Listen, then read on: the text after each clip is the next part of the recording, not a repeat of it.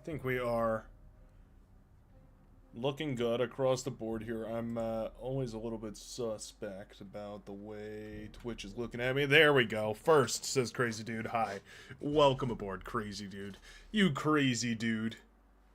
Living up to the name. I'm going to go ahead and put out the announcements here. That's usually what I have to get in the habit of doing first every time. I'm not always the best about it. But when it happens, it happens. It says battle is locked. That's odd. I have unlocked it now. Surely. What's going on here?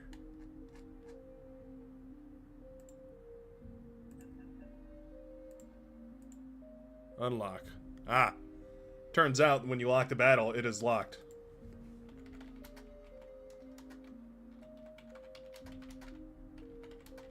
Ah, there we go. There's Zareth. Okay, perfect.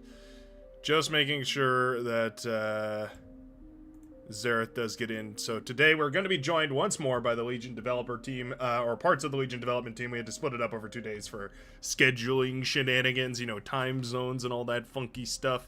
But we are going to be joined by some of the other members. I don't know if any others will be joining us as well, but it's basically an open roster, so they're going to be popping in here and there. They're going to be joining me over on Discord here. I just want to make sure that I add this gentleman as a friend. Where's... Copy, force, add bonus, change team, friend. There we go. It's like, wait a second, where's the button? I know there's a button in here. Hey now, Jinxer. Careful now. The lore. The lore guardian. I'm very excited about it. I mean, I guess it's not a surprise that lore is planned, and I'm very, very excited about it. Don't worry. As soon as I have an update, believe you me, there will be plenty of video essays all over the place. That's you know, kind of. That's a big one. Held a message for reason, allowed a post in chat. Wow. Oh, they don't like your... they don't like your nuke attempt there. That's funny. I've literally never seen that before. I didn't turn that on or anything. That just happened. That's not even... I didn't even do that. That's crazy. Huh. I guess Twitch has its own version of an auto mod now. I think YouTube had one of those for the longest time as well, but it was always kind of like, I don't know, YouTube's already had auto mod for all the, you know, videos and whatnot that they do. Kinda funny. Kinda funny, fun. You're testing swear words now? There we go. Woo! More funny lobbies, says Mib over on the YouTube chat. YouTube is still broken, by the way. I don't know how they broke it so badly that I can't see the chat at the same time while I'm streaming. But that's the world we live in. That's just the world we live in. So I'm adjusting my microphone here. It's having some geographical issues all over the place here. Alright. You haven't nuked me. I'm feeling lonely. Oh. Poor guy. Needs to be nuked. To be reminded. Reminded what it feels like to feel. Okay.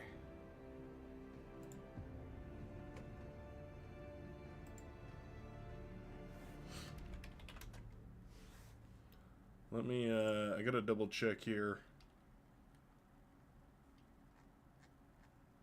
Then here.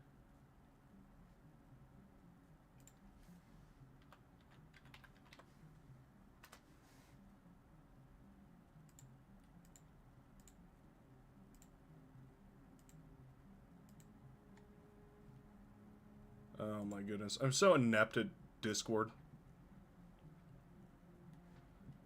I'm absolutely horrible about it. Let me try this.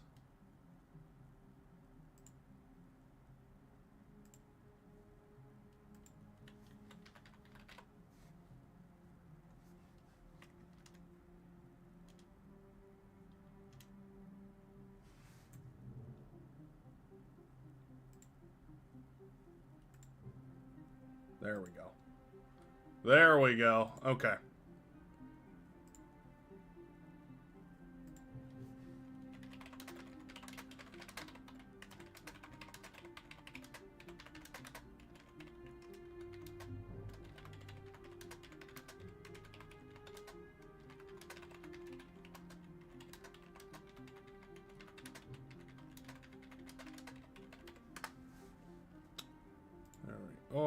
And we are going to open this up. I guess I should actually go through and make sure that everybody here that needs permissions and whatnot has them while we wait for the lobby to happen.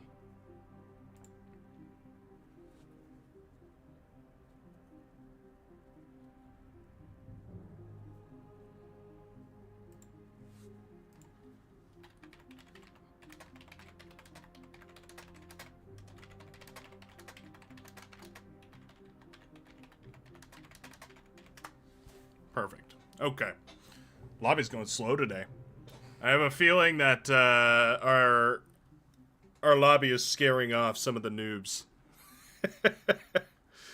I feel like we may be scaring off some of the newbies, but that's okay.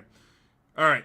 Looks like Zerath has arrived, so we're gonna go ahead and hop into bar therapy. We're gonna go ahead and join here with our first Legion dev joining us today. Hello there. Hello. Welcome. We're glad to have you on today, sir. Yeah, glad to be here. So, for everybody out there, this is Zerath, making it easy on me by having the same name on Discord and in Beyond Our Reason, which is fantastic. Zera, I've been wanting to pick your brain for a little while because I was told that you are largely responsible. Yeah, I'm the one who implemented the drone gadget that controls all the drone behavior. Pretty much, that's mainly my only contribution to the game. Is tied to that and some other things, but well, that's a huge. Depends on how it is you want. You're underselling yourself here because that's a huge contribution. The drones are like 80% of the identifiability of Legion. They have like drone carriers across every tech level. That's a huge core staple of Legion right there. Yeah, and the idea of having drones in Legion is Secrus' idea actually. Back in the day. 3 years ago now, where. Wow. Just the early stages of Legion, where things didn't really have any traction. He was just trying new stuff. Trying things. That's great. And he wanted drones for carriers as a concept and try that. Mm-hmm. Me at the time, I had recently discovered the game. Tried it with my brothers, and we played a lot of RTS up through the years, but in bar we were somewhat disappointed, or at least I was disappointed. There were only 2 factions. Mm-hmm. So then I stumbled upon Discord and discovered Secrus' dabbling with a 3rd faction, and then I noticed him. Yeah. Well, first, I was one of those ideas guys just tossing out suggestions, but that felt like a voice for deaf ears, or whatever you call it. Yeah, I know what you mean. And then I noticed this. He was tinkering with the idea of having carriers, but no one to actually do it. So if there was no support in bar at the time for carriers or anything of that sort, so figured, hey, why not? That's crazy. I wanted the faction to be a thing, so if I could help him in any sort of way, I did. So then that's how my involvement started. It started with the carrier concept there, where I fetched it from the base of it is somewhat fetched from the unit spawner of the unit explosion spawner that the mine layer used to use. Ah. The mine bomber, the aircraft. Yeah, the Along linear with- bomber or whatever. Along with some inspiration taken from the carrier code from 0K. Oh, okay. Interesting. Yeah, because there was the carriers that were in, I guess they were just like extra units or whatever, wherever they lived on different rosters that had those drones. And so I always wondered, like, were those, they kind of don't behave the same way. Like the Legion drones behave a little differently than those ones. So did they kind of like evolve from that and diverge, or is it still the same thing underneath and just different numbers? It's not the same code. It's mostly just whenever I need to implement some feature, I looked to 0K code to see if there was something I could extract from it. Oh. Like, for instance, when the drones dock, there's no, how do I put it? There's no multi-threading in Lua, but using sort of the way they're doing it in 0K, I mean, you could still kind of make them seemingly do it all at the same time. For the final part of the docking, you have to manually adjust the position of the drones to slide them into the carriers. Oh, right. So they're not all facing weird directions when they land, and Yeah. I see. I think I remember seeing some very early test footage of some of the drones, and they looked like a carousel, like they were all facing north, regardless of how they spun around on I think it was the Hive. They were all still facing the same way. That's a pretty recent fix, actually. It's something I'm really? currently working on. Oh. I always thought that looked awesome. Yeah. No, that's just linking in some of my current projects, it's linking the animations of the drones and the carriers and their docked and undocked states, so you can have different animations for when things are docked, when things have liftoff. I have had trials where you actually have a runaway, where a plane runaway, where you can have the fighters taking off. Oh, okay, yeah, like they like zoom forward like and then yeah. That's pretty cool. That feels I don't know why, but that feels very Armada. Like that feels like something Armada would have. Yeah, but as for the simultaneous docking part, that's more when the drone gets close to the carrier and they just land, they get pulled down to the carrier. That part. Oh, okay.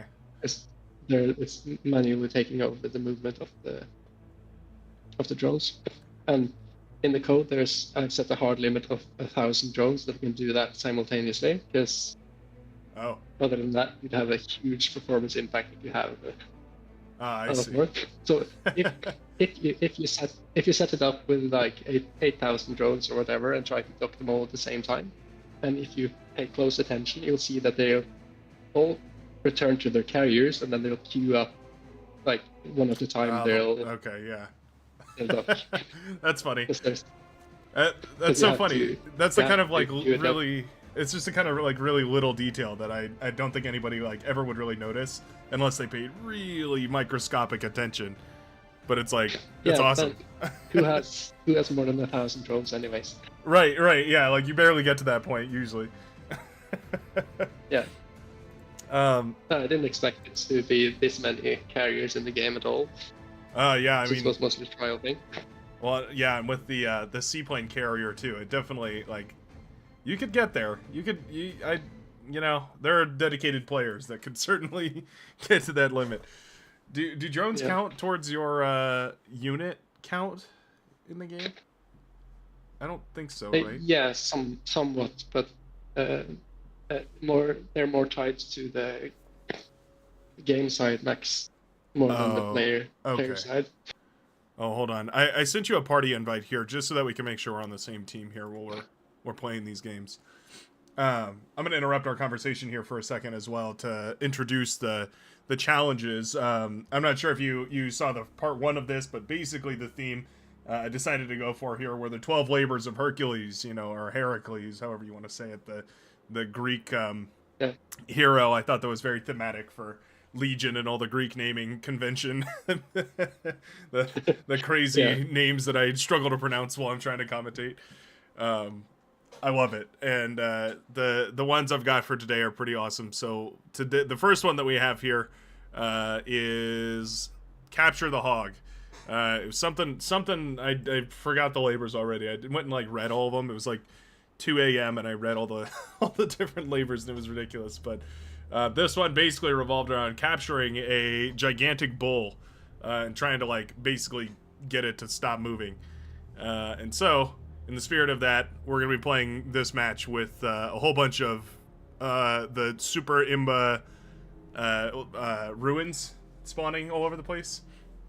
So we're gonna have ruins spawning all over the gigantic, all that glitters extended, for people to go capture and try and control. And well, we'll see who takes it.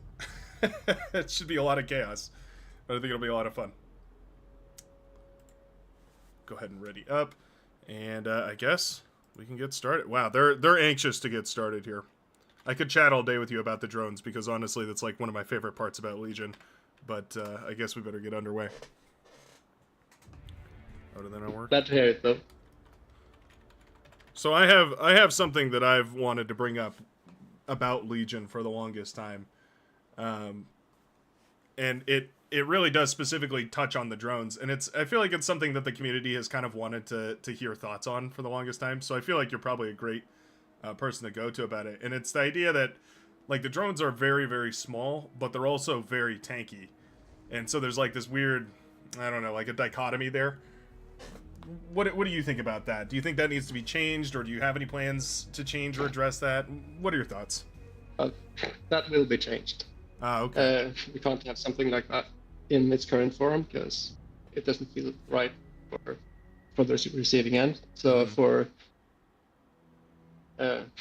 people can say all they want, but I'm in the end it's the balancing team's decision that makes the final call. But I'm working on providing some extra ways for them to balance things out there for it to feel better for the players. Mm-hmm. And so we'll see how that end up. Can you share any of that, or is that still under wraps? I'm not gonna put you on the spotlight, but I'm just curious. I don't have well, I'm not going to go too far into the details of it because I don't want to promise something before I know if it works or not. But it's more of an experimental thing. But yeah, absolutely. And I've gotten in hot water about that before, so I'm not gonna sit here and beg you to give away all your secrets. No, I was just more so I'm just curious because oh, something interesting going on there. But what I can say is that I have some whether or not they end up in the game or not, there's some huge carriers in the works to try things out. Oh, really? Oh, that's cool. Well, that's very exciting. Some of it, whether it will be visible to the players or not at some point, I don't know. But some sneak peeks from the testing or something could probably get out there. Yeah, that's how it seems to go eventually. But that is cool.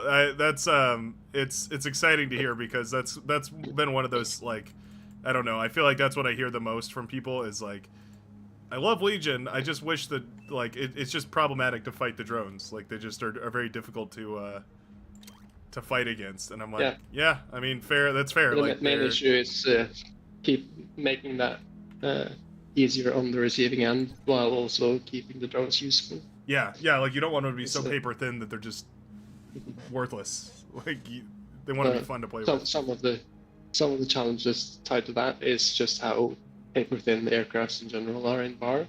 So it's yeah, it's odd that drones are tankier than aircraft, but really it's just because aircraft are so destroyable. Like, they don't have any HP at all. You see in this new, apparently there was an update to the quick start thing there. That's kind of interesting, where it's like kind of like cutting off the bubbles. Huh. yeah, Seth is working hard and making things easy on people like me, I guess.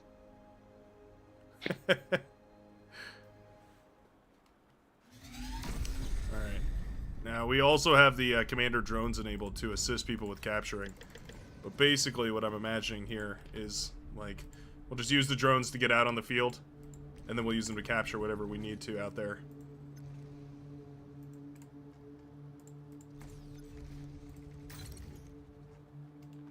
Okay. As for your information, I have no idea what I'm doing. So I usually, when I boot up the game, I end up in the dev environment, not actually touching gameplay. Oh, really? Oh, okay. That's pretty Yeah. funny. So most of my gameplay was during the last, I think it was the just 40k or 50k event or something, where it was devs versus players. Oh, okay, yeah. Where I played three games and lagged out 5 minutes into each of them. Oh no. Okay, well we'll see what we can do. I guess we're on a bit of a timer then. Oh my goodness, look at all the ruins that are spawning all over the place here. We gotta get out there and capture well, this. we're not 40 players, so it's gonna be a lot easier. Well, the nice thing is there's a bunch of T2 mexes out here. If we move our commanders out and then we use the capture button, we should be able to grab all those. Your little buddy as well can capture these. Apparently they won't do it automatically though. It's kind of annoying.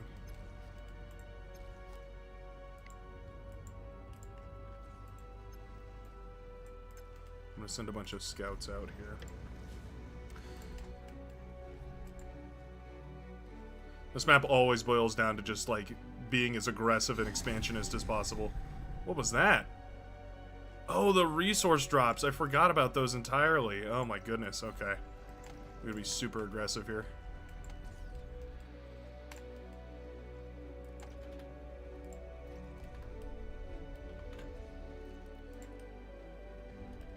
And, you know, don't feel bad if talking while playing the game is difficult. That's difficult for everyone. In fact, it's basically impossible. That's like, I don't know. I get like a lot of people that are constantly like, how does this even work? Like, how do you manage a conversation while you play the game? And the answer is you just play really horribly. You just don't do good. You're like, oh yeah, capture that. My answer is just get that turbo. Don't play while talking, and then don't talk while playing, and just toggle between them. It's perfect. It works every time. Oh yeah. Oh, that's weird. Your commander was attacking that? Yoink. Look at this guy making an air lab.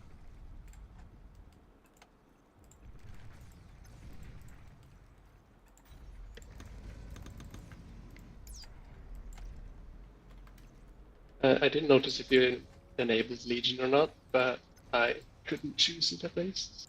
Really? Oh, okay, that's weird. Or I just forgot. Or I probably just forgot. I've seen weird, I don't know, issues like that before, where it's like, for whatever reason, Legion won't be turned on for some people. Usually it happens when I put on some, like, really weird modifiers and stuff. But, who knows, like, we are playing with some pretty weird modifiers right now, so it could be the case. Yeah, my main issue is I feel weird without my drones. Well, if you want a Legion con, I'm Legion right next to you, so I can give you. Yes, please.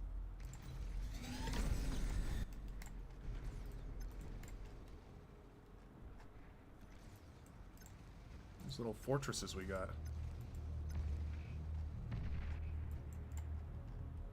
Here, send your commander to go capture all this.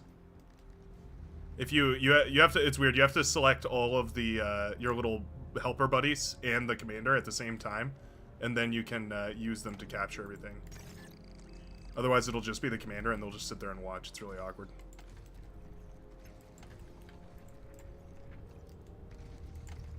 Here you go. I'm gonna give you some cons, and I'm gonna have them start claiming stuff to your right.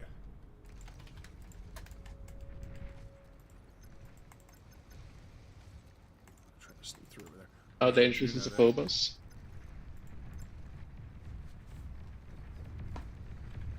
sneaking in on that northern side. We'll try and take out this Phobos here. Go.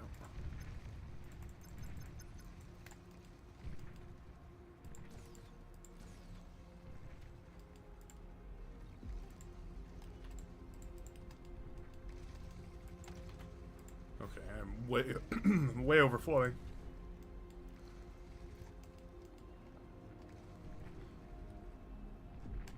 Oh, we got the old school Dragon's Maw too. there's so many weird like buildings to capture and stuff.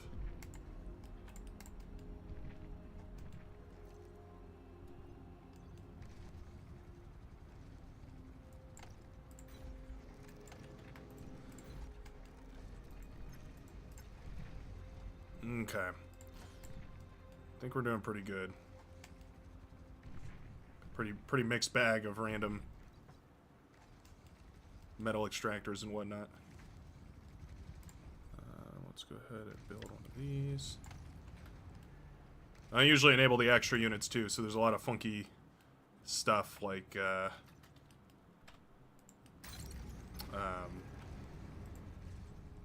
don't know what exactly, but like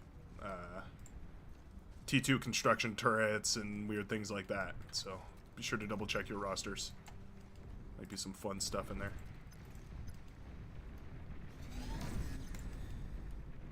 Another resource generator. Nice.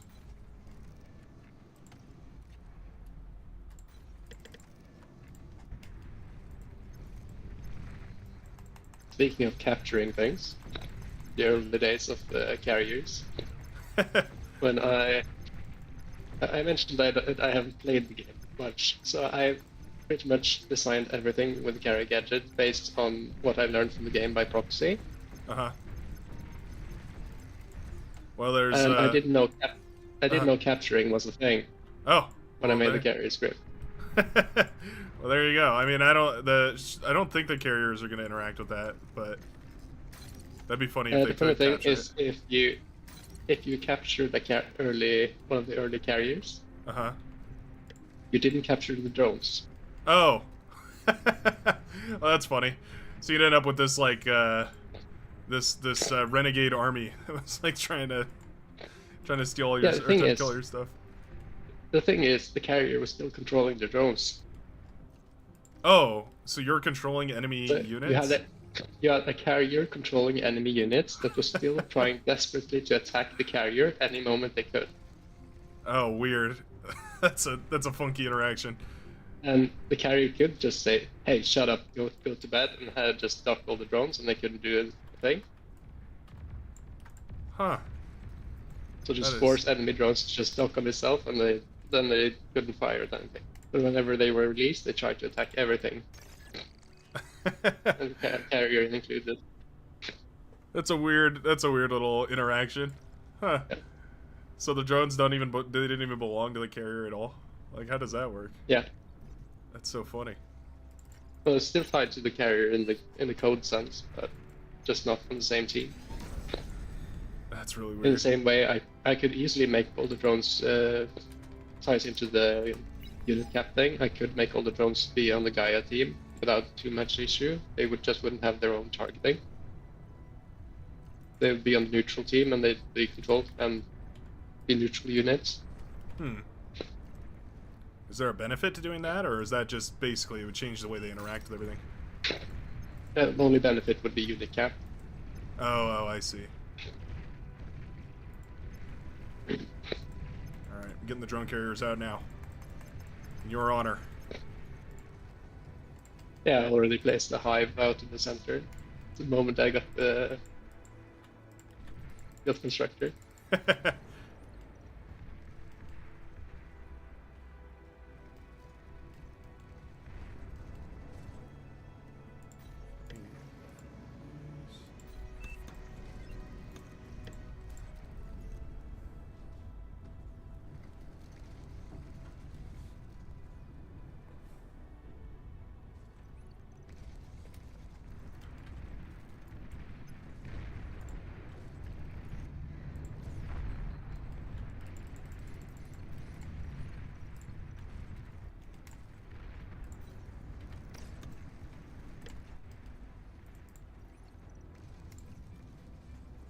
we go. Alright.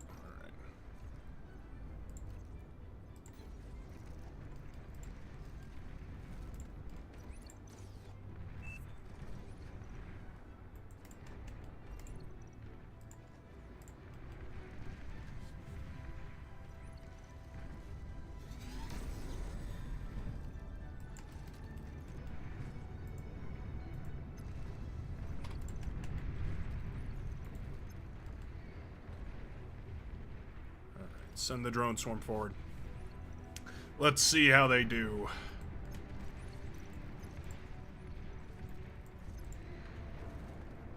I like the fact that you keep them docked on the carriers while you're moving them, because then you keep them the most healthy before you launch them. Yeah, usually I feel like that works the best. Otherwise, like if they're Yeah, 'cause constantly while they're rolling, it's so while they're expensive. in the air, they're losing health while they're in the air. Oh, really? Oh, like permanently or constantly? I guess. Yeah. Oh, Constantly. interesting. I didn't know that. That's cool. So the ones that have been moving around a lot, if you have used the max range things to scout and all that, you usually get a lot lower health drones than you otherwise could. Oh, I see. Huh. But if you do it That's like pretty you do, you get really tanky drones. Interesting.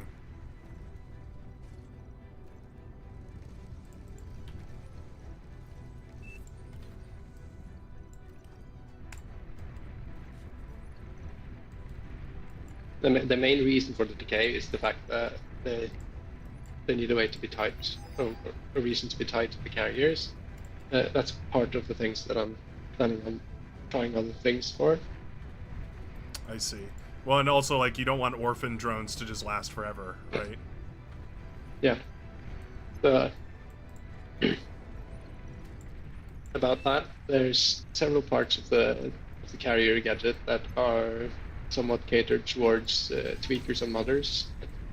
So there's multiple different ways of how they can behave when the carrier dies and stuff like that. Uh-huh. So that if you just use tweak depths and all that, you can mess around with the carriers in Oh, nice. quite a lot of ways. That's fun. Yeah, I know a lot of programmers are going to be... A lot of the modding community is going to be very thrilled about that. Yeah, you also have different drone types like turret type that allows you to just attach units together. So you can kind of kit bash just using key tweak depths. Huh. That's cool. So you can put whatever kind of... whatever kind of weapon on the drone that you want. Yeah. Oh, neat. And you could, in theory, have a carrier carrying carriers carrying carriers and all that stuff. Recursive carriers, yeah. And yes, I'm advocating for all this because the more people mess with it, the more bugs surface. The easier it is for me to find them. That's a good point.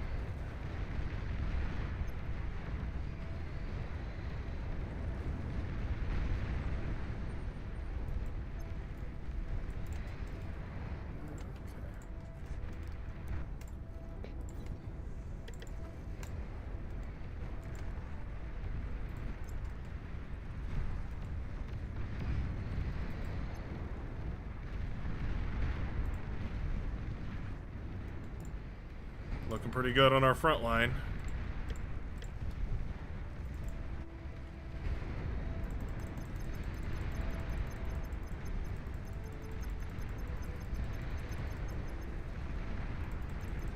Yeah, as Seth mentioned in the lobby earlier, yes, I have made more things than just carriers.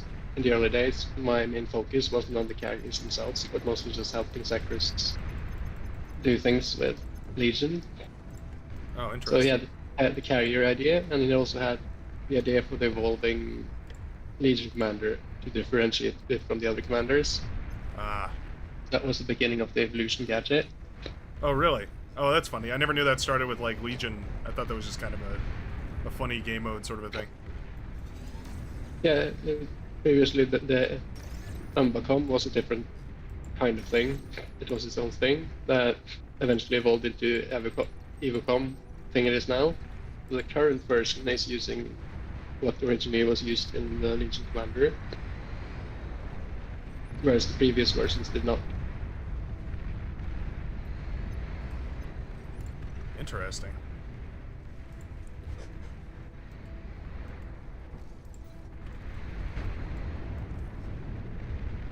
So yeah, most of my early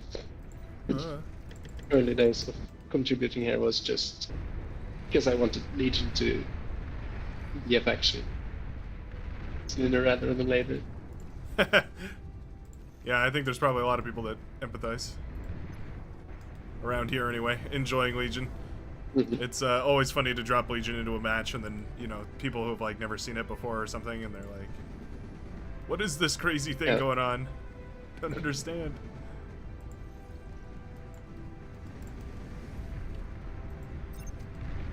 But when it comes to my contributions, they're mostly my time scale for things, or my time schedule is kind of pretty long term, I'd say. Because I pretty much only contribute whenever I have the opportunity. Sure. And then otherwise busy life, but when I get the chance, I enjoy. Well, in many cases, I prefer just coding rather than just playing games. Oh yeah, you'd rather code the game than than actually play it. That's pretty funny. Yeah. Well, I feel like that's a pretty unique stance. I feel like a lot of people prefer to like play the stuff they make. Yeah, I really enjoy the process. No, that's cool. I mean, it's like art more than anything else. Like you iterate over time to find the right thing, and then eventually you make your way to it. But it's a process, like you said. Yep. And now losing some of my modelers, I probably have to start meddling with some modeling myself as well. Yeah. Let's see.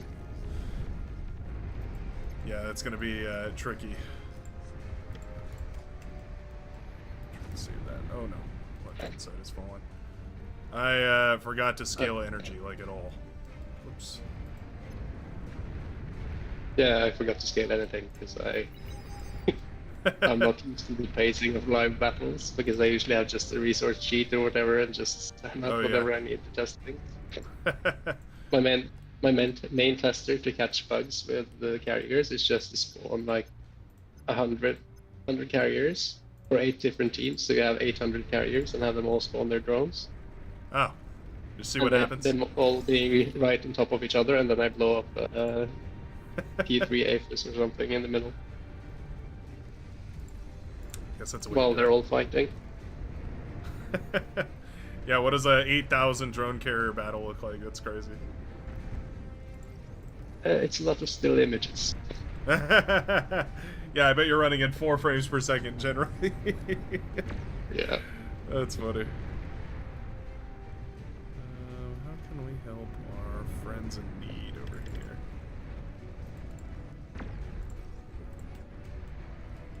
And there's lots of bugs that are fixed in my local version that I need to get to live.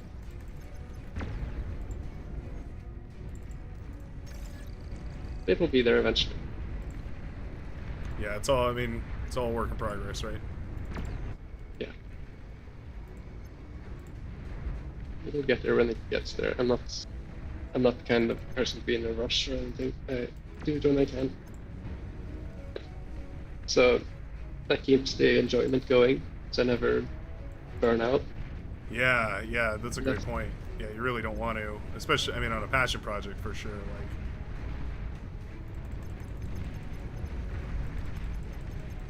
I think I'll retreat here. I think our front line is getting hammered. Yeah, our buddy to the left got brutalized pretty badly here. Oh, there goes all their forces. That's tough. And then, I'm pretty much overflowing everything. Yeah, me as well. I haven't been doing a great job of producing.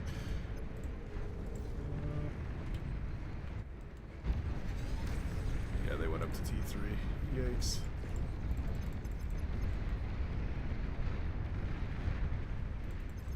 I don't think I've seen that Zagreus unit before. Oh, the Resbot? Yeah. Yeah, they're very funky looking, aren't they? Yeah. I say they're one of the weirdest looking res bots in the game, and I absolutely adore them for it.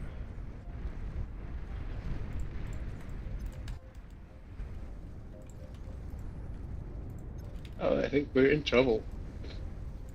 Our It's right-hand like, side is looking bring great. it. We've just got to hold, and I think we can do it. But yeah, we're definitely in a spot here.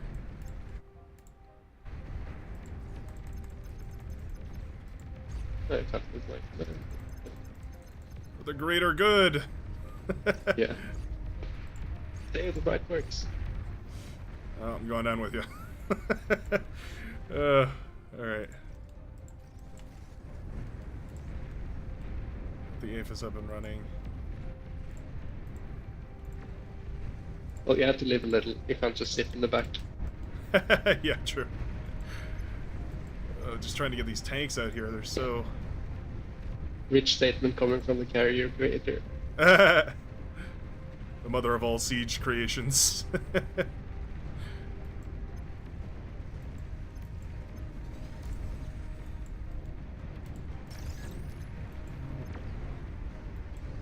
do love the Triton. I just need it to be a little bit faster.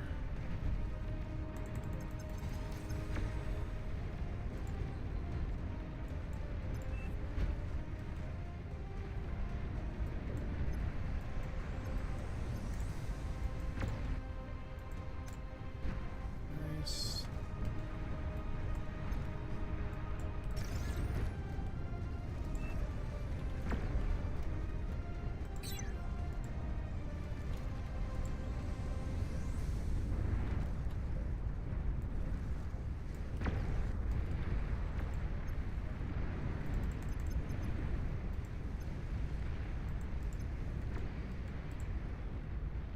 I keep forgetting you can continue to control your stuff even if the commander is dead. Oh, yeah.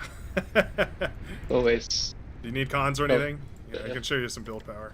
No, I have cons, but I still have one Legion con. That's all I need. That's all I need. Spoken like a hero. Let's start getting these bad boys out.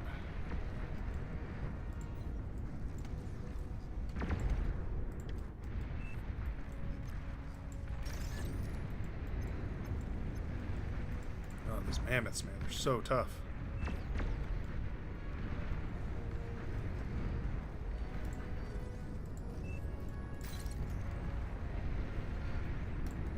Get that that's like their main deal, but they are so tough.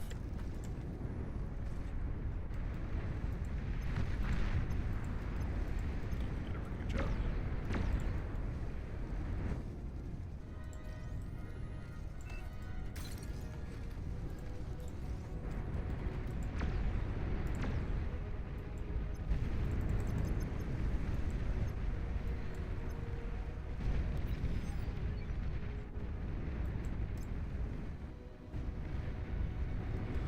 Okay. I feel like we're stabilized.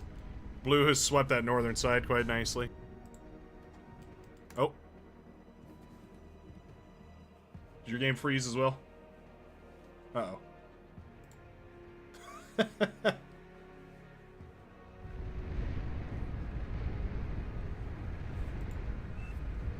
Ah.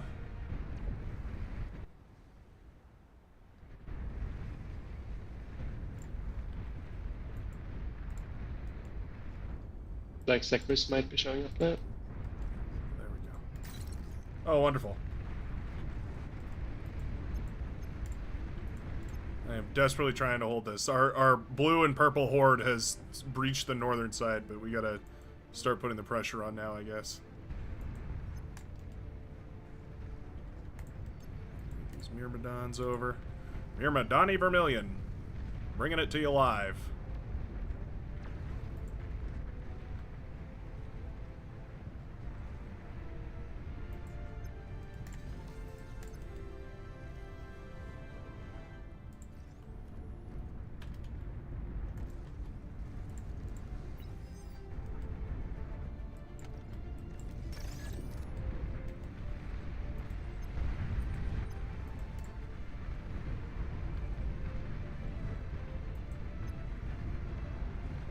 I do kind of miss the old Praetorian model, though, I will say.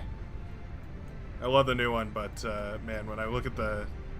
Somebody posted a video recently in my Discord of the old Praetorian model, and it gave me so much nostalgia looking back at that thing. Which ones of them? Which one? It was I think it was like one of the first ones before the Atlas was made. So it was just like, I don't. It looked completely out of place. Was the thing. Like it just didn't look like anything. Because the Praetorian I remember. It was very bulky. I remember was when I started working here, because it was in development at that time, I think. Oh, really? I think it's I think it's one of the earlier Legion models, actually. Oh, funny. That was actually a custom model and not a kit batch. Yeah, that sounds about right, because it didn't. That's one of the things that I loved about it, was it looked so like bizarre and unique. Literally unlike anything else in the entire game. Definitely, I don't know. It didn't quite fit Legion style, but it also didn't quite fit like any style. It was its own independent thing, which was kind of cool. Yeah, I remember it was quite cool back then as well. Yeah.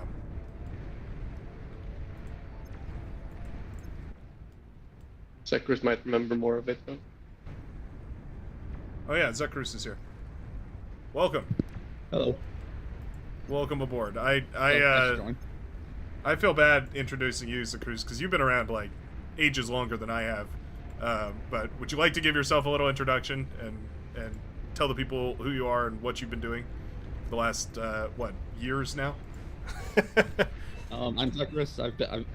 I've been largely working as a balance dev and as the founder of Legion when it first came out. I created most of the kit bash models for T1 bots, T2 bots, Tier 1 vehicles, Tier 1 air. I think I've helped a lot with the balance and scripting. So if there's any balance issues with Legion, it's entirely my fault. Oh no, don't say that. Oh no. You painted a target on your back now. No. And he's also taking the blame for all my fuck-ups as well. So it's gonna face out there while I've just been in the back. That's funny. No, that's awesome, and man, what a workload. You could probably tell us all kinds of weird lore about Legion. Is there any like any? I mean, we can dive into it, but what are your favorite things about it? So we were on top of drones earlier, so I might as well just continue on that for now. Sure. So one of the reasons why I wanted drones in Legion is that one of Legion's themes that you have a lot of low quality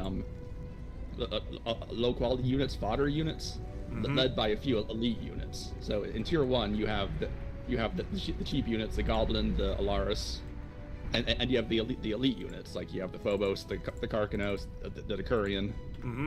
But in Tier 2 that you can't really follow that same pattern, because you can't have tiny Tier 2 without it just looking like Tier 1. Right. So the lines get blurred. Yeah, so I think my workaround that I came up with was that, well, what if we have drones instead as a separate unit type? You have elite Tier 2 units supported by a bunch of drones and a bunch of Tier 1 units. So you get that same theme, ideally without it while still making sense within the confines of the labs. Yeah, it becomes its own little like niche, I guess you could call it, that it exists within. Now the other question then, because I know you have a hand in the balancing of a lot of this, is how do you feel about the whole like drones size versus durability thing? So one of the issues with drones is that with drone balance in general is that air units tend to be really fast in like how quickly they pay for themselves. You only need one bombing run in order for a bomber to pay off for itself. Right. Yeah. So that bomber only needs to actually live for 5 to 10 seconds. Right. But if the drones, you want them to be able to provide sustained vision and flanking, and be able to whittle down targets. You can't do that in 5 to 10 seconds. So you want them to be able, and you also want to make use of the repair pad itself. Yeah. The drone should be able to go out, take a little bit of damage, and go back for repairs.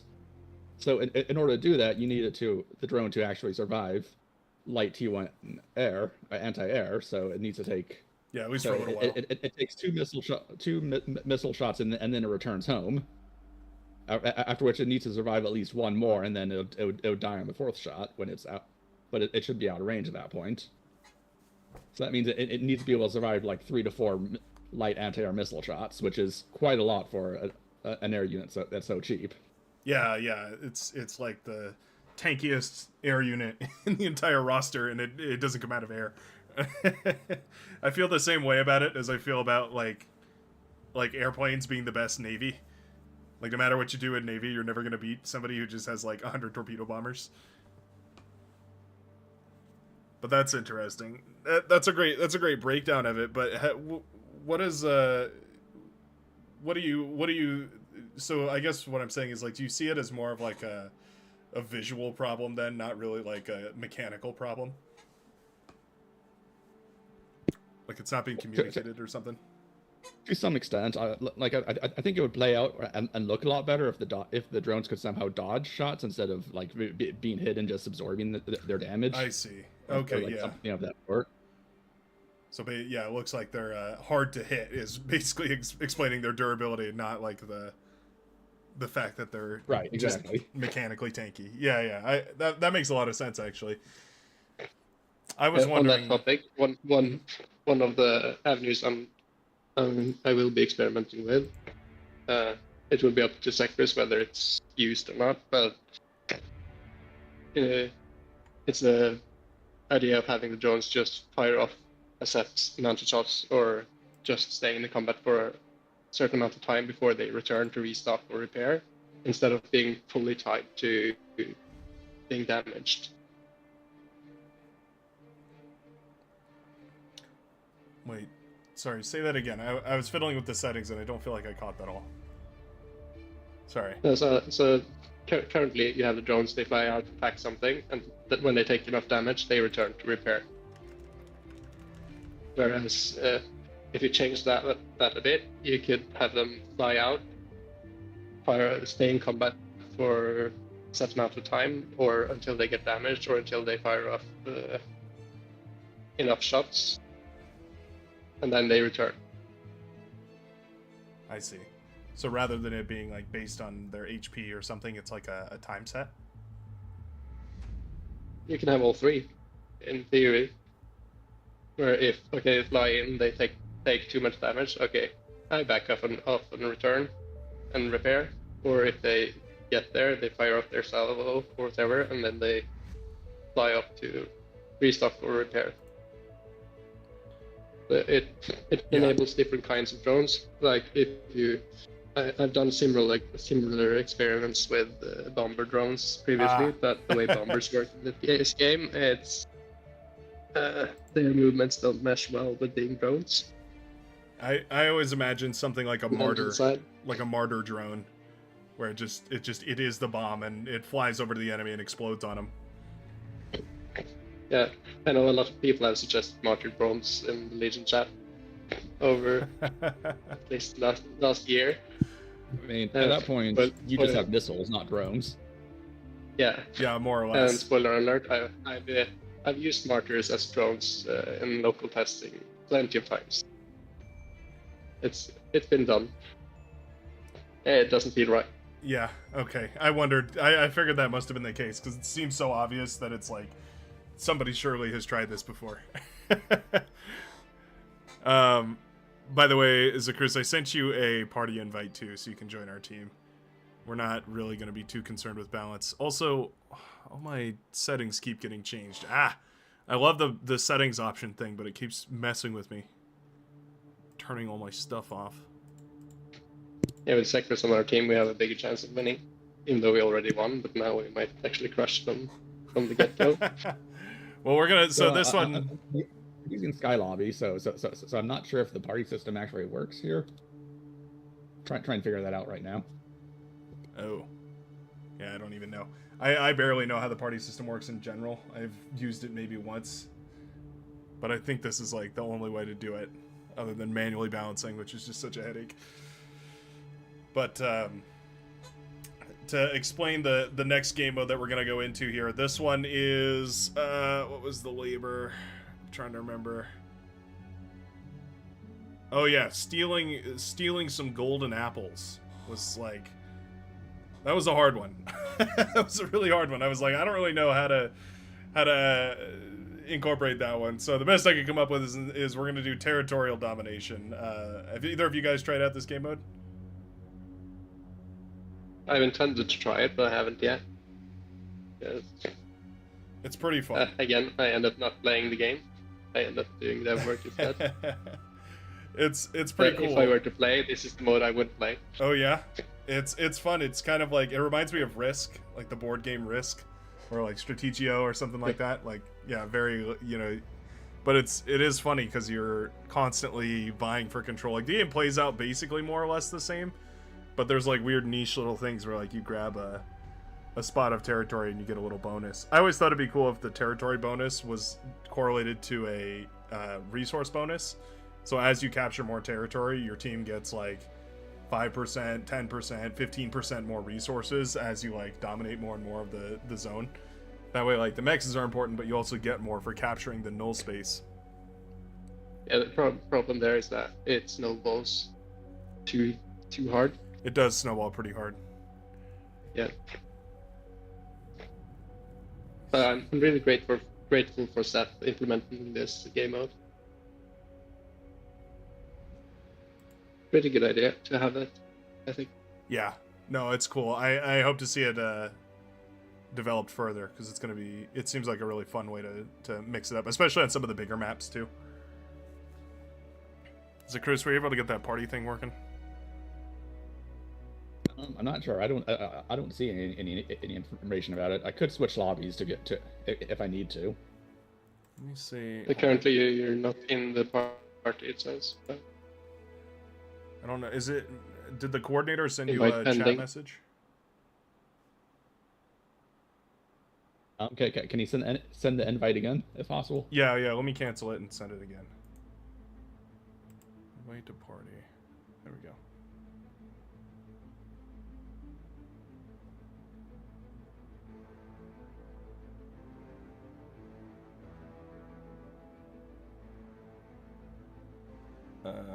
Oh, you know what? We got balance to the same team anyway. All right. Well. Okay, that works. That works.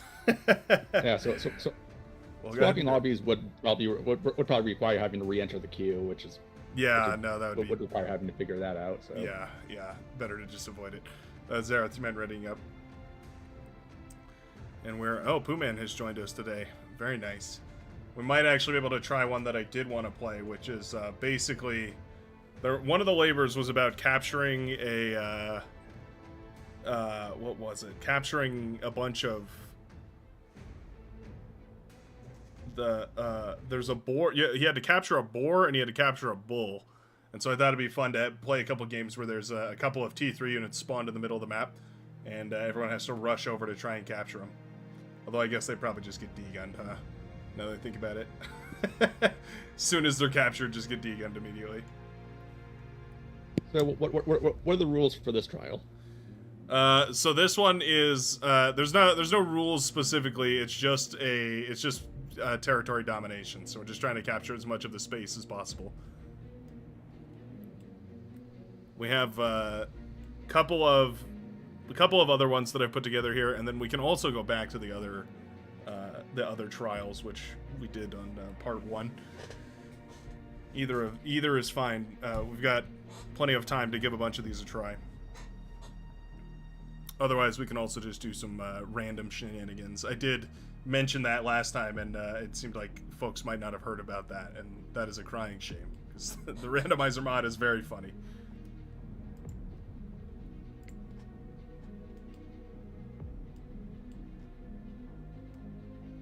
Question is, what are we going to do this game?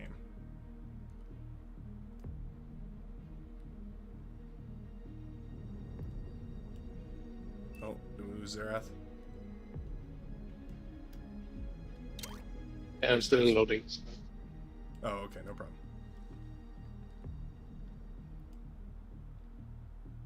Oh, and it set the spawn boxes back to normal. Ah! Yeah, like didn't save all the settings. Super annoying.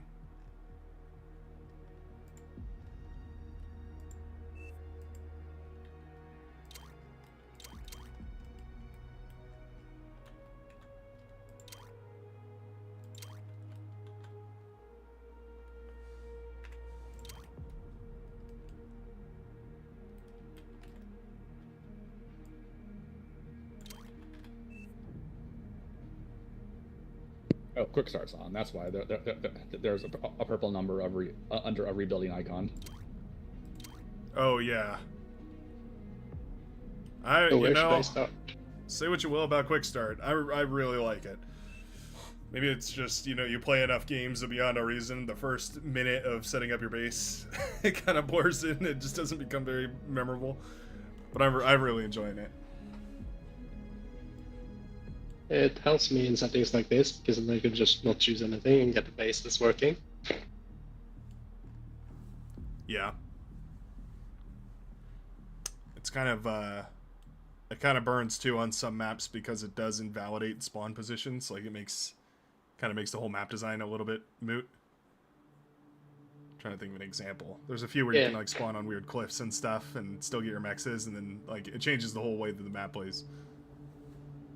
Yeah, but for people like me that mainly plays in events like this, it's good to have the option of just having it there. Yeah, it's very comfy. Don't have to worry about it. It is a bit strange starting with so many resources. It's like I have lab, 3 mexes, 3 solars, and I still have a whole bunch I could spend. So yeah, I'm just trying to figure out how to spend it. I usually just dump it all into a bunch of E-converters, because I figure, at the very least, like, especially if you're playing Legion, that's going to be a bunch of extra metal to help you out. But I really don't know. Don't do wind turbines. That's not going to work out.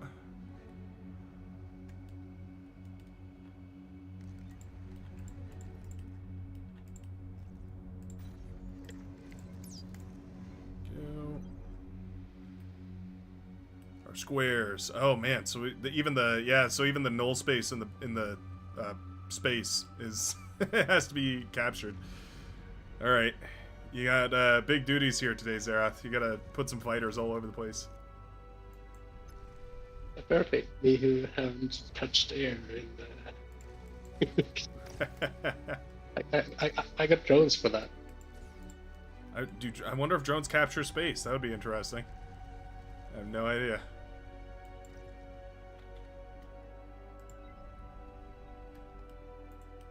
Well, I will be putting hives on the islands at least.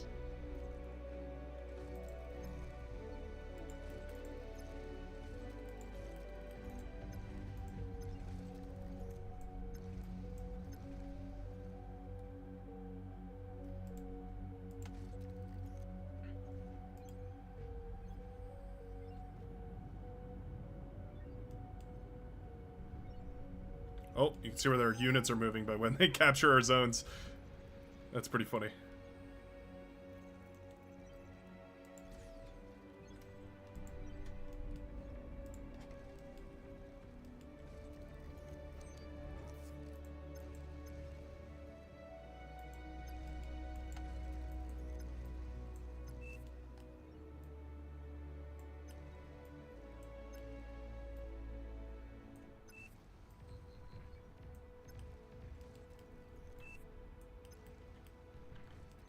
Oh, I got the nausea over here. Dirty dog.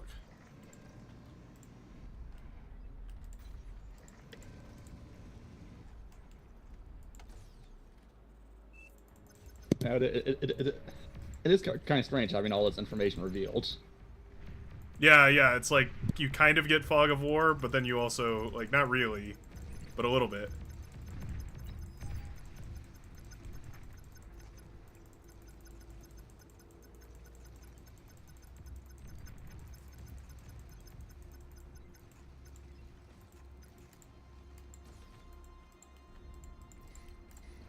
You can definitely, like, edge clip these territories, though. Like, if you just put a laser tower in, like, the very furthest corner of one of these, it will 100% capture it.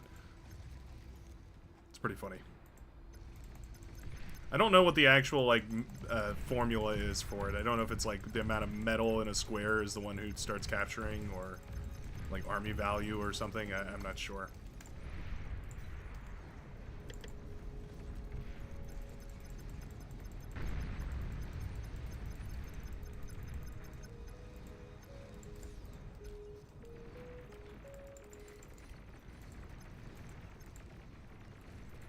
Jillian with a nice little push down there. SK10 getting the pick too. Very cool. Very cool.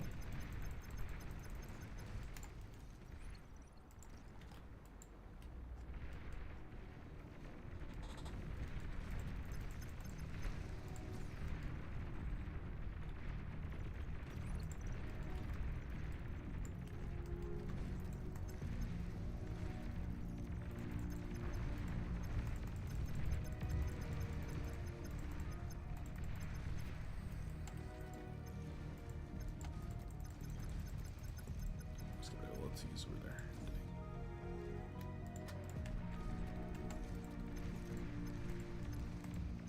A lot faster than your grunts.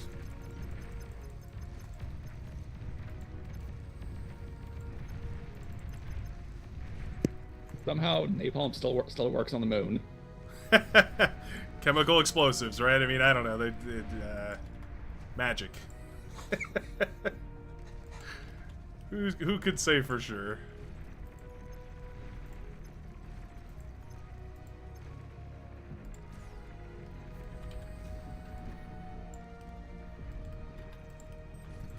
Oh, shuriken, fantastic.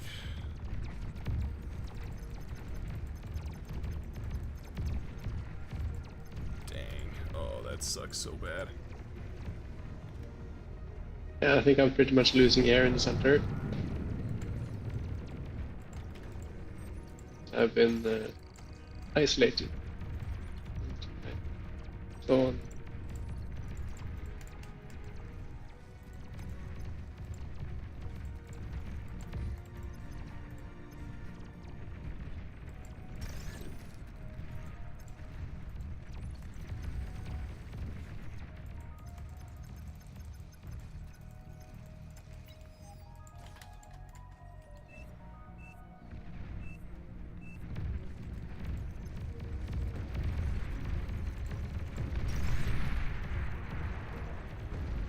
Those lovely E converters that was just relishing in.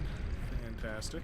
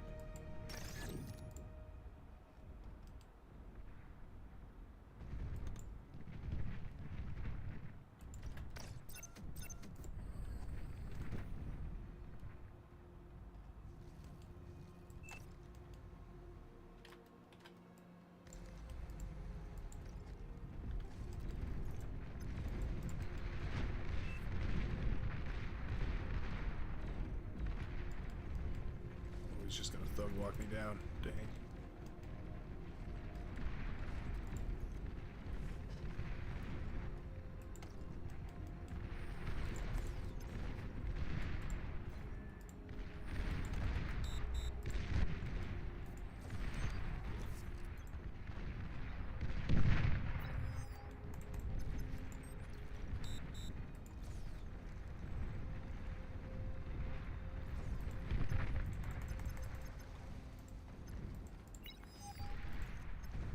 Oh no. Oh, that's a lot of medium tanks. No!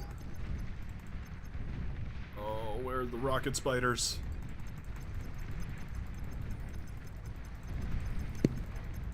Sorry.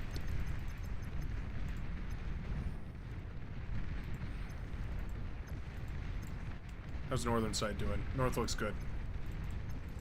It's good to hear. Good to see.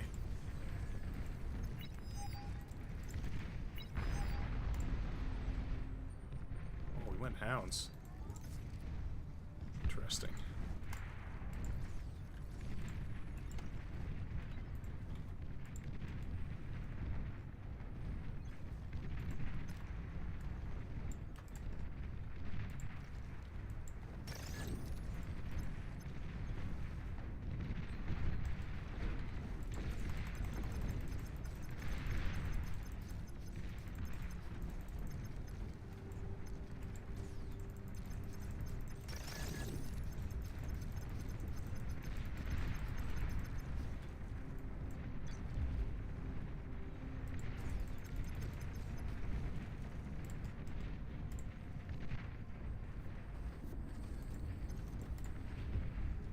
I like how we all just went no talking, super focused this game. Yeah, locked in 100%.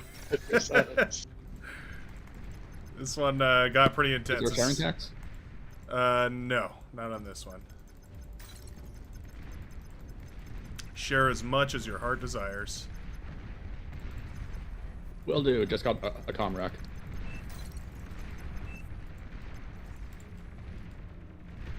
My hero.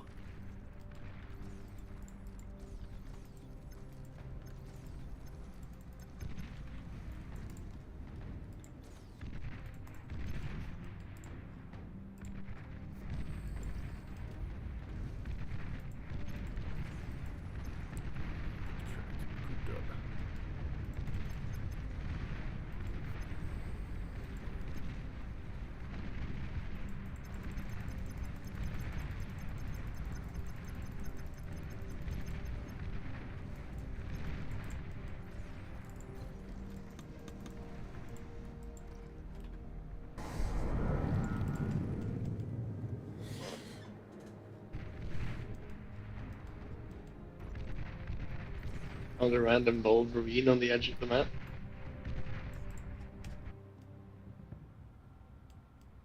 The random what now? Except Wolverine, light artillery. Oh. Has it gone over the side somewhere? It's been like pushed off. That's funny. It was from red team. That's great. I don't think you're supposed to be here, buddy.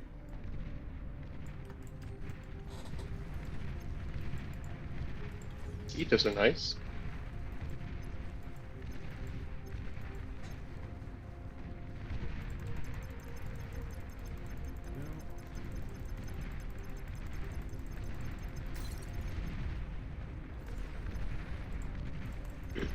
But as for the drone idea I mentioned earlier, it would be similar to having a like mosquito fly in and just fire off their salvo, and then while reloading they return to the carrier. Oh, yeah. That's a cool idea. Then again, I'm kind of biased towards Command and Conquer type carriers. I mean, it's kind of cool to diversify them. Like, we already have the heat rays, and then I mean, I guess, like, machine gun type, or whatever you want to call them. Like Pokemon. But, it'd be, you know, it is cool to, like, change that up a little bit, and then now you have, you know, some that fire missiles, or some that fire whatever, but I could also see that being a little bit of a headache, where it's like, which one do you choose for which situation, or some better than others, like, I You don't know, can all have these the questions. tanky ticklers, and then you can have the even beefier beamers, and then you can have the squishy bursters. Sounds good. There's all three facets of dronedom.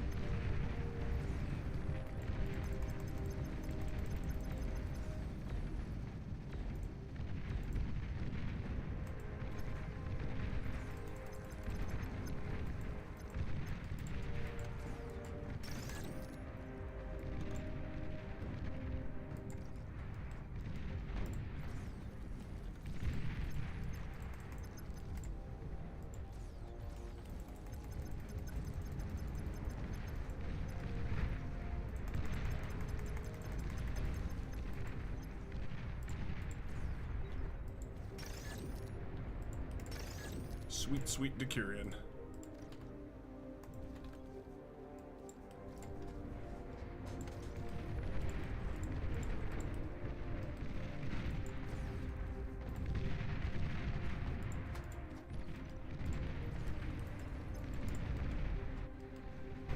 Uh-oh. What is that? Oh, they got a pop-up turret. They put a pop-up turret on the island over there. Oh, dang.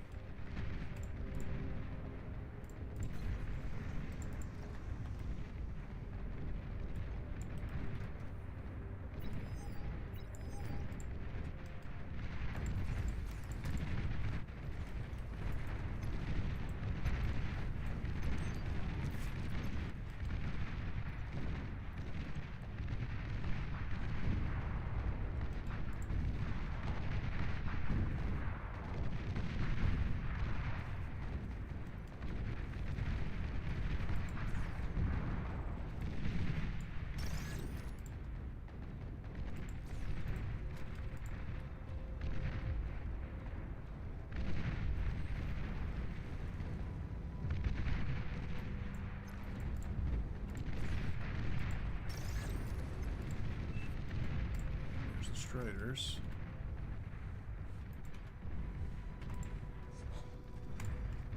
Do want to make a little bit of a vehicle transition here, or bot transition, I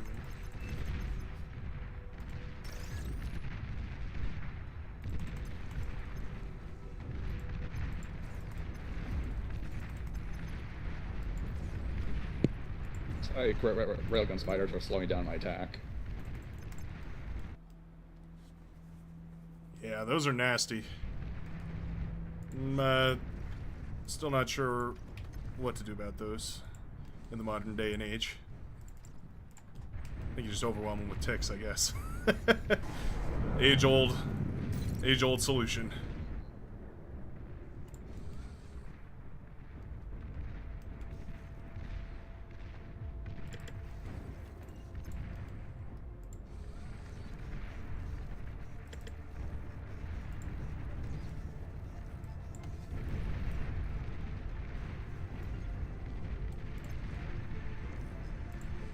There goes my comm.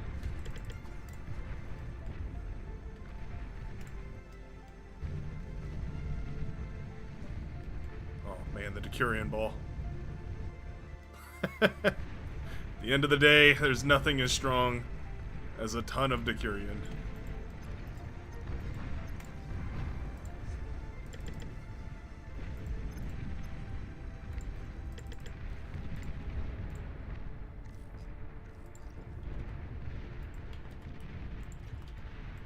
So our lanes are winning, but our territory is losing because we don't have any of the mid. Yeah, that's on me. I lost it earlier and couldn't take it back. Can you share me a couple of planes to linger around on the corners of our map? Because it looks like they don't have the corners either, but if we grab the corners, I think we can capture an advantage.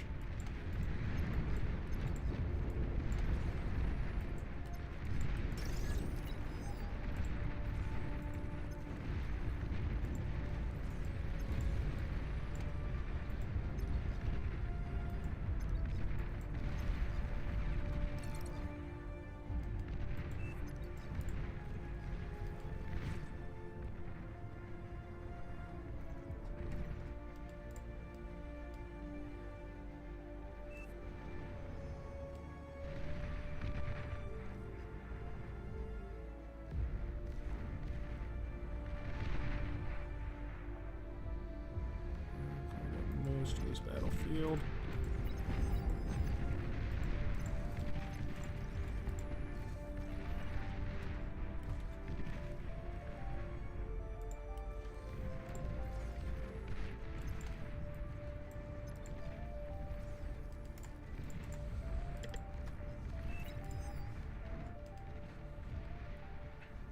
Go.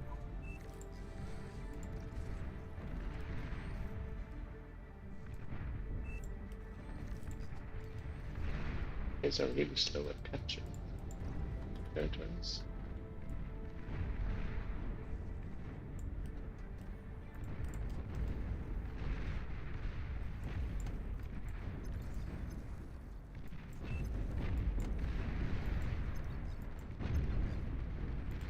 Thanks, Seth.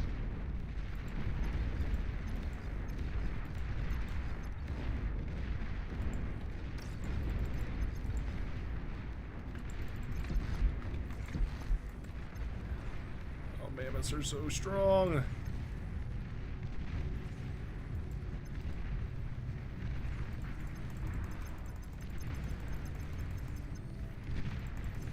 Oh my gosh, this doesn't even matter. The mammoths are so good.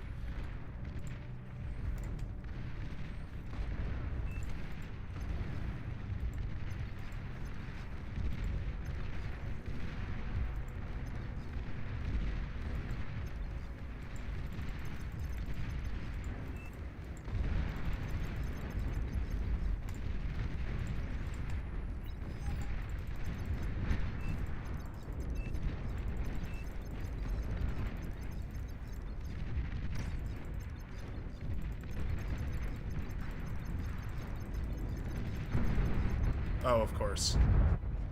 Fantastic. Okay, well. Earth might be in trouble. Splendid. Alright. Ladies and gentlemen, boys and girls, welcome back to Brightworks. Every single time, getting nuked. GG. On the southern front, at the very least. This is going to be pretty rough. Dang it. I was too busy having fun playing with spy bots. Should have known better. Spy bots are bait.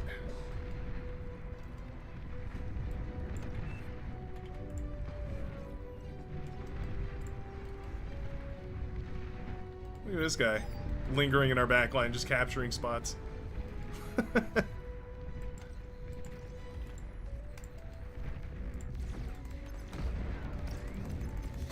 Cloak! Cloak! Oh, we didn't cloak. Oh, that was the final round anyway. Ah, we got beaten on the points. Oh, they did have their entire back captured. Oh, okay, so you can only kind of see the areas that they have captured. I didn't even realize that. Ah. I believe you only see the adjacent ones. Oh, okay. GG. GG. Tough fight. I wonder, can you think of any other maps that would be really good to play this mode on? I'd love to try this again.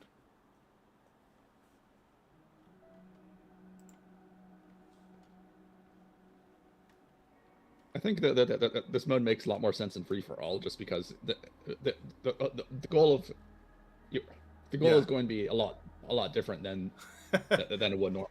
Yeah, in team games, you just want to take all the enemy territory anyway, so you don't play any different. But in free for all, you often want to stay small in order to not threaten all the other players, and so you spend less on defenses, but.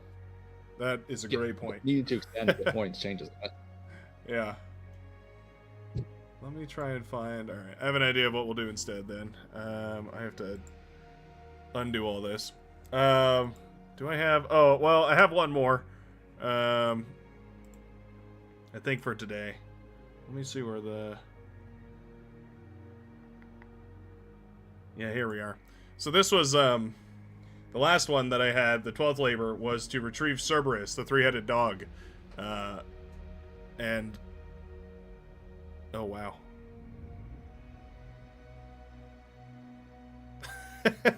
This thing bricks the game every time I use it.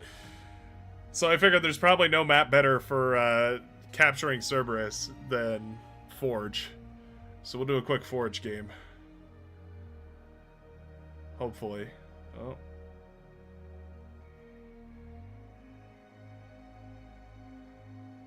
Hey, there we go. It did actually figure it out. Nice. I think. Looks like it. Yep, looks like it got it. Alright, cool. This will be our last labor. We can go back and revisit other ones, but I'd love to show you guys the randomizer mod too, because I think that's a lot of fun. Turn off ranked. Yeah, it keeps putting ranked on. I don't know why that setting isn't saved. Not trying to farm anybody's OS backwards here. I know folks care. I know Zerath is really grinding for the OS ladder. Yeah, I think ranked is turned automatically. Is turned on automatically because otherwise just making any sort of tests like the future patch tests, for example, would just drive away a whole bunch of players. Yeah. It'd be games that don't matter. True. True. Is it still? Legion enabled. Oh, Legion is not enabled. Okay. So then you refuse to ready. Thank you. Thank you. It definitely was supposed to be enabled. There we go. Okay. Oh, it's a Cruise. You got put on the other team again. Dang, this lobby turned OP pretty quick, huh? Let's see.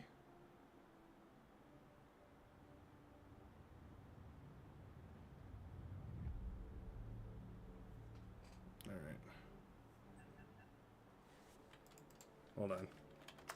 Hold on.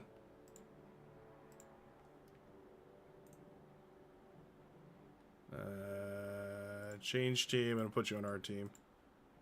I'm going to give them dot. There we go. Alright. All is right in the world.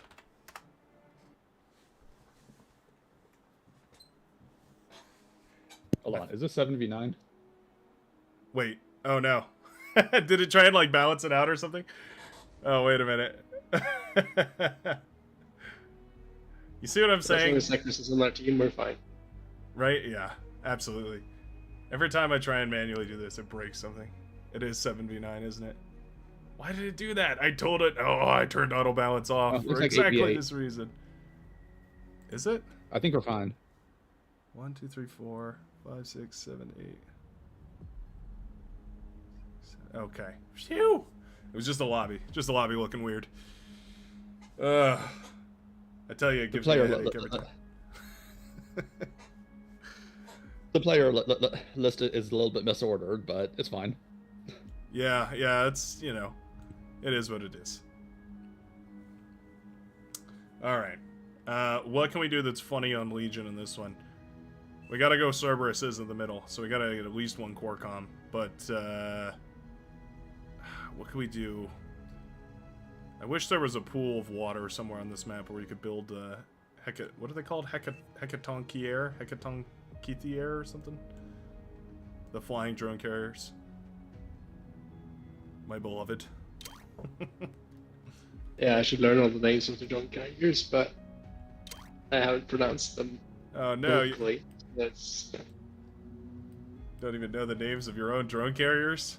For shame. I'm not the one making the models. You know, I've been looking at them forever and I still can't pronounce them, so it is what it is. But yeah, Hecatonchier is probably the right one. That's probably my favorite one to say. I don't know, it just rolls off the tongue well.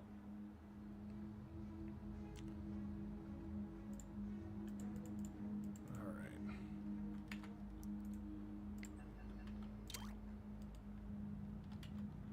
Oh, I'm not ready.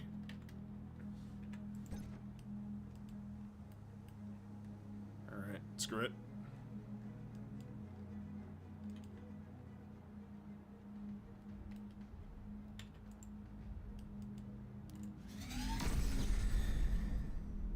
I forgot that we had quick start on, so I like spawned way further back than I was supposed to.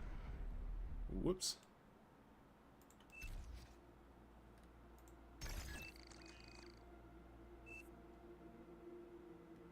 Yeah. I didn't mean for that to happen, it just happened.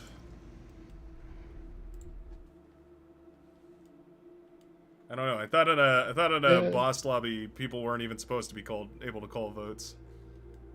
Something changed at some point. Cyclus, could you share a constructor with me?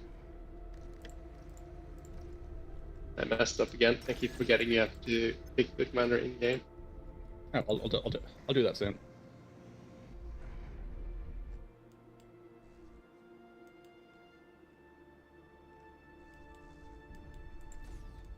Alright, there you go. In the dev environment, you don't have to You don't have to pick it. Just want whatever you need. Things a little different down here in the real world. It's funny. Why are none of my commands working? How come I can't spawn any of these units?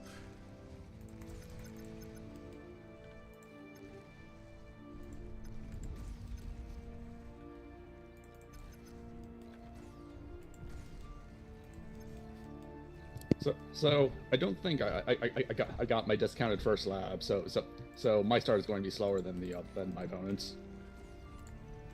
Oh, And you also gave me a constructor, so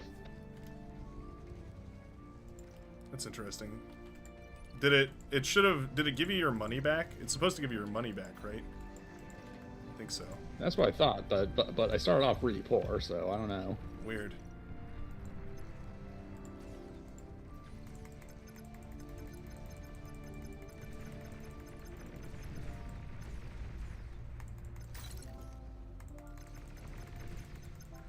Oh, my wheelies are getting stuck.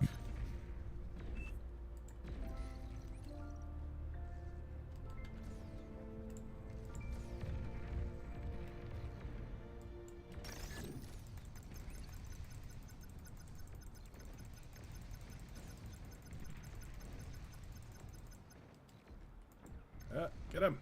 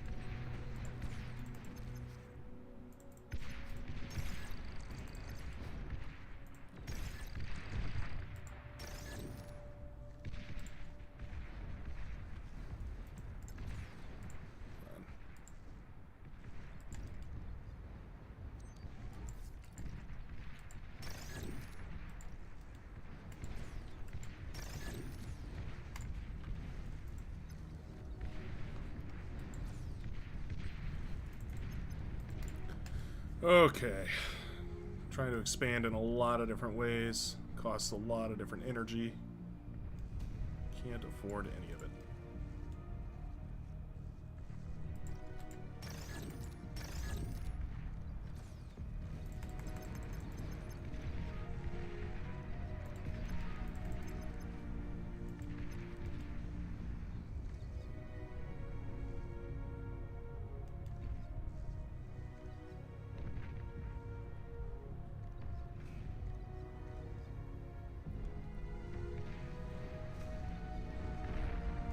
I just love the insidious nature of napalm. Like, you just can't beat it. Run from it, hide from it. Napalm still arrives.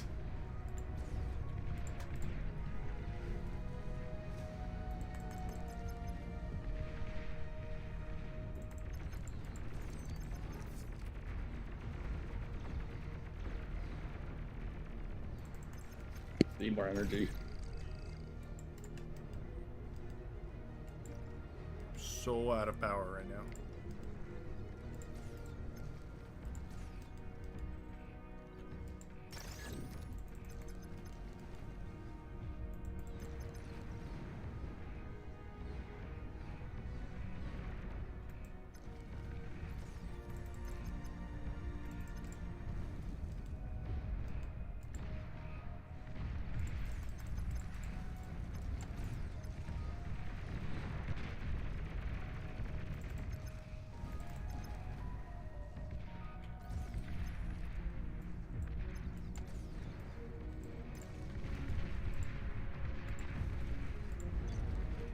Oh, nice. Shoot the crystal right in front of you. Oh my god. This guy.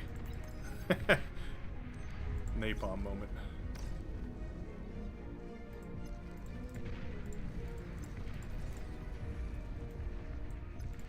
keep here, keep here.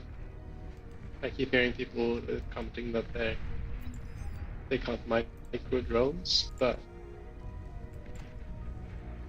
Can't micro with the drones? it's Is that what you said? perfect. It seems perfectly doable. Yeah.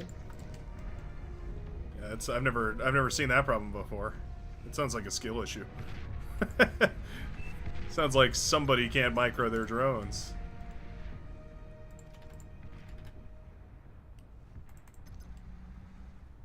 You just got to put them on. You just can't like go crazy with them.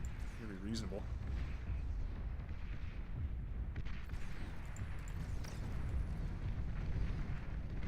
I'm not supposed to go tier 2 since I'm front.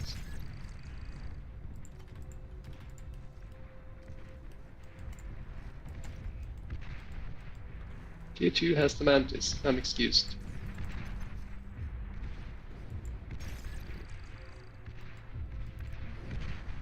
Keep these barrages alive. They're shell shockers. Horrible.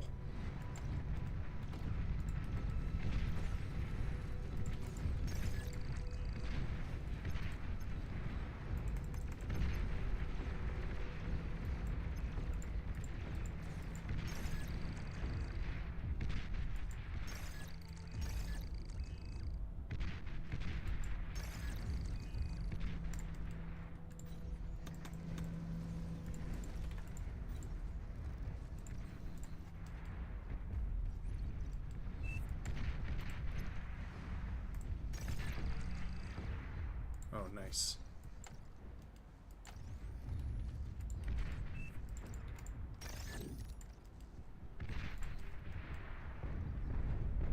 Oh, they won.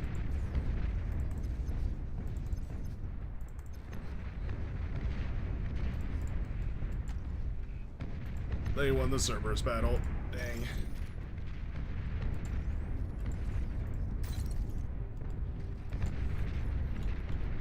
The great race for our Cerberus.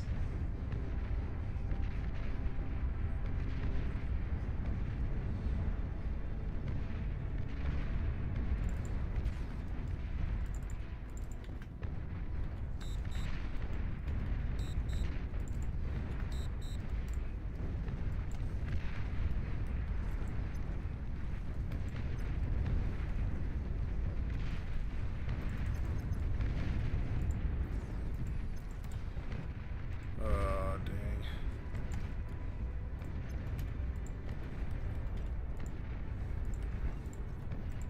Well.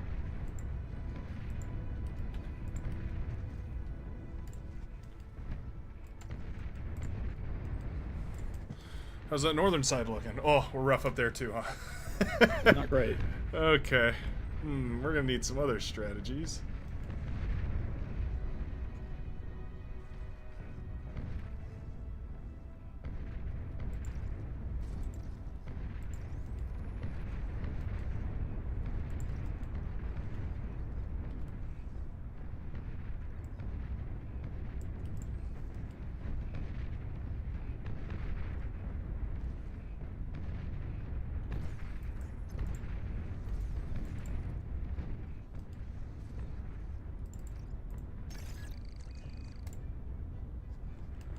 Okay.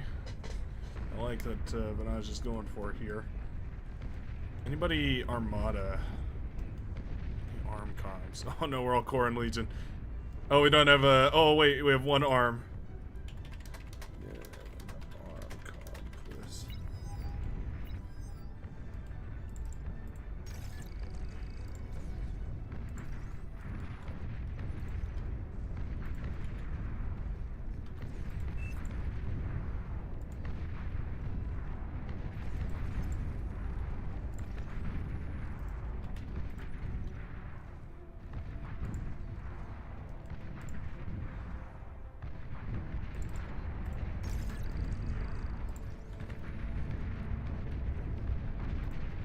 Yeah, I think I shared with you. Oh yeah. Oh, I forgot that. Forgot about the co-op, anti-co-op mode or whatever. It's so brutal. 30-second stun on that is crazy.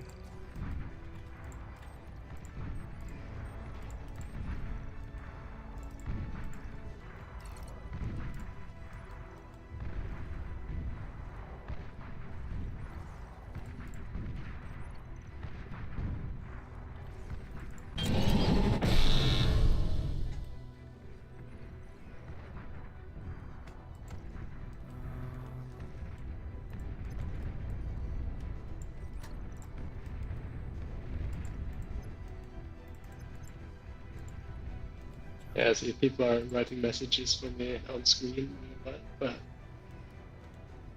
I can't see how. Right? Oh yeah, I haven't even been looking at the chat.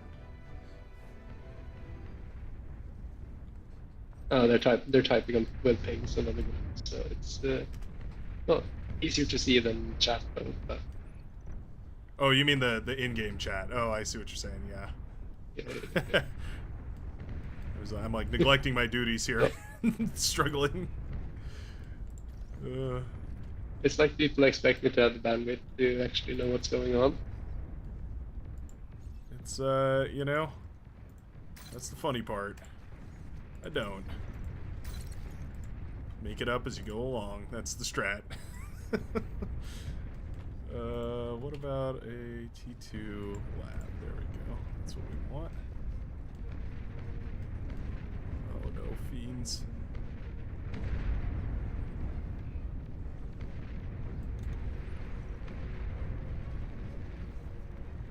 Your heat ray drones. Save the day. Those are not that bad, actually. I feel like usually you see those attacking T3, so like in comparison they don't look very good. But like, that was pretty spectacular, actually. I think they did a pretty good job.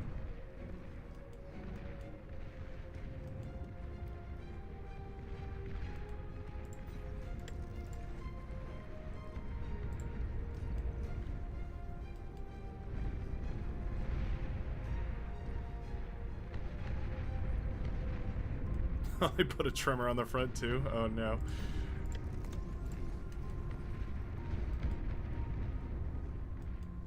Yeah, don't know what to actually build here. Yeah, this is a pretty rough spot. They're gonna come over the hill with the bombers any second now too.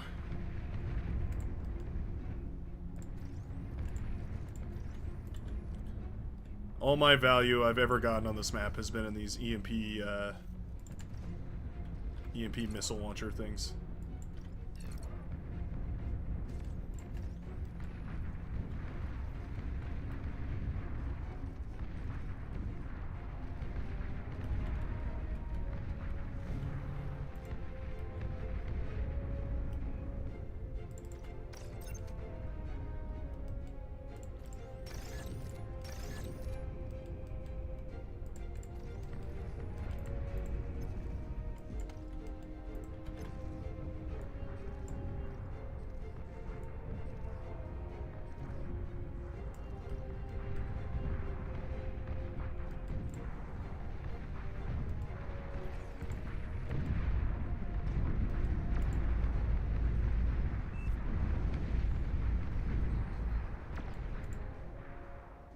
Oh, game crashed. Somebody's moving a lot of air forces. It's gonna happen. I just know it. I played these games Disconnected. before. Reason 0-0. Need something.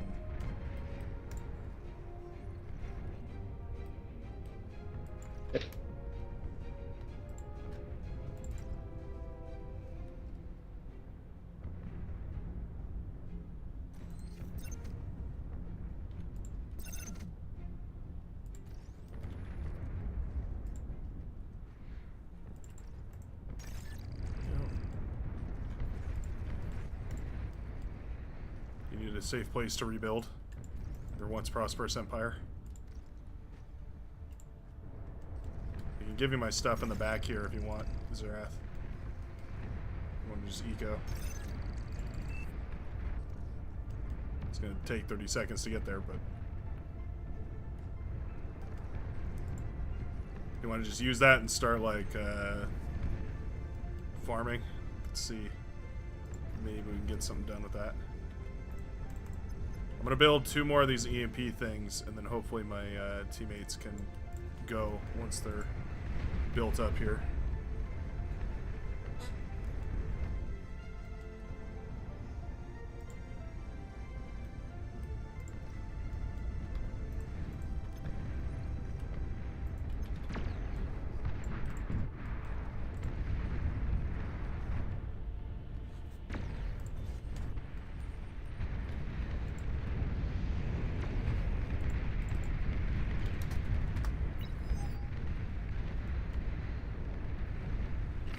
Oh. I hit the mountain. Fantastic. Ah! Dang it.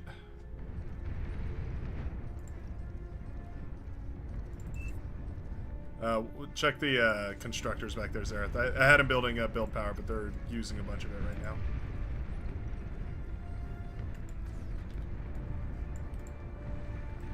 Over on the like bottom left-hand side.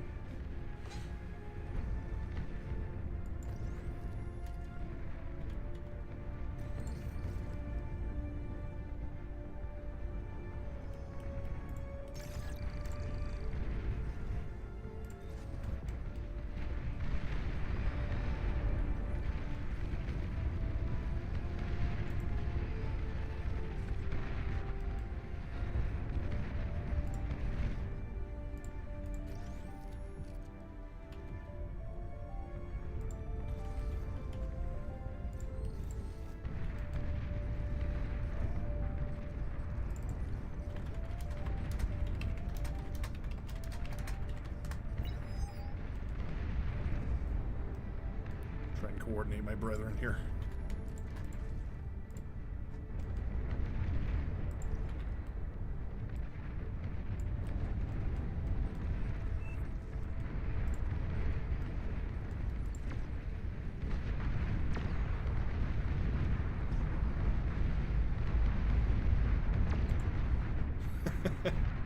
I still get a kick out of the heat rays, like, firing through their teammates whenever they lock onto something or anything.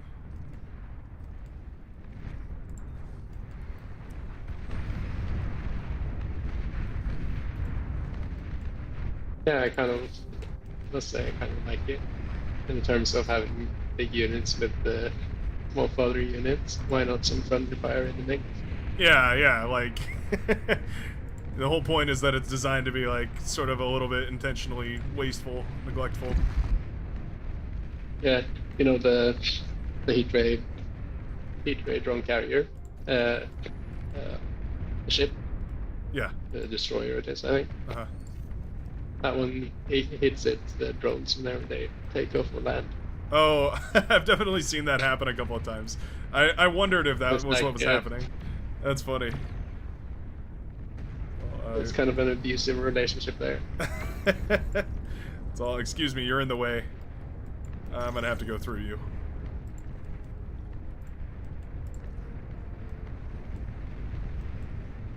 Oh, it's a lot of fighters.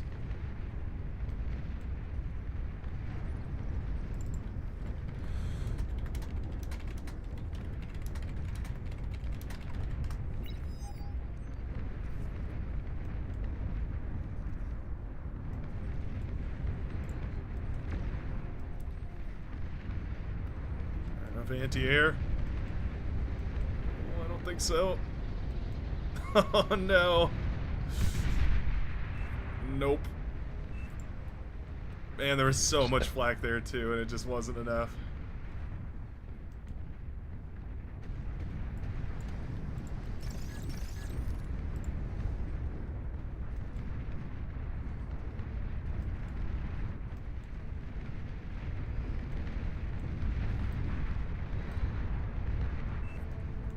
To the bitter end.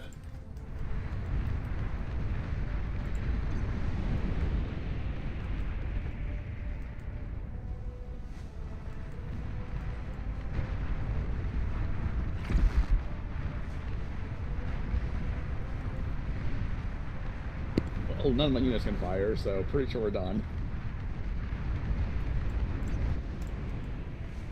Yeah. Do the units have to fire, or is it not enough that they're on fire? No energy because all the geothermals changed.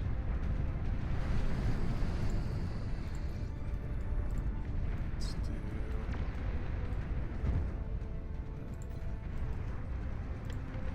myself.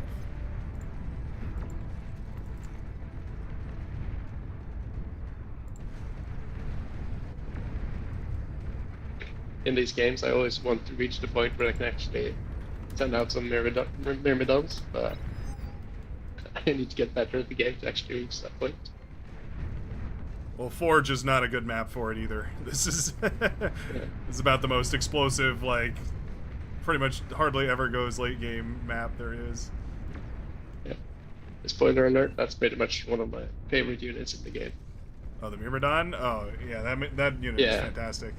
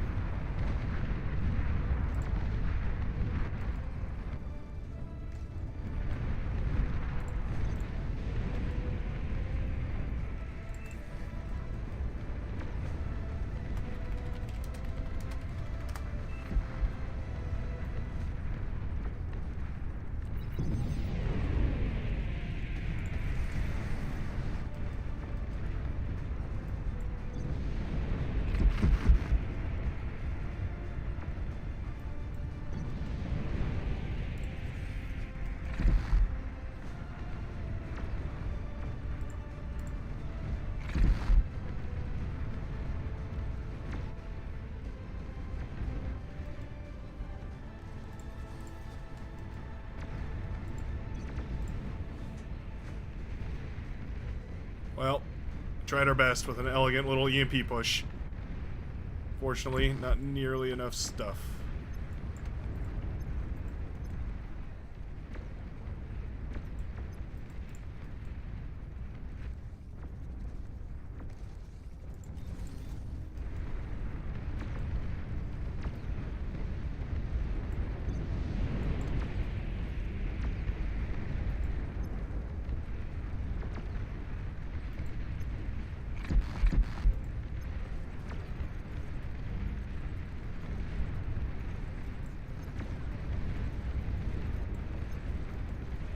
Hey Chris, you're still in the game? I have no builders and no energy, so I'm just microing a few units, but that's it. Yeah. Need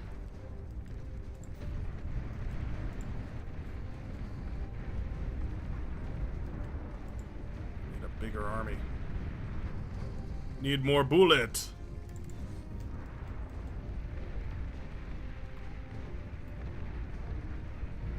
Is it possible to share command?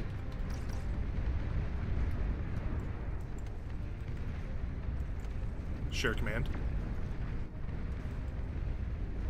I tried to share my commander with the Sacris, but it didn't work. So Oh, did I have a EMP? construction vehicle instead. No, it wasn't even EMP either. It just didn't share. Yeah, this is definitely one of the downside to share restrictions is that once players out, they're pretty much completely out.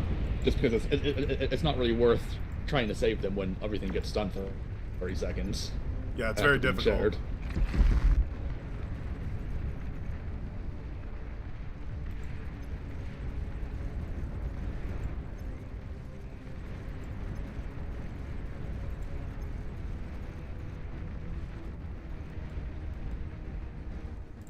Where's my legion? Come on.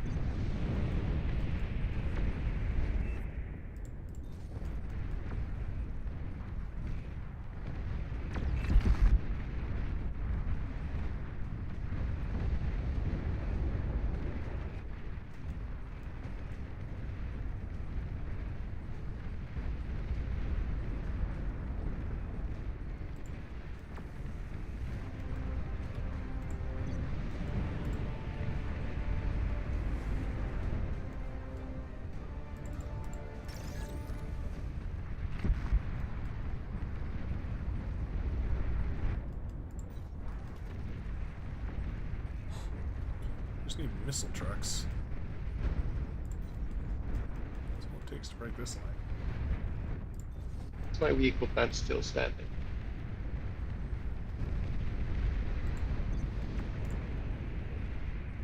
Oh, yeah. Yeah, you've still got one T2 vehicle pad over there. Nice.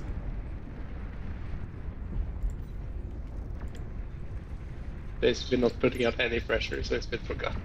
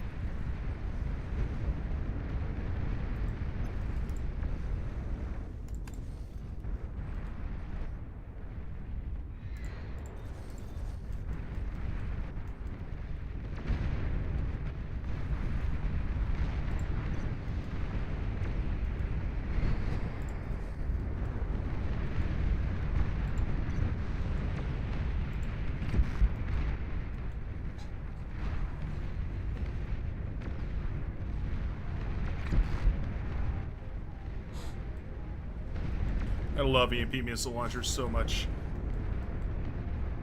They may not be, like, the best thing in the game, but I sure love them.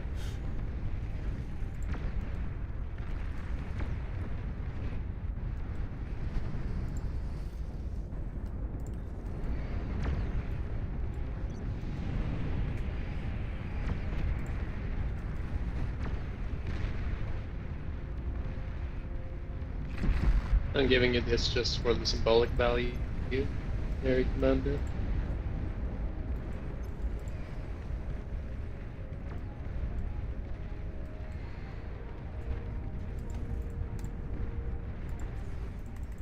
Oh, that's right, you can assist other commanders' buildings in this mode.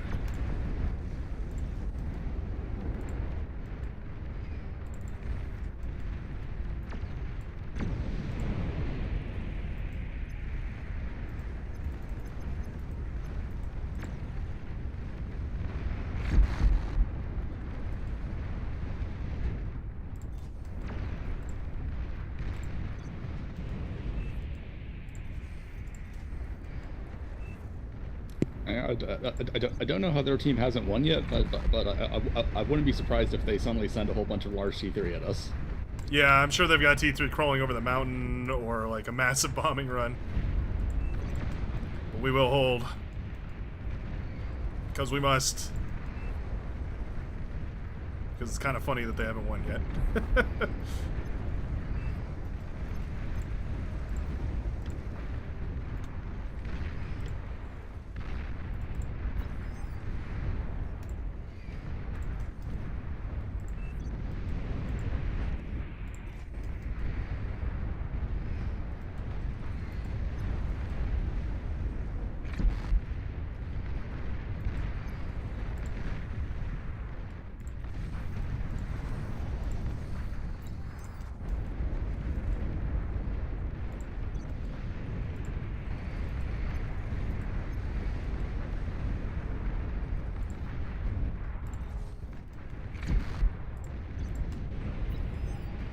So somewhat sad there's no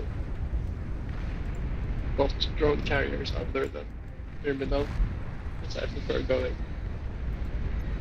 over vehicles normally.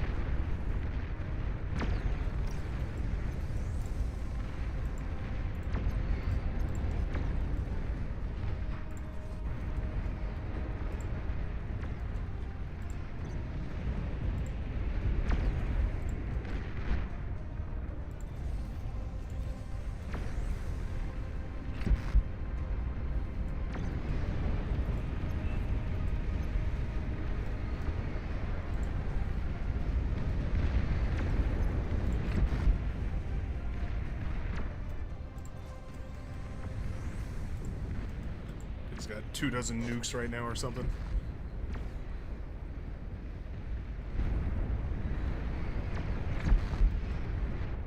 Oh, he EMP'd my base. Dang it. They can use EMPs too? Unbelievable.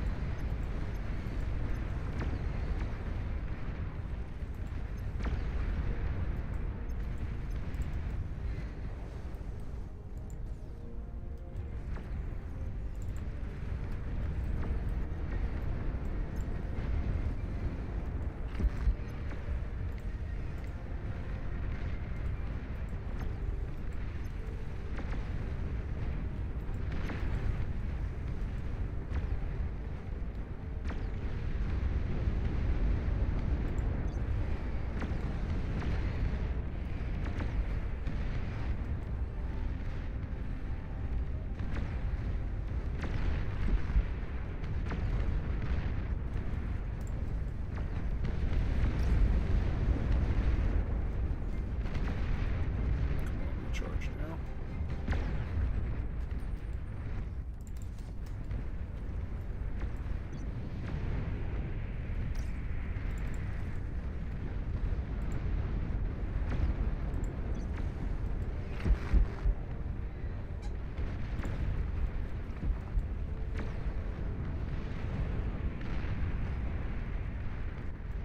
There we go. Cerberus is dead.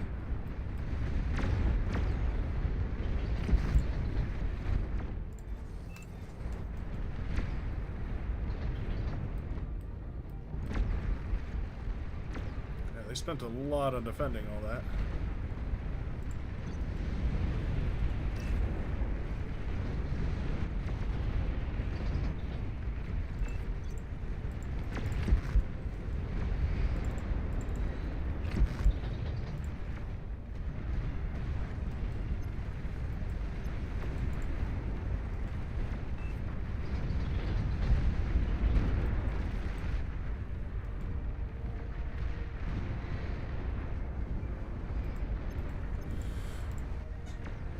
Missile trucks, the long forgotten savior of beyond all reason, keeping us in the game.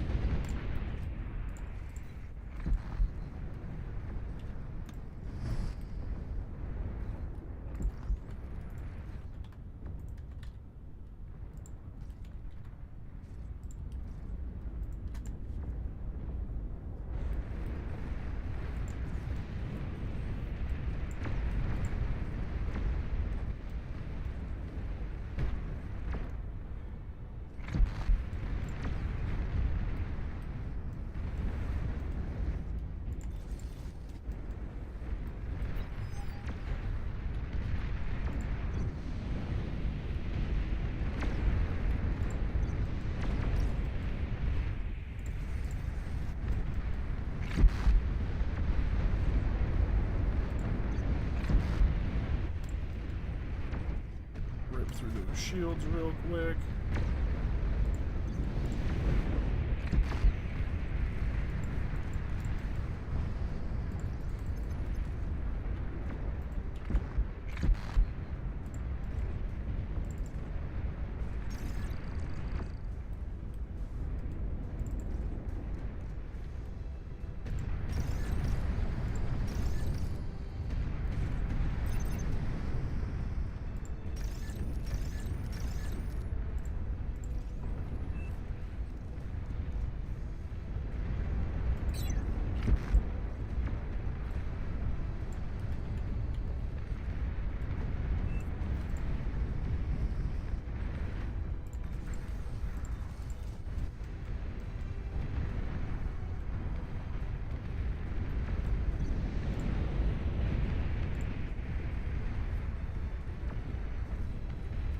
Oh man. Purple's building up an army. I'm sure once they use it, it's going to be awesome. One day. One day. What's the plan, Zarath? How you want to play this? You got a lot of E converters, but You don't have any aphises. Do you want to start building aphis back there? Like, it was idle? the plan, but I realized I don't have the economy to build them. Let's see. What can I do? It's so tough with the resource sharing. Like, I don't know how to get someone back. I guess, I mean, you could start with the fusion, I guess, because they're cheaper. Do you need, what do you need? Do you need metal production? Oh, they have Yeah, I don't have a measure of it, but yeah. Pretty lacking in metal production.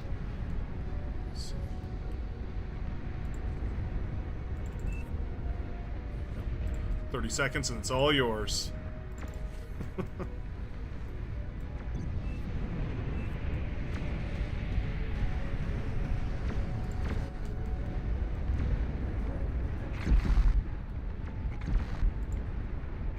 paralyzed. It's paralyzed, purple. There we go. Hey, look at that. The move.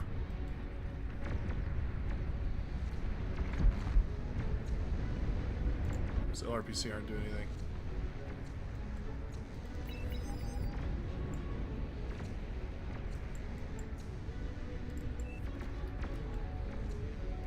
And then my metal production's up nature.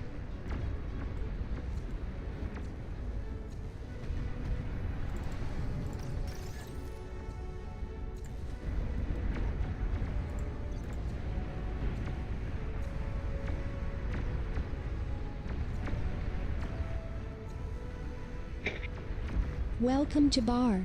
It is your mission to win this battle with both tactical and strategical supremacy. First, you need to produce metal and energy. Welcome aboard, everybody who's just joining us now to what has been a surprisingly long game of what is this map called? Forge. A map that does not normally go the late game like this.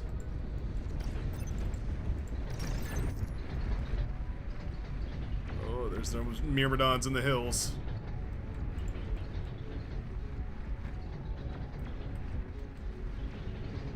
Yeah, I don't mind if we lose to Myrmidons. It's fine by me.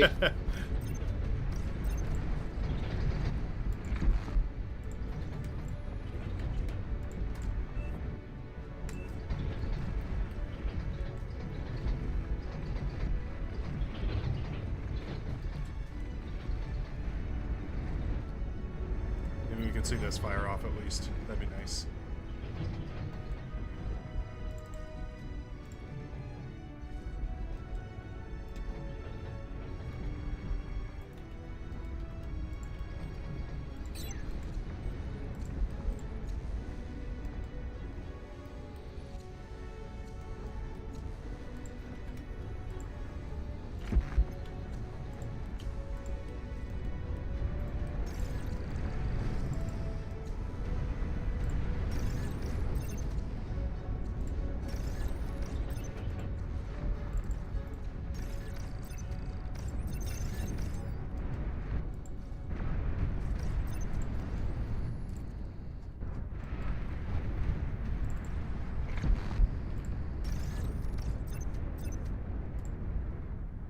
Answer Vanida's question, because it's cool. And drones should be everywhere.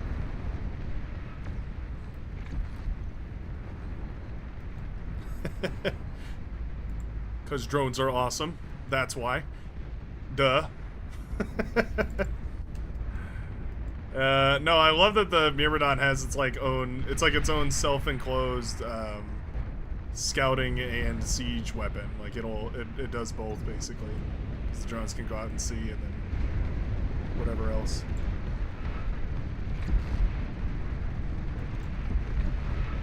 Yeah, it's pretty much the idea behind what started the drones in the first place.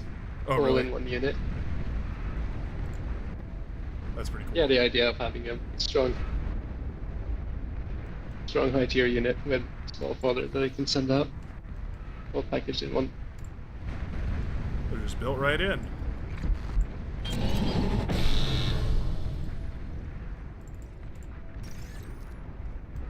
With the Mantis and the Hive, you have to kind of compensate with only having controls because, well, yeah, they're strong in themselves. But with the Myrmidon, since it's such a high tier, you can mix with combo weapons as well. Oh, he just got the the starfall off. Oh man, we were just a little too slow.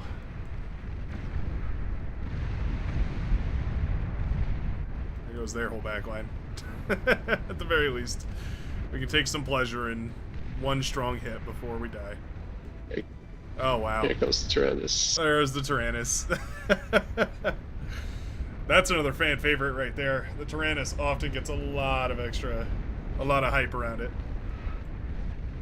For good reason. Like, that is a pretty awesome flying fortress. I feel like Cortex ought to be ashamed, you know, for the longest time they had the dragon, which was like the epic flying fortress, and then the Tyrannus shows up and it's like, oh, that's so much cooler.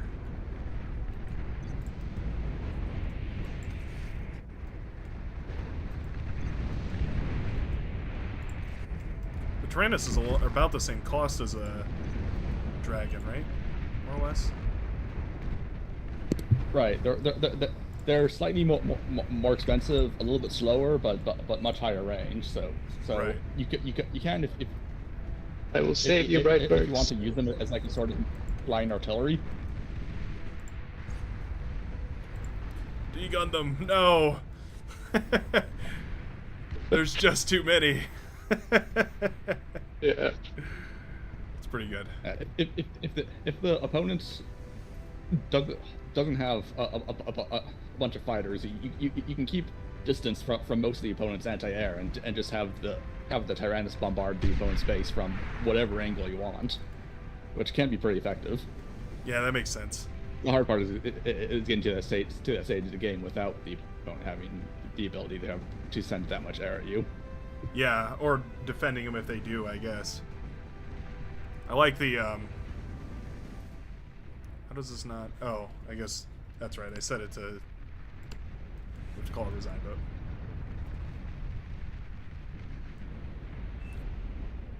Yeah, it's kill everything mode. I forgot I set it to that. I can't remember why. There was some logic to it when I initially made it, but, huh. Don't resign, you won't get another one? Servers just went down? Oh no, is that true? Oh, yikes. Oh.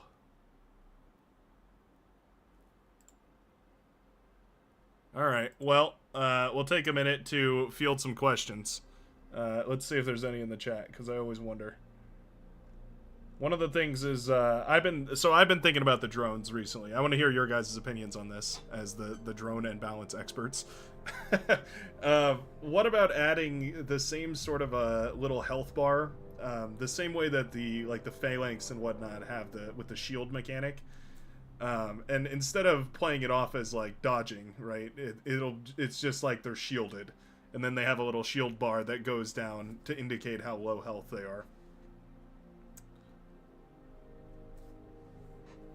You think something like that could work, or would it be too intensive to have a little shield bar on all those little drones flying around? One of the main reasons, if I recall correctly, that they don't show the health bars is due to the clutter of it all. Okay. And since it's a unit you can't control, it looks like someone you can control when they look like all the other units. So it causes a lot of clutter for the player. Right, so having all those health bars around just makes the screen too difficult to read. Yeah. I see. I wondered, because I feel like that it's so difficult. It's so difficult to find a way to convey that they are tankier than like a plane, but not invincible or whatever. Like, you can shoot them down eventually. I wanted to say, there was talk about, what unit was it? Oh yeah, the seaplane gunship getting reworked. Is there any news about that or any information either of you guys have heard? One with the right cannon? Yeah, I think that was it. I think it was that like the riot cannon was changing, or that it was the only option, or something about it. I can't remember exactly. I think it was in the last stream. No, that unit staying as it is.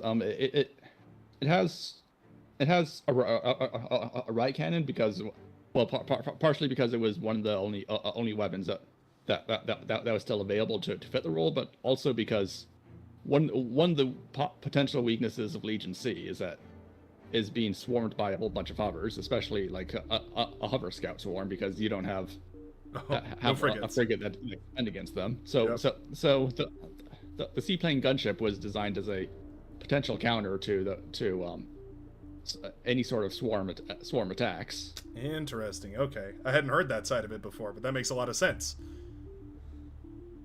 They Yeah, also... if the opponent sends a large hover scout swarm and you have some seaplane gunships to clean them up, you can you can sort of stun them into place. The AOE hits them pretty effectively, even if they're trying to dodge. Yeah, the impulse Ends up being pretty effective. Oh, that makes I sense. think what Go ahead. I think what the unit that you heard was going to be changed was the seaplane bomber, because currently the seaplane bomber is just a 1-to-1 copy of the Cortex bomber. It is one of the few units that's still using placeholder stats. Okay, got it. What is it called? The Dam Buster. Yeah. So the original plan was to test out like some sort of dive bomber, like that was forward firing. Although I'm not sure what's happening with that now. Interesting.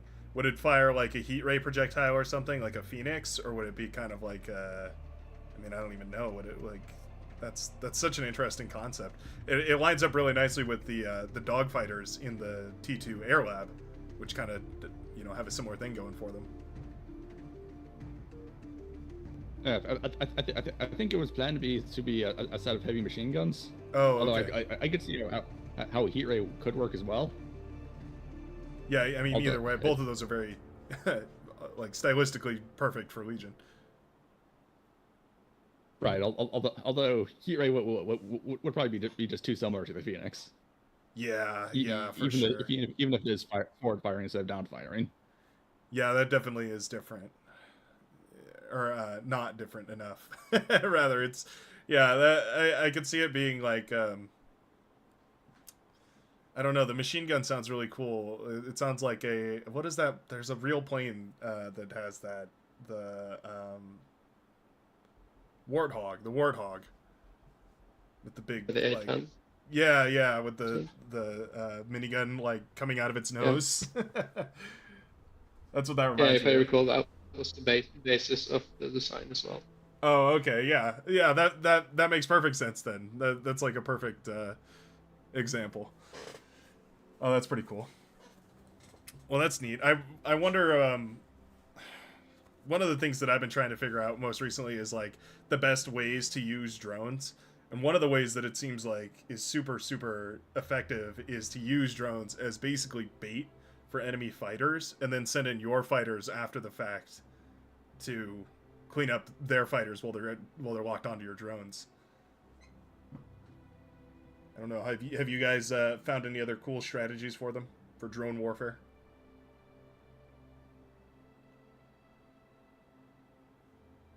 I'm more on the technical side, so that's more a question for Chris, I think.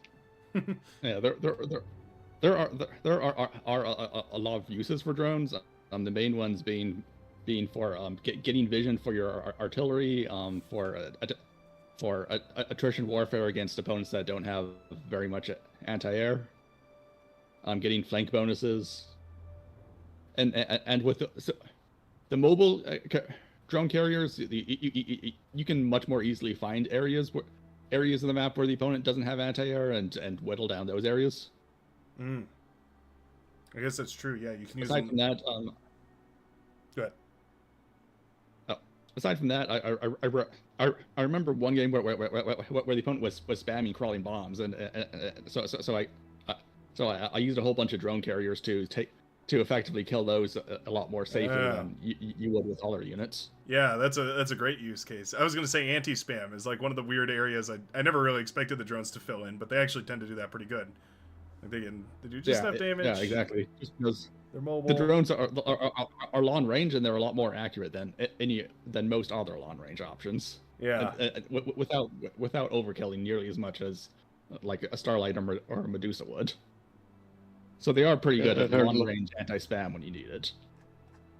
Yeah, and I heard a lot of people have success using them for covering leaks and so on in their defenses. They can fit into areas too where it's oftentimes like really difficult to get units or static defenses or something. Like the drones can reposition super quickly even if your carrier is on the other side of the map, which is pretty nice. Yeah. All right, and defensively, the tier 1 drone pad is really cheap and it covers a pretty large area. So like in say 1v1 when you're covering a large area, you can just build one of those instead of building a few LLTs in your backline just to cover for leaks. Yeah, that's true. And as long as you give it vision or whatever. I'm well it applies its own vision. That's true. You can if you want to, you can change its movement state from hold position, maneuver, or roam, and that changes how far the drones will naturally move around the drone platform. Oh, okay. What is how so? Like what specifically does that change? Yeah, if you set it to roam, they will roam all the way within the whole control radius. Oh. But if you have them at the maneuver setting, they will stay within half radius, and if you have hold position, they will dock the carriers. Okay, cool. Yeah, I had no idea about that. Yeah. That probably makes sense why I've been like wondering what goes on with those. Like I've set them to hold position and the drones all come back, and then I've set them in the middle one and they just didn't seem to go, and I was like, oh, that's weird. Like I wonder why they're not heading out that far. No, that's really cool. Yeah, both hold fire and hold position will cause them to dock. Okay, cool. Effectively, hold position is the best defensive option if you just want to keep the drones alive. You don't want to waste resources. Maneuver works better when you want your drones to be able to deploy quicker because they're already off the pad and flying, so that they'll reach and surround the enemy units faster. And roam is best when you want to use them for intel. Wow. To like cover get as much line of sight in as wide of an area as possible. Yeah, and with the current implementation, if you have them set to roam, you get a lot of vision and all that, but they will have a lot less health when they actually reach an engagement, since they will be flying a lot longer before doing anything. They will have a longer time to get back to the carrier because of the decay. That makes sense. What is when you have them flying around in the carriers, like, is it better? So one of the things is like if you have artillery pieces, you can hold fire them and then send them all out at once. You had mentioned that they decay over time, so it seems like the best strategy is like hold fire until you're ready and then launch the swarm and send 100 drones all at the same time, and then try and like bombard down whatever you're attacking if you're using them offensively. Yeah, if your intent is to have deal special damage and stay in the fight as long as possible, that will be the way to go.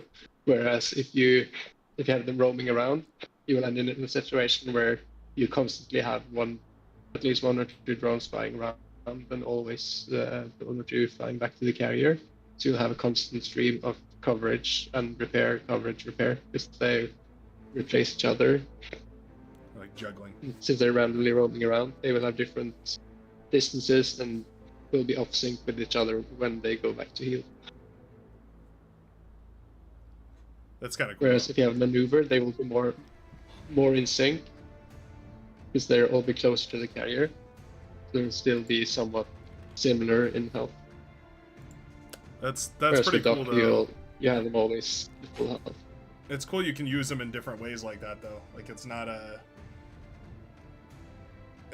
I don't know. I've bellyached about them removing the Hound's alternate fire for the longest time, and like I miss it so much because it made that unit feel so special as like a multi-role kind of fighter. It's neat to see part that of the reason why Yeah. What part of the reason why that is tied to the move state is because we were not allowed to use extra buttons Yeah, unless okay. strictly necessary, because it clutters the UI. That makes sense. I can see why, but then I get it, but there's also 100 buttons there already. listen to Like... that.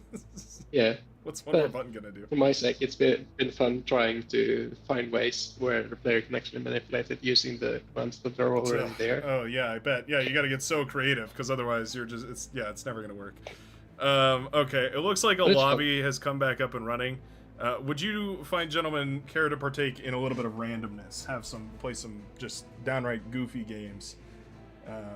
We've tried this a couple of times, and it's pretty hilarious. Basically, it boils down to trying to find the most broken, overpowered unit because of the randomization, and then you try and grab it as fast as you can.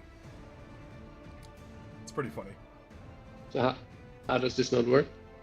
I'll here. Let me. I'm looking through the mods to find the randomizer right now.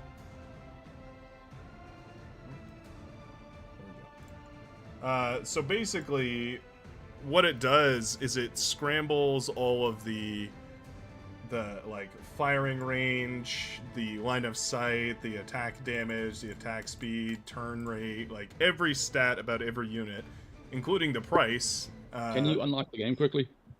Oh yeah. Let me unlock it here.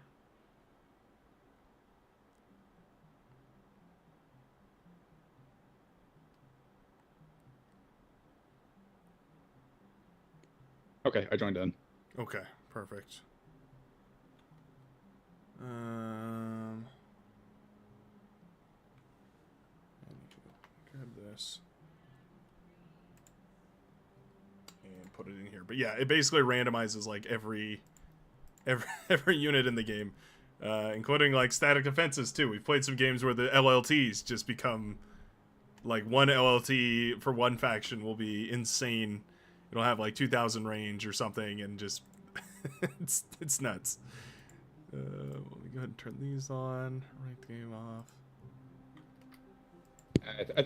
I think that the randomizer mods tend to work a lot better for Armored Core than they do for Legion, because there's a lot of weird gimmicks with Legion weapons, such as the continuous fire heat rays and the machine guns. The machine guns, for example, the range, just changing the range in the unit file isn't always going to work, because laser cannons have a weird property where the range is also dependent on their weapon velocity. So if the weapon velocity isn't tuned properly, it won't fire at its full range. Oh, interesting. And there's also the issue that, say, doubling the range of all units, it's going to completely destroy the accuracy of any of your machine gun units. Oh yeah. Now they're firing with twice the spread, and against small units, that's effectively 1/4 of the DPS. So you could effectively consider those units kind of worthless. Meanwhile, plasma is still going to be a lot less accurate than before, but not quite that bad. Oh, can I not spec people? Oh, there we go. Okay, I wanted to make sure you got in on this action. Yeah, we've had. I know I've seen a couple of games where the I think it was the Decurion or something, became basically it fired super fast, but it had basically the bullets wouldn't travel at all. They would splurt out of the cannon and then just disappear immediately. It had a ton of range, had a ton of fire rate, but the bullets would just evaporate into thin air. It was hilarious. I don't think I'm in. Most units have, or most weapons of that type have the projectile delete itself after a certain amount of time, just in case it gets launched into space. It doesn't land on the opposite corner of the map. That makes sense. You don't have plasma cannons ricocheting across. Zareth, are you in the join queue? Pooh Man's doing some wizardry that they haven't taught me how to do yet. But if you hit the join button, I think it'll put you at the front. one sets. Okay, I'm just gonna spec people indiscriminately here. Oh, there you go. Okay, cool. There.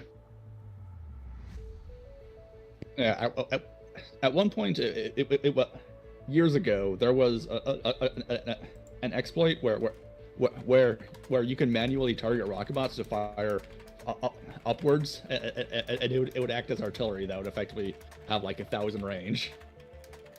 It was difficult to pull off, but very abusable, and it got patched pretty quickly. Right, yeah, like you would aim at like the edge of a cliff or something, and then it would like fire way past, right? I mean, you can still kind of do that a little bit, right? Right. I think that this was also back when it was possible to when there was still the option to pilot and to control individual units manually. So you just manually have it fire in whatever direction you want. That is part of the reason why that feature ended up getting removed, just because piloting individual units is fun, but it's also very exploitable. Wait, so you could like get in like first person perspective control of a unit and shoot it? Yeah, exactly. Oh, That was possible in the original Strain engine, although that was I think that was removed like 5 years ago or so. Oh, it hasn't dang. been around for a long time. That's crazy.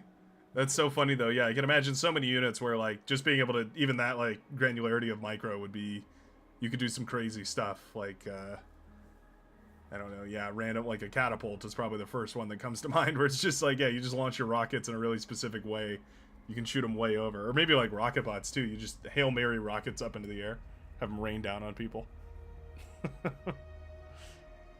Seems to be something wrong with I'm thinking sniper trick shots. Download. Sniper trick shots, yeah. I might have to rejoin the lobby. Okay, you should be... Just double check your downloads on the right hand side and see if it's started. You might have to restart it. I just I don't want to have to spec everybody, but if I have to, it's fine. I don't mind. This is not a democracy. I could also sit this one out. It's getting late over here anyways, so it's fine. Well, if you're close to finishing or downloading or whatever, then I don't mind waiting. I want to hear more about weird. No, it doesn't seem to have started. Oh, weird. Yeah, you might have to restart the game. Well, or the download says complete, but I might have to restart the game. Well, here, we could also do this. I played one of these earlier, so you should have this map unlocked. Oh, nope. No, I think it's my game. I'll have to restart the game, I think. I got an unsynced warning earlier. Might be okay. related. Okay. Well, when you get back, it should put you at the top of the list. Alright. Well, I did want to play on Special Creek. I happen to love this map. This is probably one of my favorites.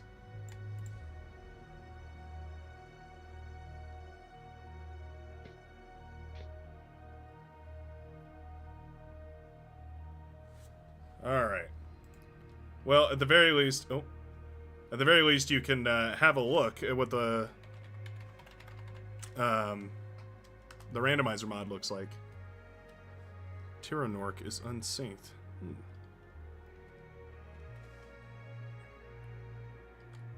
Oh. Puma kicked him immediately. Alright. Thank goodness. It's always helpful when those the mods help. I can't remember all the commands all at the same time. So many.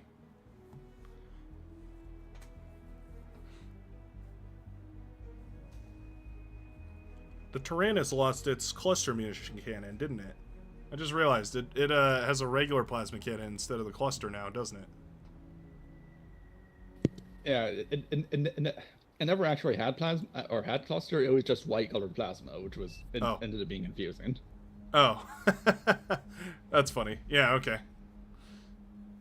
I was wondering about that. Oh, okay. Alright, so have a look at your labs. Looks like our Legion lab, bot lab, is 350 metal, so that's not bad. Core bot lab is 600 metal, that's pretty expensive.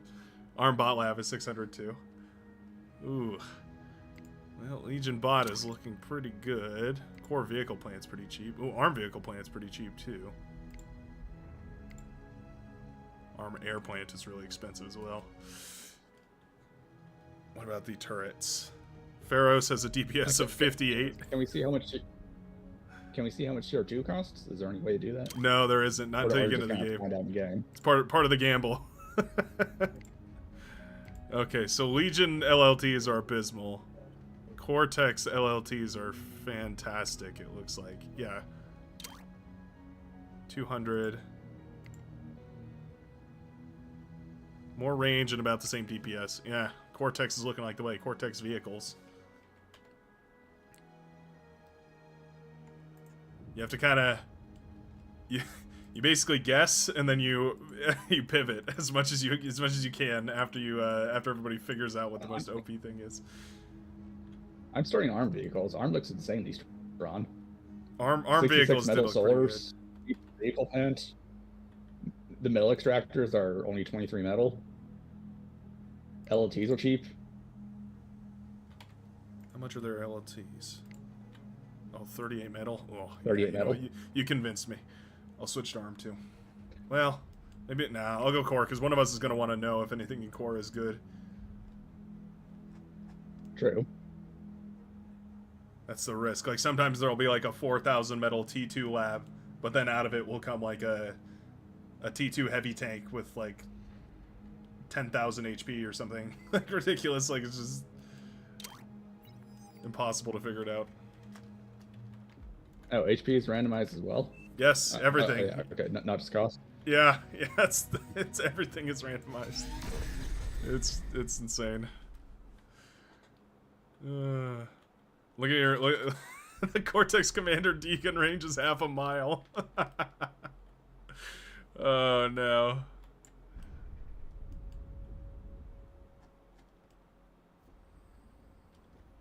Yeah, I'll probably be heading off pretty soon. So if there's any last questions, I can answer them now before I go. So it's 9 minutes to midnight over here, so it's okay. getting late. All right, you heard him. If there's anything, any drone questions anyone is curious about, you want to ask about drones at all, speak now or forever hold your pieces. It is the last chance. The Incisor has as much DPS Oh no, as my the D-gun Rascal. only has Oh no. my D-gun only has 158 range, so I guess it's useless. I think my D-gun has like 1 million. It's ridiculous. Okay, let's go out here.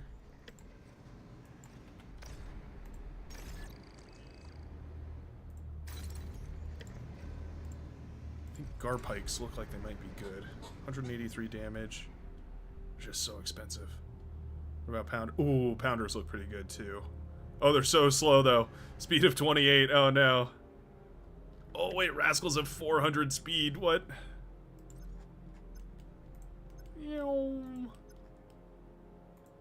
Look at the Rascal go. Oh my goodness. It's so quick.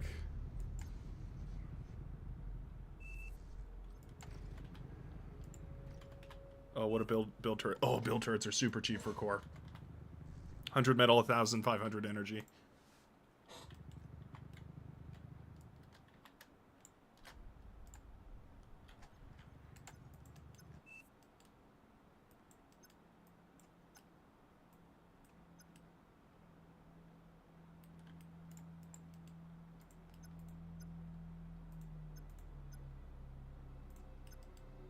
I think that as people forever holding their peace. So I say goodbye and thanks for a good chat. All right. Thank you very much for hanging out with us today, Zerath. Appreciate you. Hope you have a good night's sleep. Yeah, thanks. It's been fun.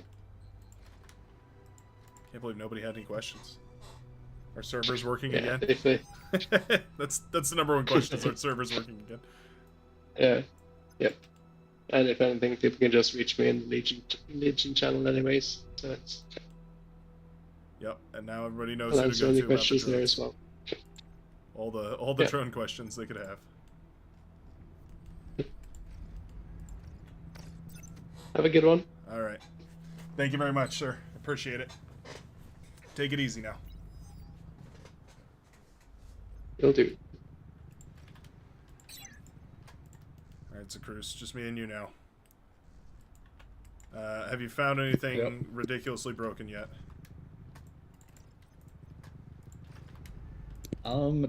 Janus is 107 metal. Shell Shocker is 33 metal, but only has 400 range. So I have no idea if that's actually good or not. 33 metal. 400. What it? 400 range? You said? That's That's pretty good. Well, it's an artillery unit, so. Actually, yeah, I have no idea. I have no idea. That's so difficult to say. The perspective is all off.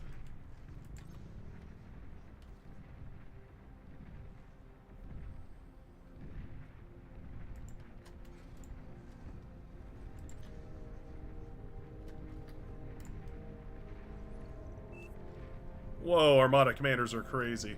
Or are they so fast? That's interesting.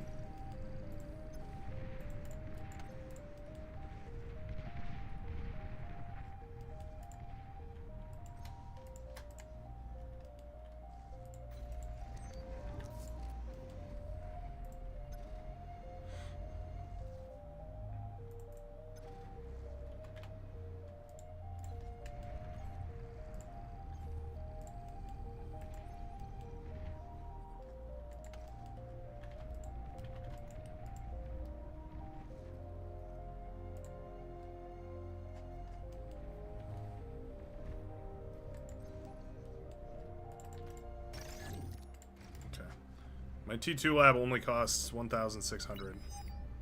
So I'm gonna go for it pretty quick.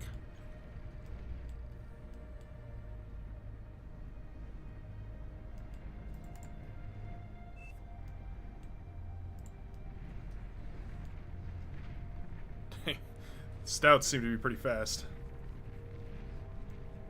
Your Armada Commander DPS is crazy too. 3,300 metal tiger. What? How did they get that much metal? That's crazy. The tiger costs more than the Zor. Okay.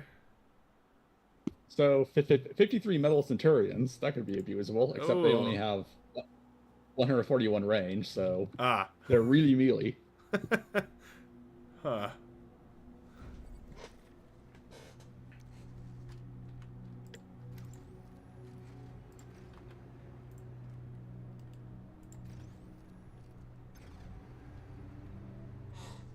My Aphis is only 6,700 metal out of core.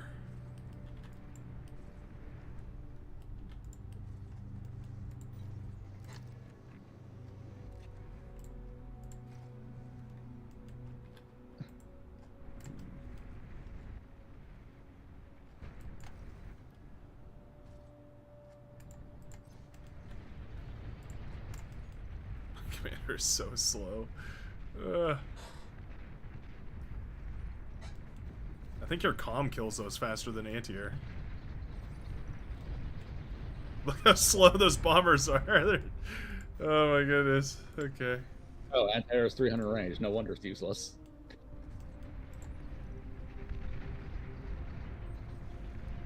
That's funny. Okay, hold on. I'm sending a flak truck. It's just super slow.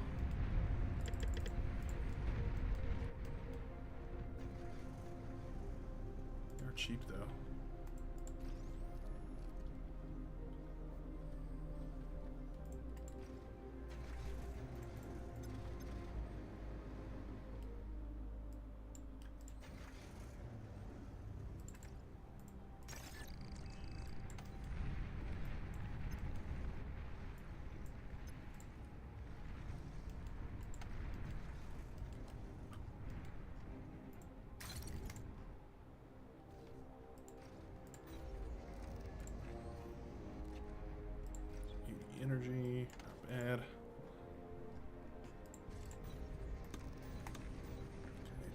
what to produce. This T2 lab is not looking great. I mean, the DPS off of the Tiger is 1,000 damage per second, but it costs 3,000. 3,000 metal and 50,000 energy. Speed of 200. I gotta build one. I gotta know.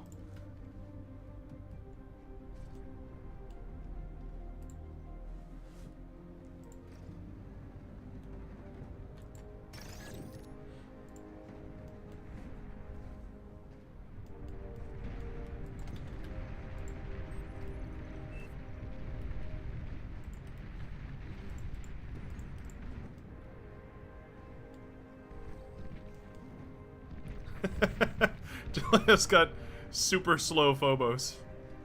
What on earth?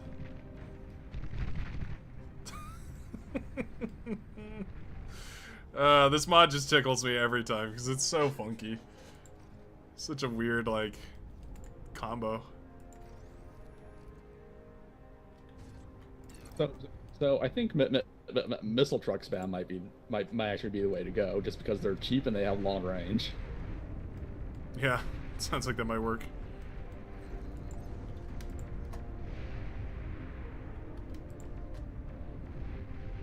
Oh, my D-gun actually proved useful there, even though it has 100 range.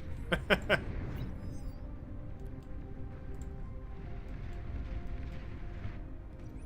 those flame tanks are putting in some work.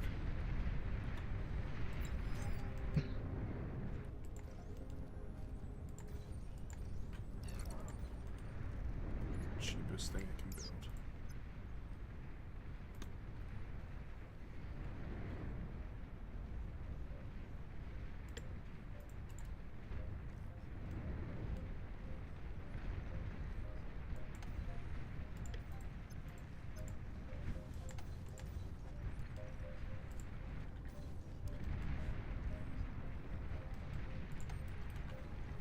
This tiger has insane stats.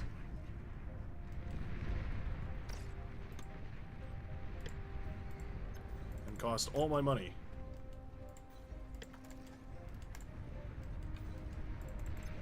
So it better be good. Those beamer turrets. My one $3,000 tiger has arrived. It's got 15,000 HP, so.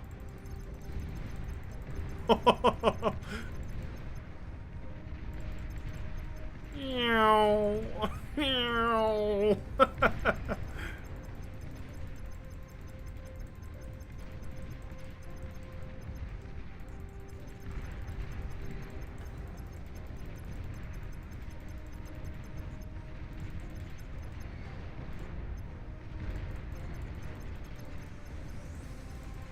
Jesus, this thing is so funny. You might give me a repair on this tiger here? Sure, yeah, I can do. Although, yeah, I can do that. Here, in fact, why don't you play with it for a little bit? This thing's hilarious. That's a $3,000 tiger. Are really making it difficult to do anything. It fires like 10 projectiles a second. It's crazy.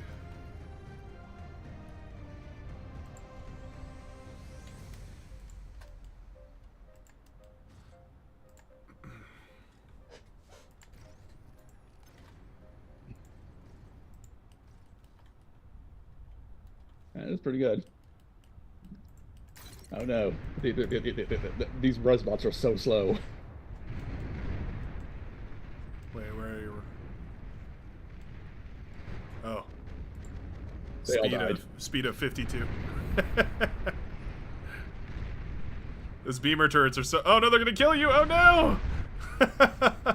The beamer turrets are so spastic. Shoot. I didn't see that. They're like, they don't fire continuously because of whatever changed. So they're just firing all bizarre. Okay, let's see if there's anything overpowered in the T2 lab.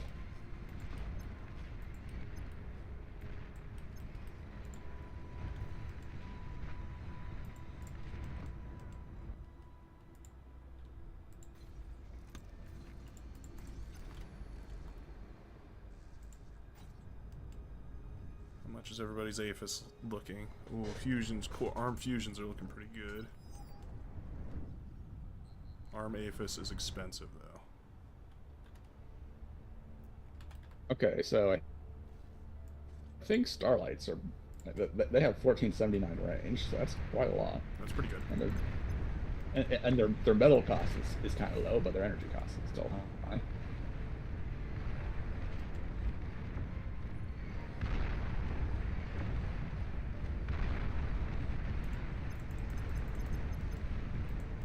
Okay, bolt tanks are very expensive, but they have 956 range and 10,000 health, so maybe that's actually the way to go. They're a siege unit at this point. Yeah, exactly. Oh, I'll try that out, see if that works.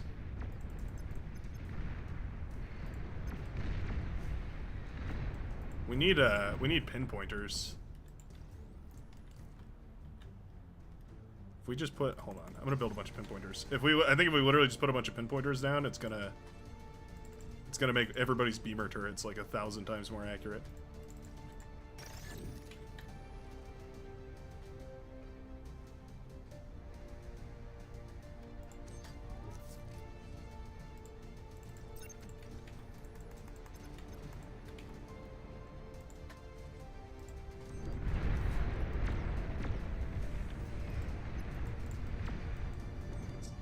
Has a bunch of turtles. Let me look up what they do. Not too much, it seems. It's really a practice in learning how to read unit descriptions. It's the whole game.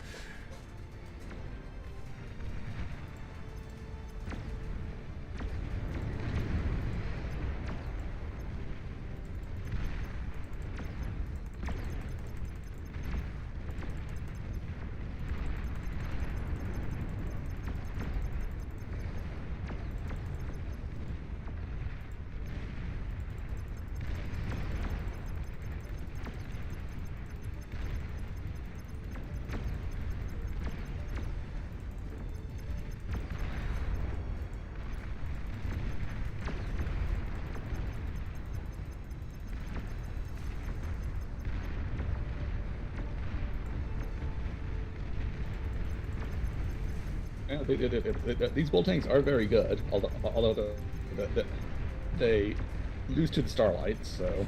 Oh, that's alright. They win versus everything else, it seems. Yeah, as long as there's some sort of response. And Centurions have absurd health for their cost, but they're kind of useless otherwise. They're just like a frontline tanking unit. So I guess I'm just going Centurion Meat Shield and Bulls behind them. Okay, we're getting somewhere.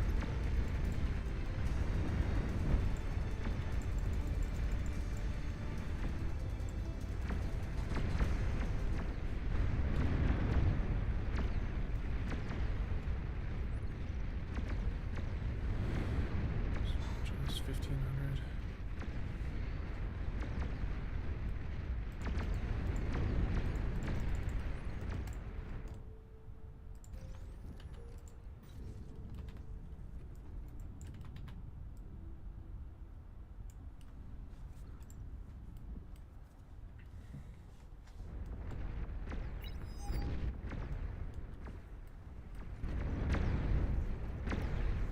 Oh, the Starlight's recharge is so quick they don't even get their icon anymore. That's pretty funny.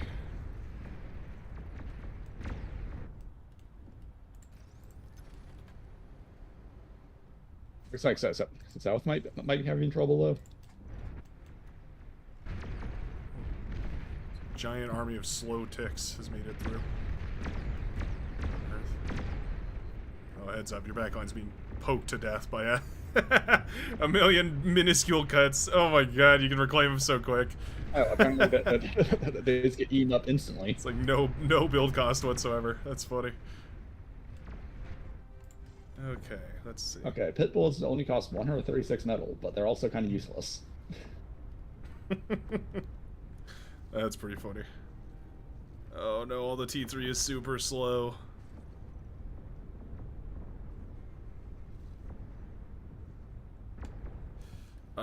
core T3 is bad. Oh no.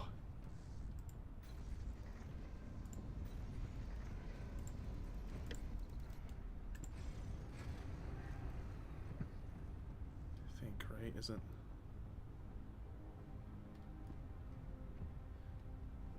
The Juggernaut is 39,000 metal for 300,000 HP. Not bad. So let's try air.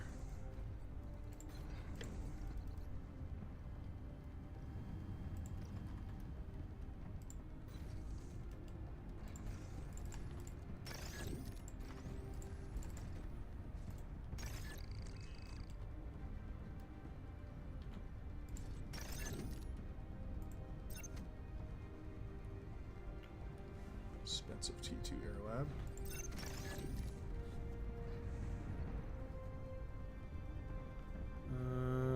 Yeah, I think we found our answer. Oh, nice. Simulators? Close. Dragons. We're going How to Train Your Dragons.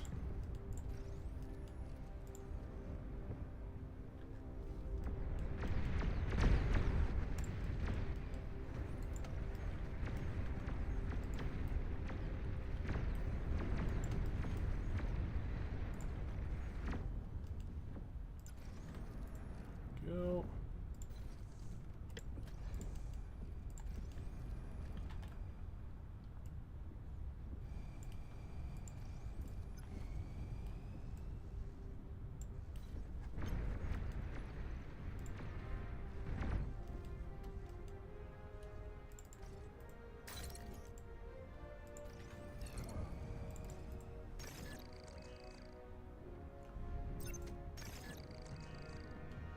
These up. Oh, SD converters are expensive, actually. Oops.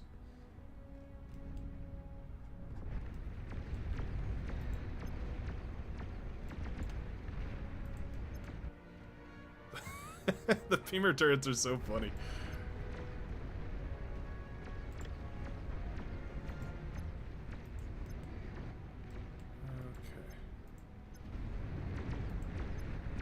We are going to see how these do. They have quite a lot of HP per. 13,000 HP per dragon is not bad.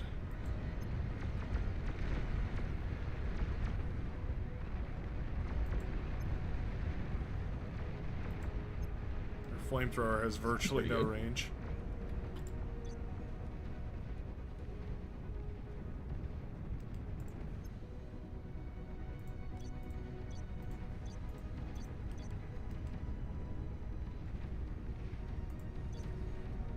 Okay, so fusions are cheap, energy converters are pretty bad.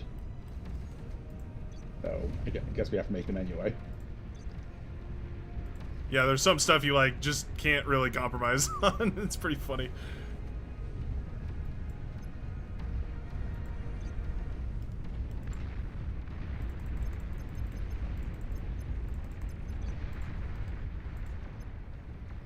There we go. Okay. T3 lab is dead.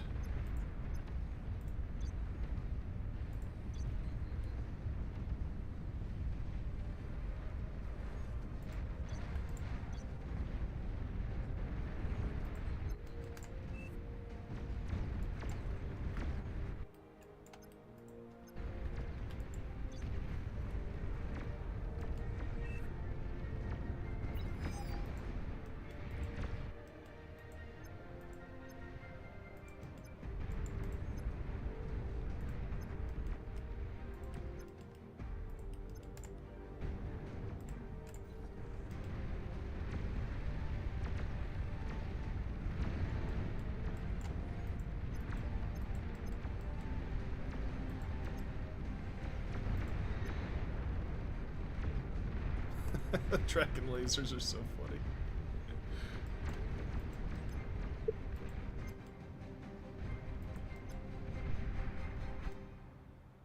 Oh, got bombers in. That's a little bit awkward.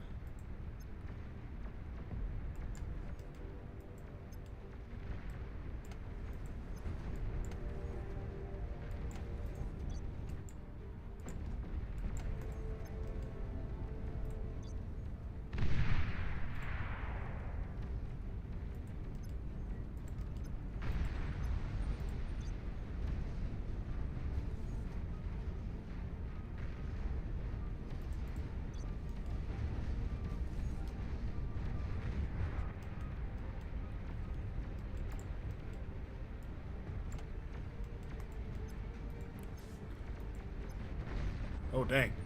Those assimilators have crazy range.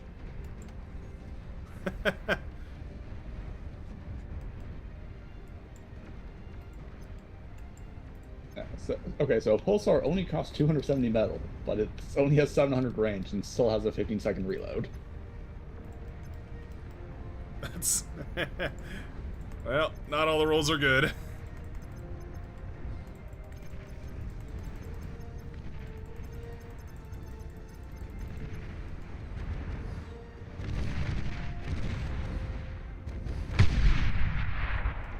There we go.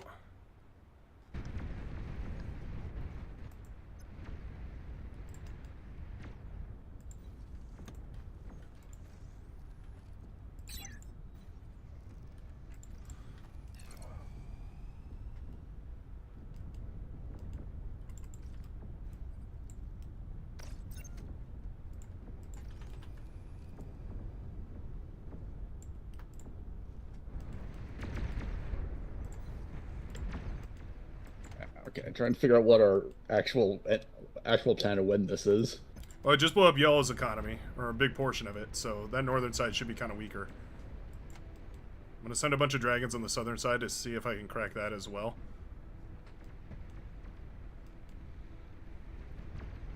I might have to just support this. Yeah. Are Razorbacks good? They don't look like it.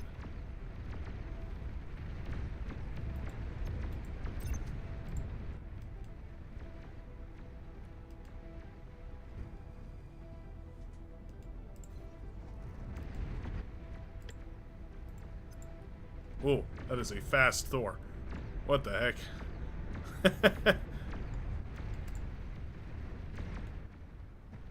15,000 metal though, so it has to be good. Yeah, Cost. yeah, that's pretty good.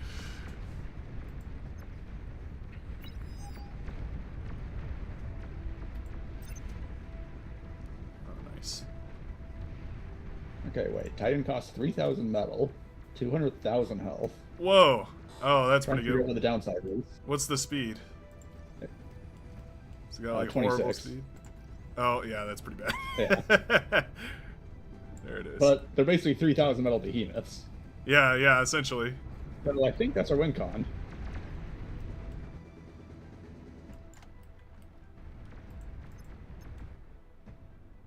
I got. Does anything beat 3,000 metal behemoths?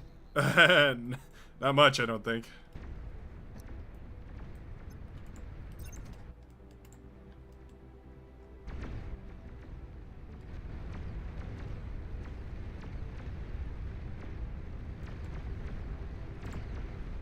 Nuclear missile.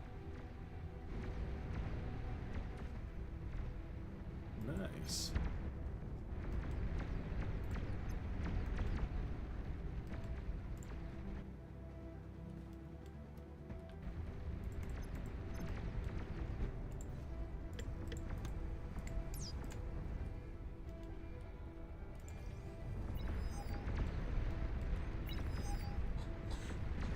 Calamity's a steal at only 35,000 metal.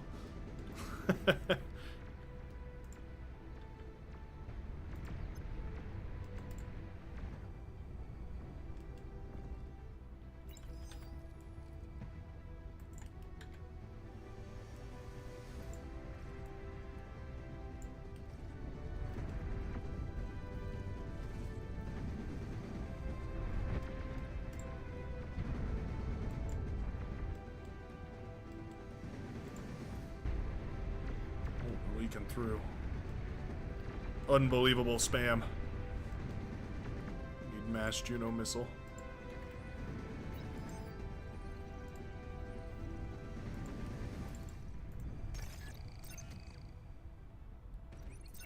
Must put an end to this tick spam. For all of our frames.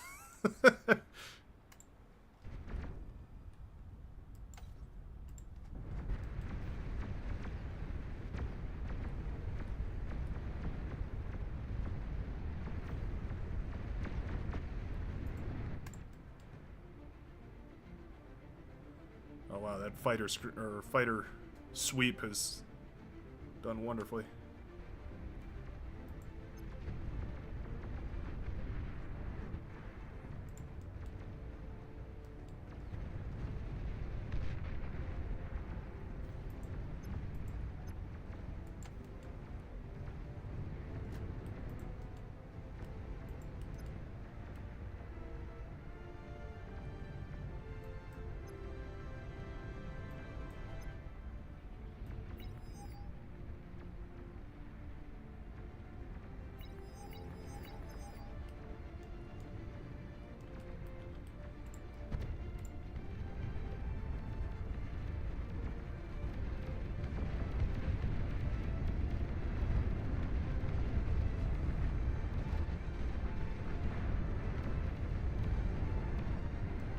dang, sharpshooters have unbelievable range.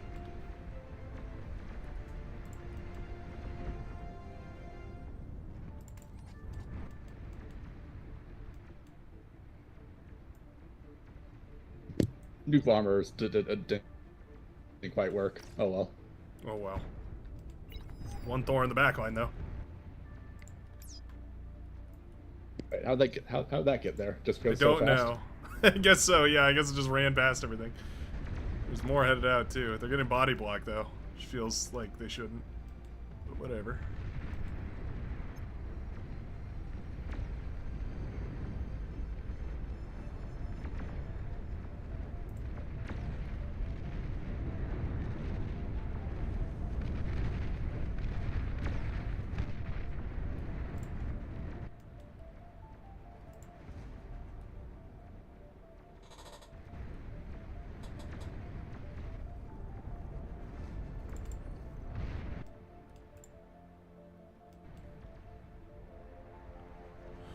Oh my goodness, the tick spam is nuts.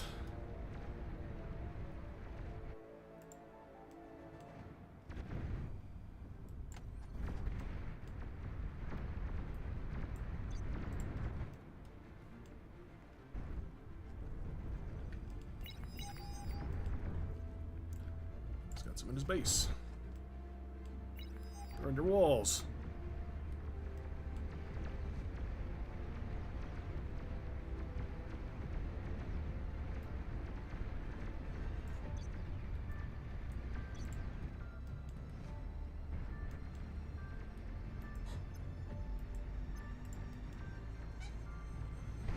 The Centurion wall is crazy.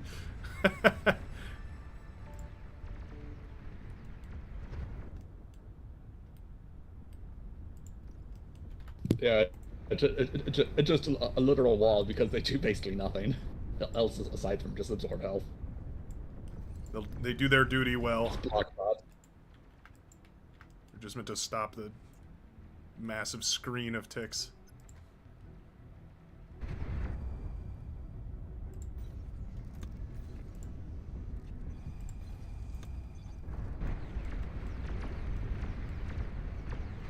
They're gonna send a massive dragon wave across shortly here. Are they even good? They're decent. They're good enough to kill, like, E-converters and stuff.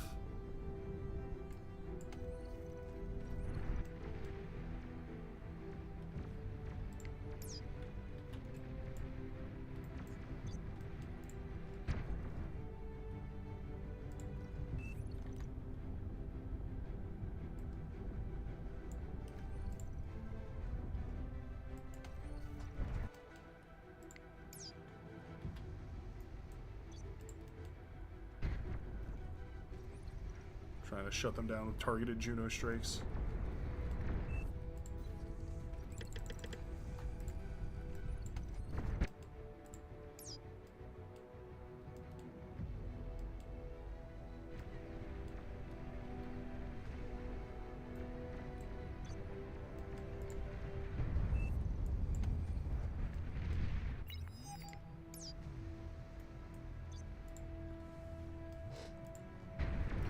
It's quite the wall of shell shockers they've got. That's interesting. Wow, that behemoth's range, that could be a problem. Oh, dang, yeah. What the heck? That range is crazy. It's like the Epic Commander. Oh, dang.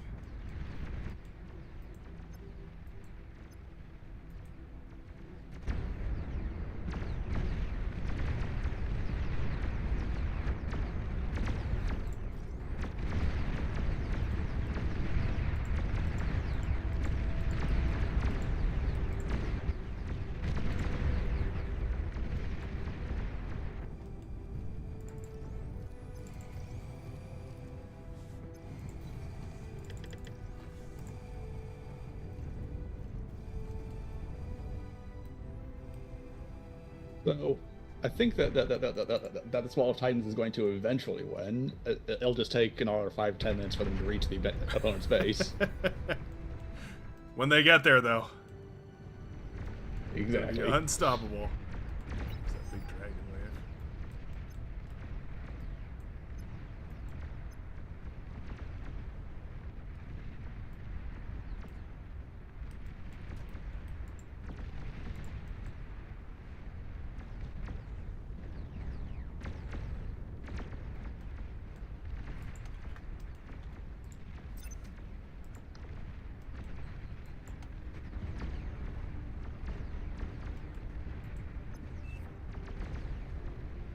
I'm gonna attack y'all to get those dragons off you.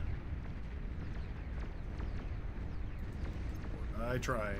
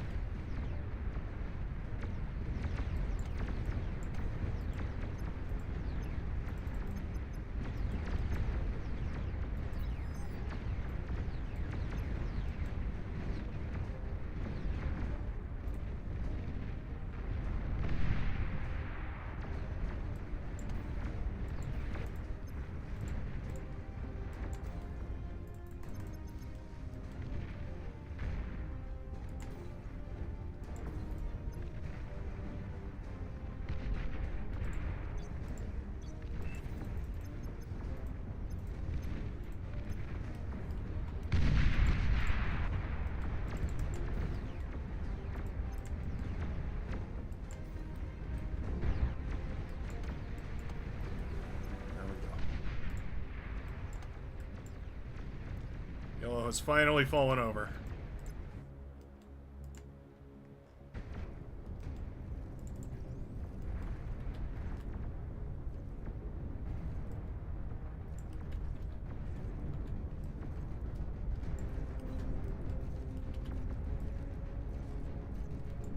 There's a lot of T1 artillery being sent at me. Luckily, they're kind of useless. I was wondering why those had been chosen. Like, I wasn't sure if there was some stat on them that I missed or something, but it seems like they're just not doing anything. Well, 33 metal cost. Oh, yeah. It makes them worth it.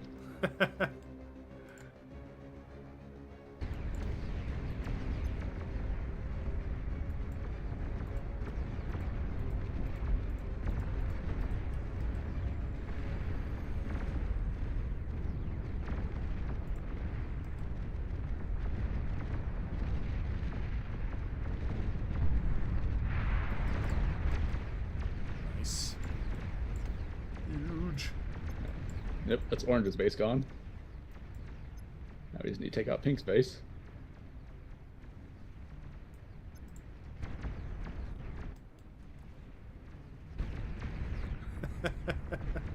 The Titans eventually made it. Slowly but surely they made it. This is crazy too. Like, how do you even counter that?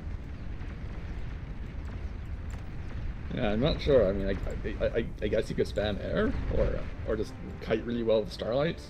I don't know. There may not be an answer, but that's okay. Oh, yeah, we got our own problem down there, I will say.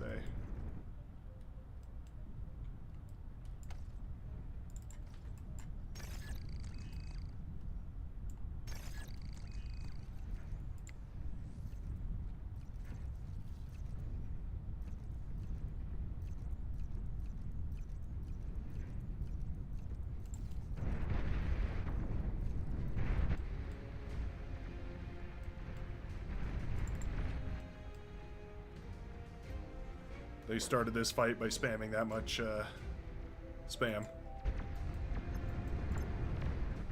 Okay, they're all resigned except for two.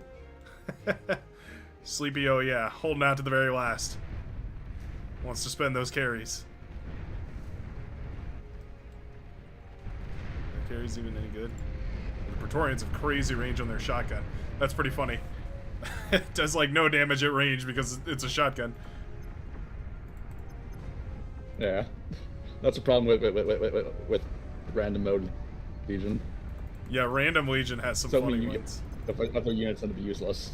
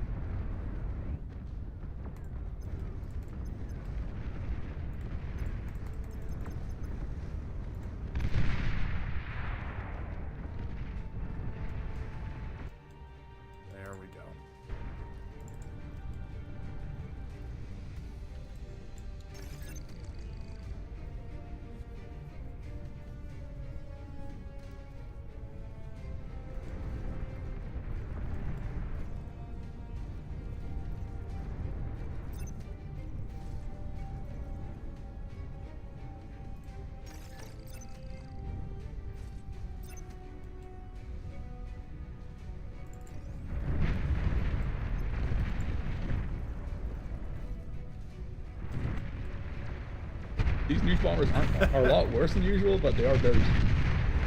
So satisfying. It looks like the nuke is like way bigger for some reason. I don't know why. I just love those assimilators firing from halfway across the map.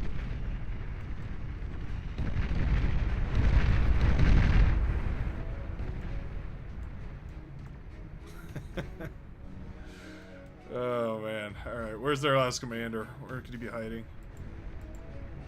Probably right there where those tanks are.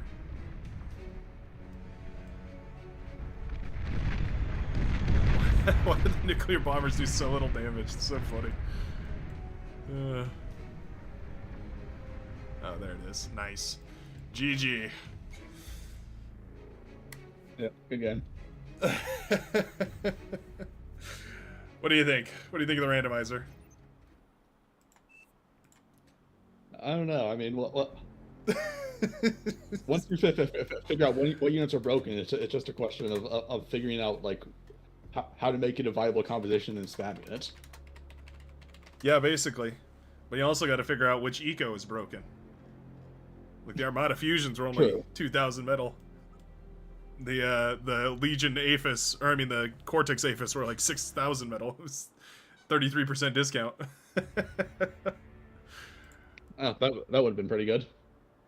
Let me see what else we can play. What are some other fun big maps? You kind of have to play this on the big maps, so there's like room for people to figure out what's good and what's not good. We'll play an extended glitters, but we'll do it sideways. I wonder if drones get randomized by the randomizer. It's so thorough about randomizing everything. I'm really curious if the drones get changed or something. Please C. Should we do a C randomizer? How about normalcy? Normalcy? Okay. Alright. Let's see. C is already unusual enough. Yeah, I know. You got a good point there. What's a good C map? Oh, how about Deploria? That's a solid C map. Let me Yeah, I'm up for that. get rid of the tweaked Fs here.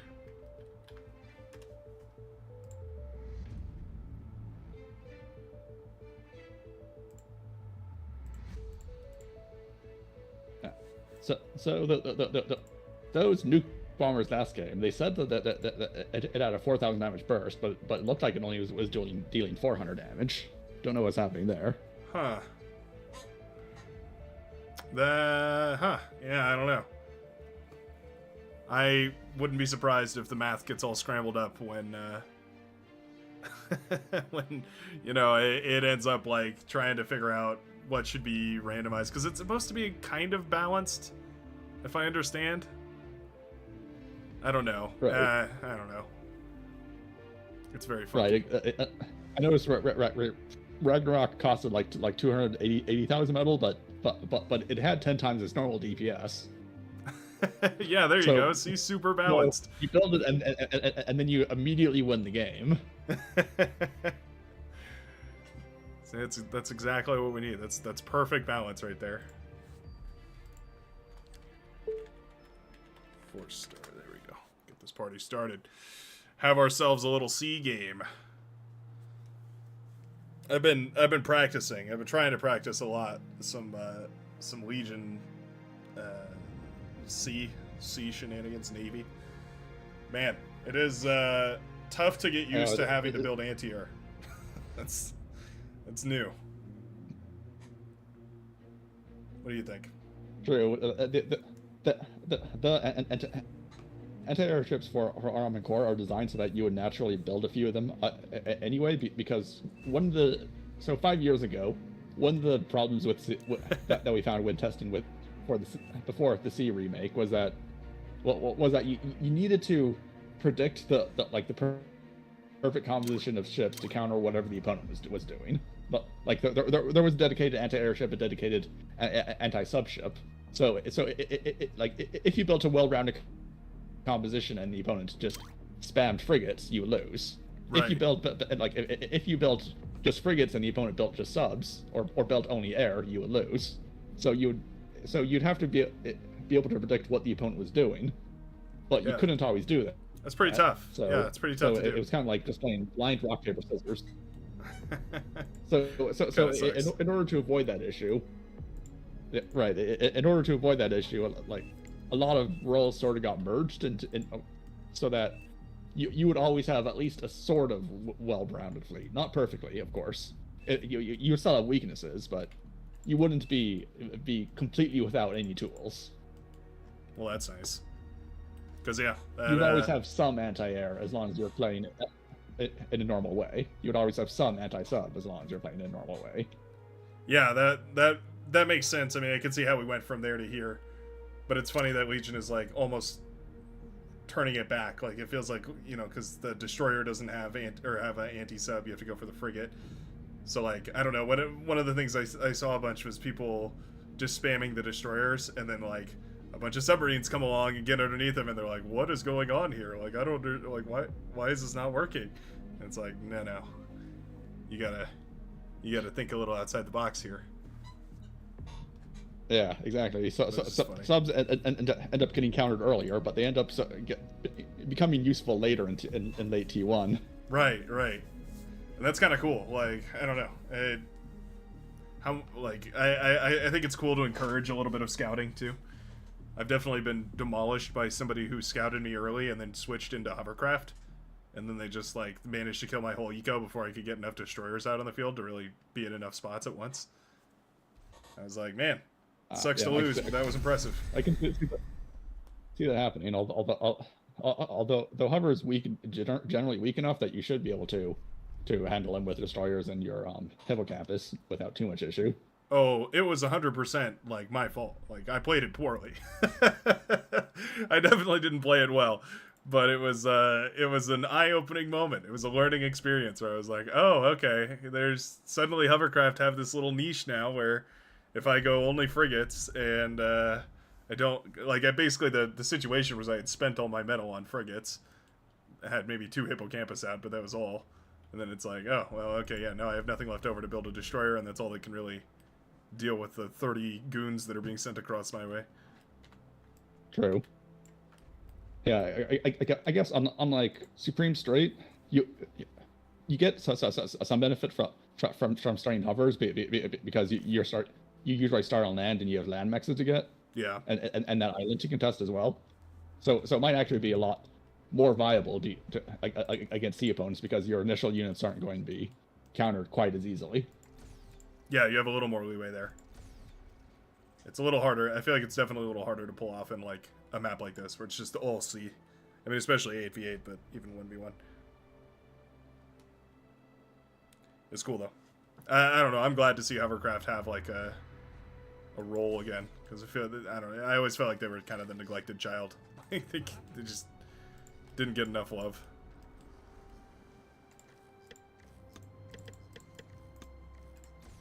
Kind of hard to balance though. I mean, I guess they are in a spot where you can use them for the trade-off that they're bad. They can go on land and water.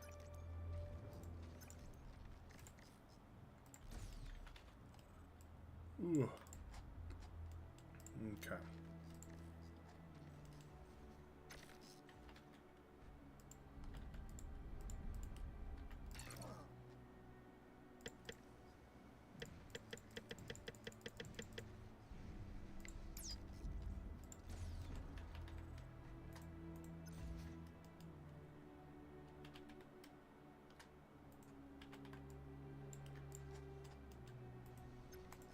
Go have a look. What's going on over here?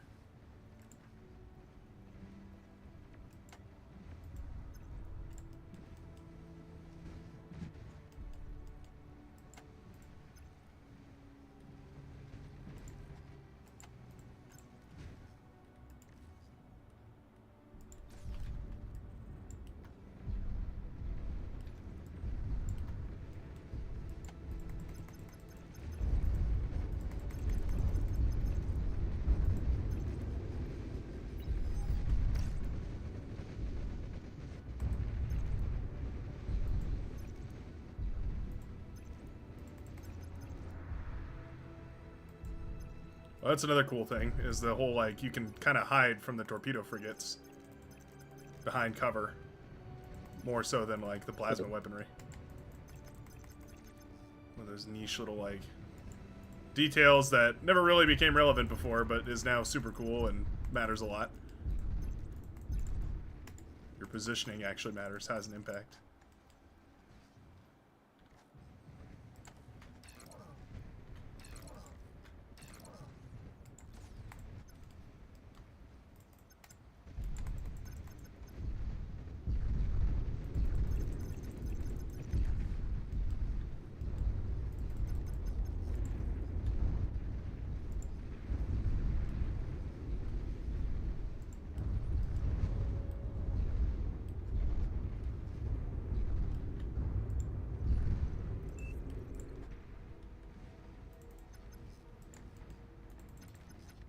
Also being able to snipe metal extractors early with just a frigate is pretty nice.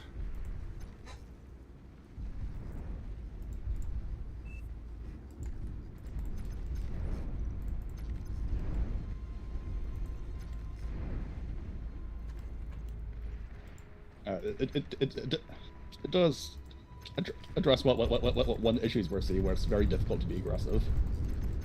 Yeah, you have to make a huge investment to kill the enemy eco, and then if you put that investment in danger, you've effectively thrown the match. Suddenly you can actually play. You can win.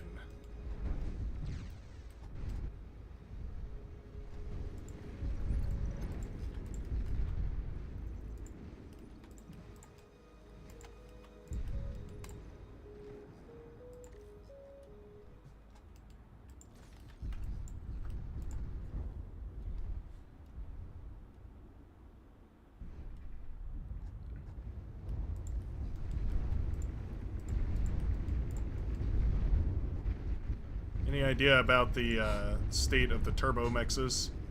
Are those here for the long term, or are those under investigation for being OP?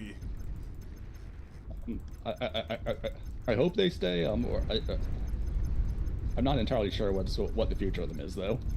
Because I mean, I think that they add a lot of depth to Legion as a faction. Yeah. Although No, opinion on them through the rest of the balance team is kind of mixed. Yeah. I would say that's probably a good representation of Bar as a whole on them. Like the community, I mean. Yeah. I feel like the biggest disparity has got to be in like 1v1 though. Because that's the area where it's like, you know, you're in a basically perfectly even match, theoretically anyways, and then suddenly you just have this way of having more resources and other stuff. But it's, I don't know, that goes into the part of the whole design about Legion, like from the ground up, is that it's supposed to be kind of, you're on the back foot and then you're on the forward foot. Like, it's kind of, I don't know, back and forth, I guess. Yeah, exactly. It feels a little bit more to take that away.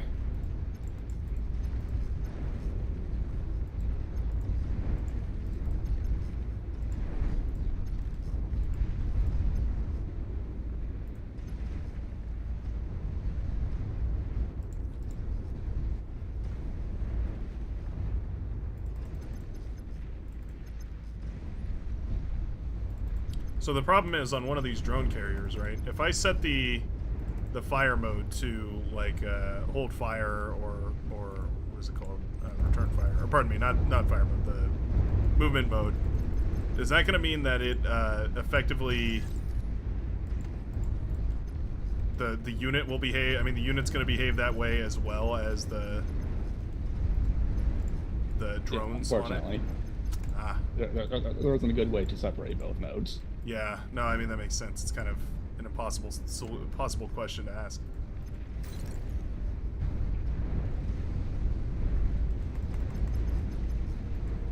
It's good to know, though, just if you're trying to micro this.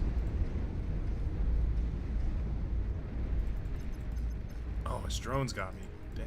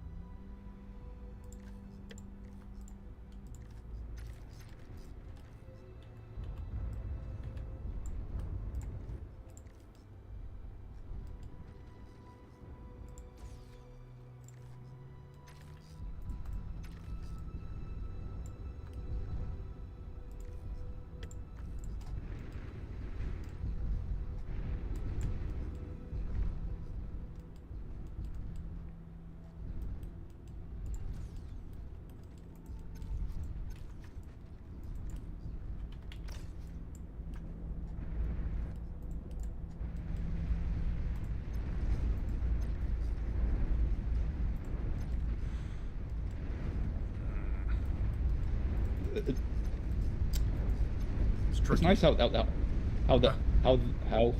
T1.5s make it so that you're a lot less likely to be trapped at this stage of sea. That's just because true. of, like, often you're just spamming tier 1 and you have no way of actually getting past the tier 1 stage. Yeah, that's a good point. It definitely it gives you that leverage. They're expensive, but also, like, that one thing I noticed is that you feel the cost a lot less in Navy, and I think it's just because everything in Navy is so expensive anyways that, like, paying the extra premium on your metal extractors kind of just matches the pace that you pay for all your other units anyways. Right. Let's kill him. Come on, Purple. Join me. Let his destroyers repair. Be happy. Make him sad.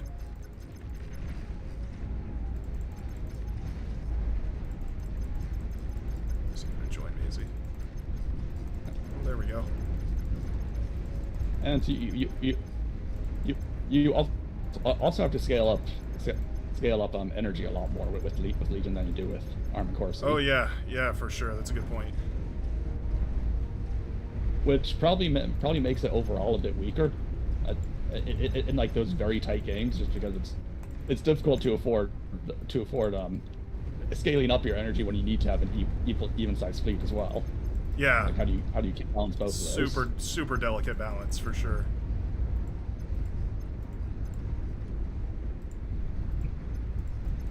Wow, we just threw that away so bad.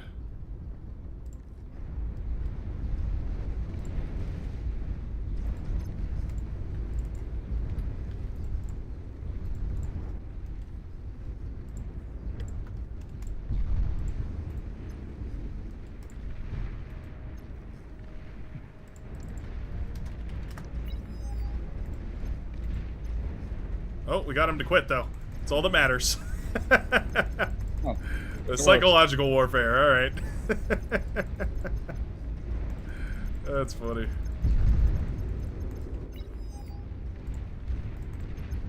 Nice, alright.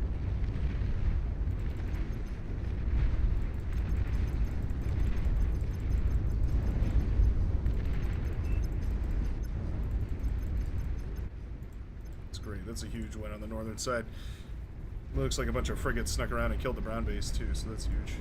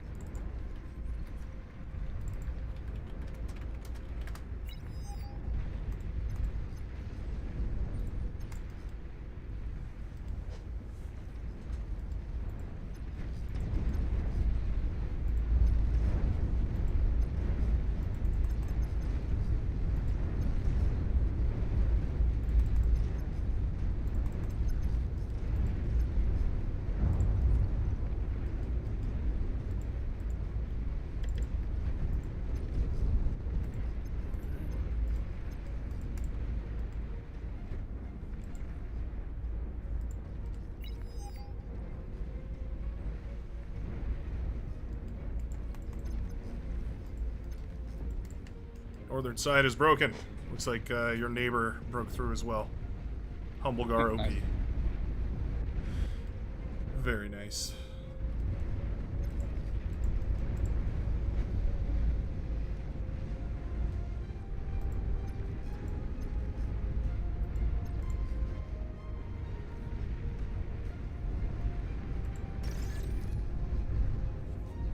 Yeah, those overcharge mixes make you a lot less, or a lot more raid resistant. You don't take as much damage from raids, which is really nice. It just evaporate into mist. I'd be too good at that. Yeah, true.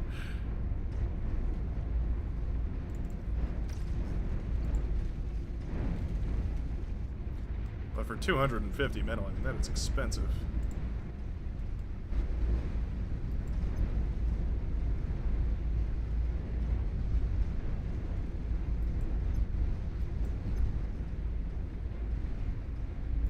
Okay, first battleship is out. Nice. You mind sending me a T2 con when you get a second? I'm gonna dump you 1,000. Sure. I think we've got it anyway, but better safe than sorry, I guess. Yeah, probably.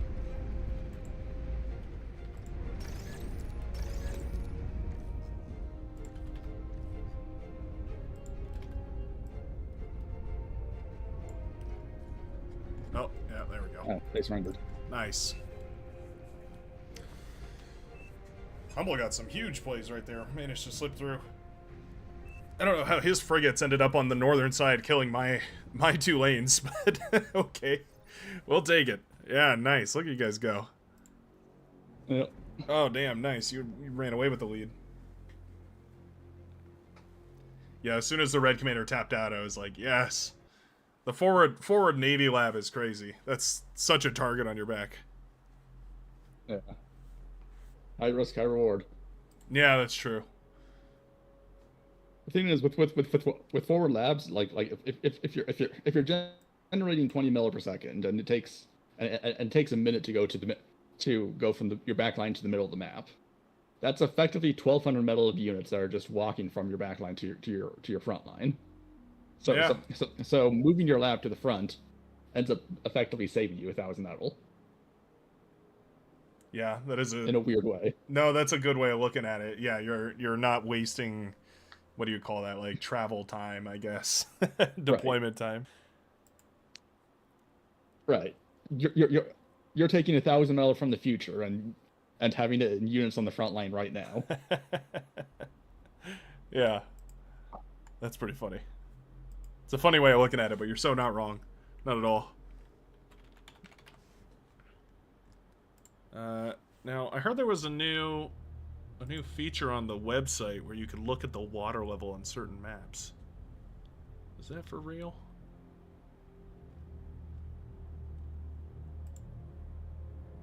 That's what I heard as well. I haven't checked it out yet. Might as well check it out now. I'm having a look at it because I wanted to play Special Reef, but flooded. Oh yeah, look at that. So you can. Well, it's a little laggy, but. I was thinking Carrot Mountain, but flooded. Ooh, that's a fun idea. Yeah. How does this work? You just put the slider where you want it, I guess. Oh yeah. Oh, that's pretty cool.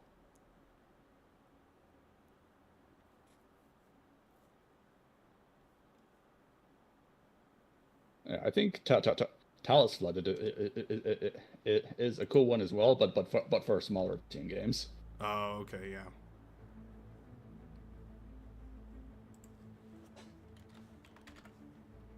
Oh, spelled it wrong. Carrot Mountains. There we are.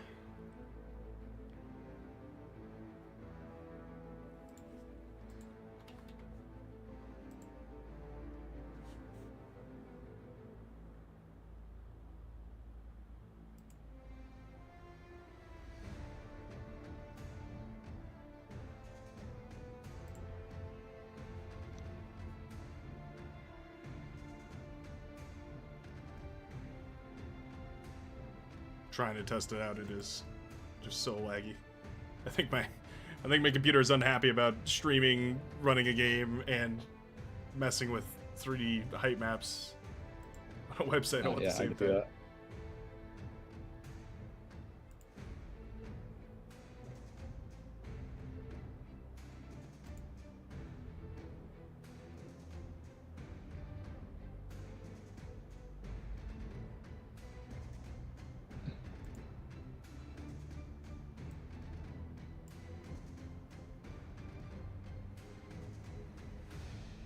Oh yeah, I like that. We'll do exactly 500. Seems good according to this.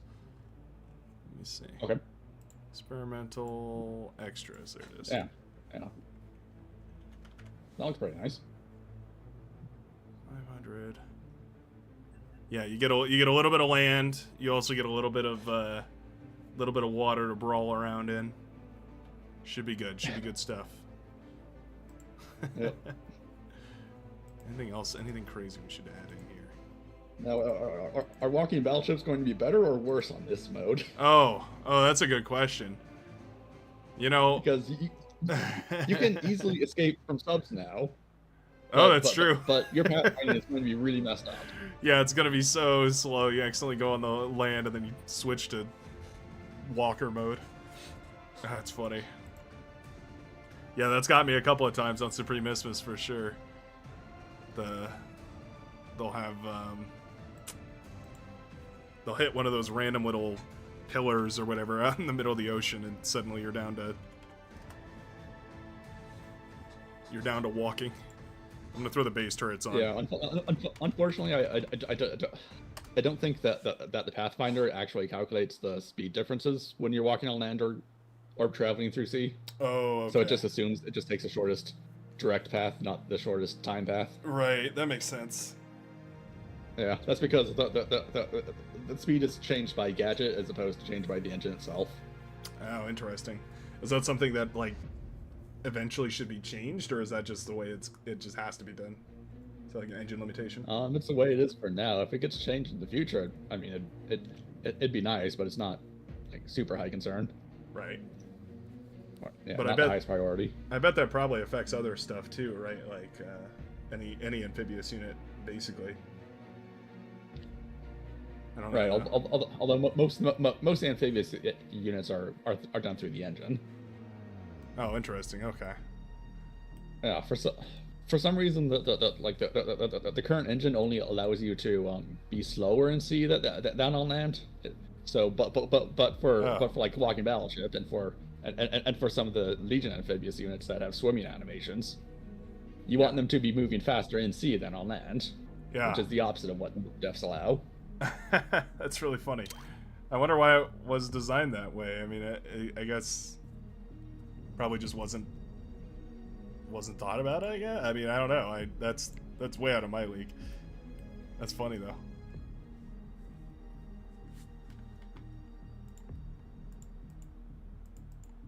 When did you originally join the Beyond a Reason project? You've been around a long time, right? Yeah. So I officially joined about 5 years ago or so. Hmm. Although I actually started playing way before then. So I originally played like 15 years ago. Oh wow. Maybe 20 years ago at this point. Sheesh. Back when it was like Balance Annihilation just came out. Right. Before it was a fork of a mod. The of very a old models, the original Spreen engine.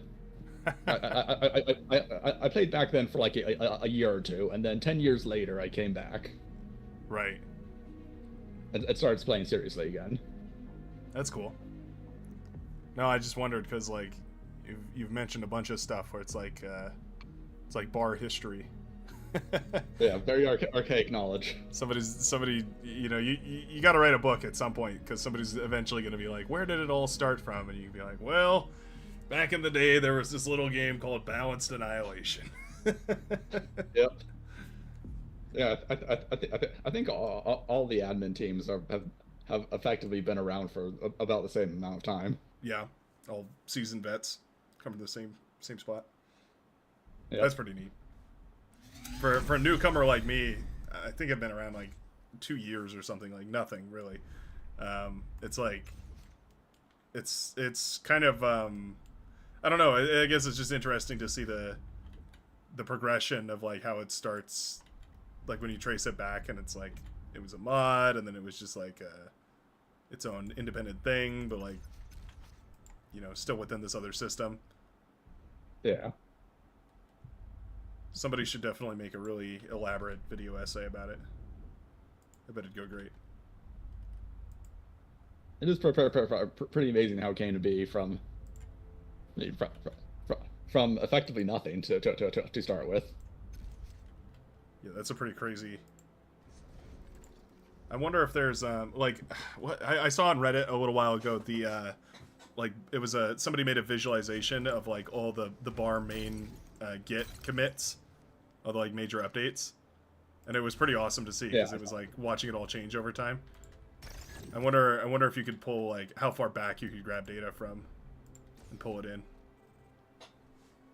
Make, like, an even longer version of that from, like, all the way back when it's, like, balanced annihilation and then it, like, forks or whatever the technical term is for it. Pretty funny to see.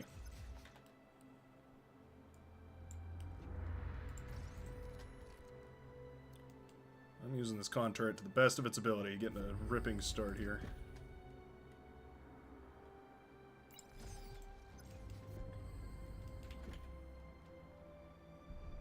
I should have spawned somewhere I could have put the actual turret. Whatever. Yeah, my con turret's in a pretty bad spot as well. Oh yeah, yours is way back there. I was like, I don't know. I always forget that you can do that and that it's useful. But it is what it is.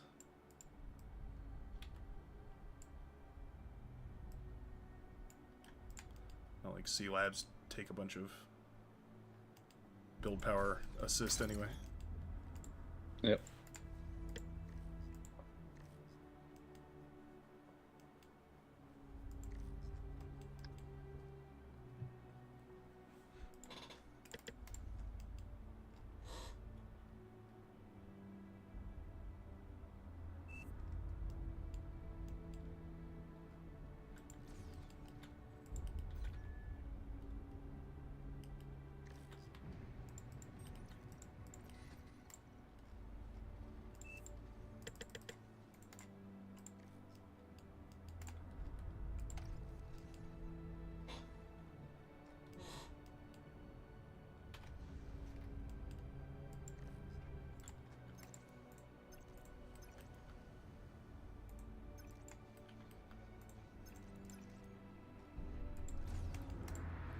Expand out this way.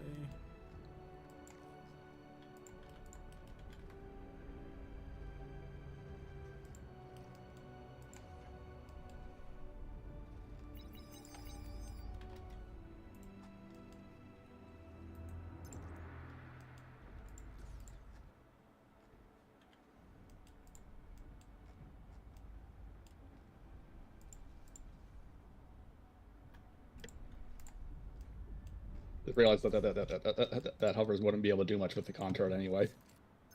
Oh yeah, true. No. Yeah, they'd have a pretty rough time.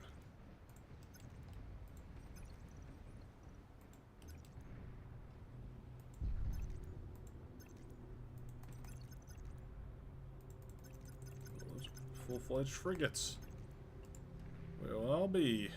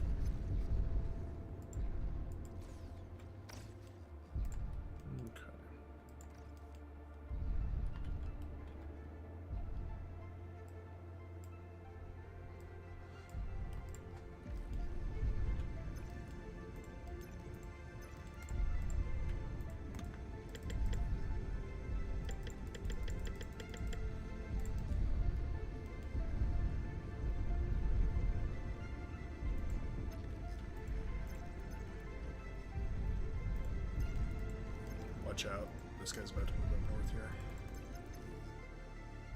Yep, I'm seeing it.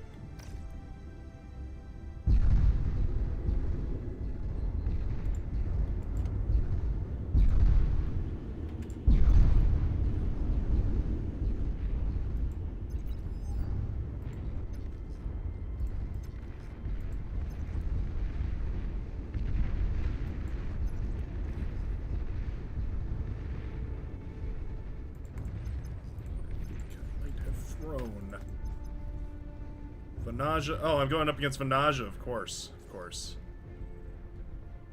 For a second, I thought I might get to have fun today. My bad. God damn it. Hard mode is fun. What'd you say? Hard mode is fun. Yeah.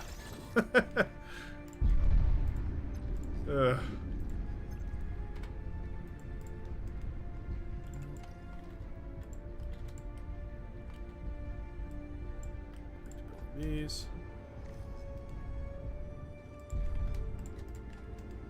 Build power for the poor.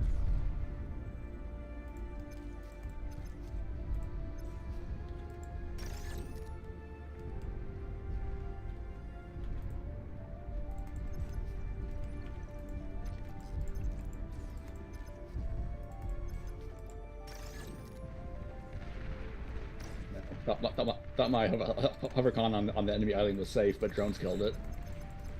Oh, that's funny. Alright. Eat me. Witness me. Yeah, just one of those unexpected counters. Yeah, that's a weird one.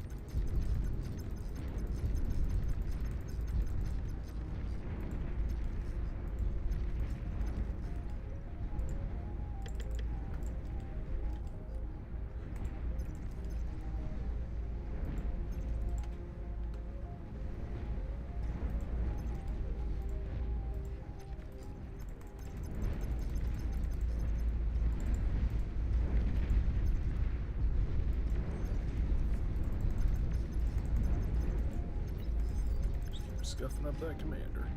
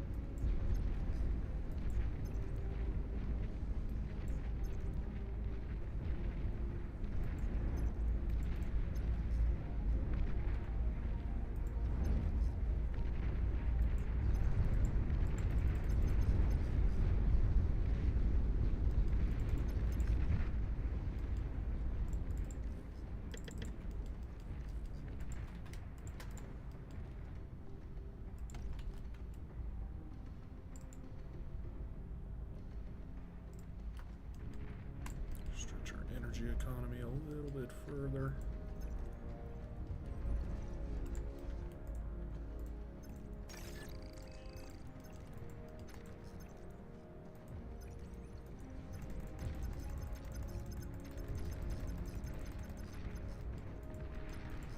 He's getting big donations. Somebody should not have any votes.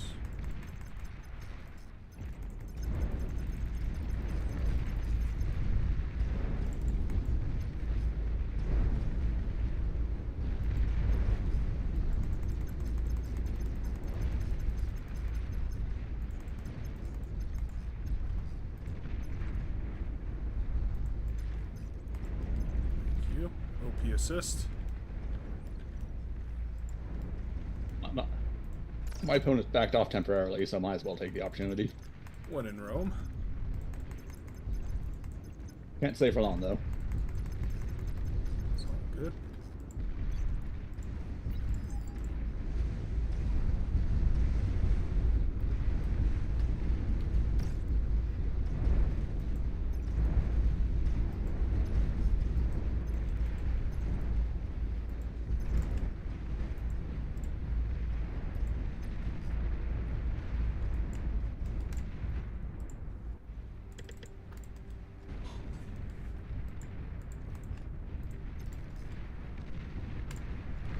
Oh, the hovercraft harass is so funny. Love it.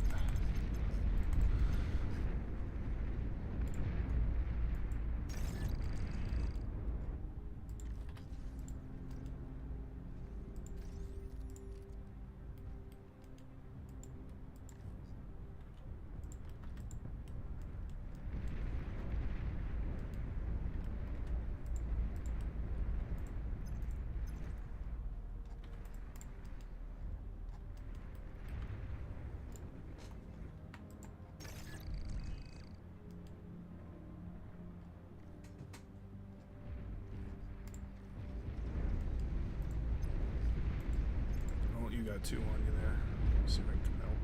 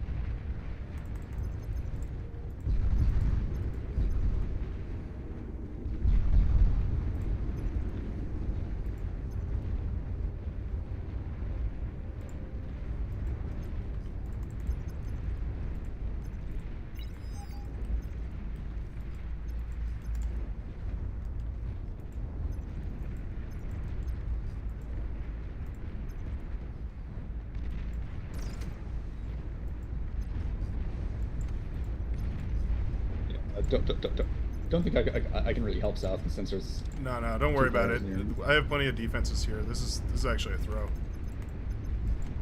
Okay. Yeah, he just gave me all his metal.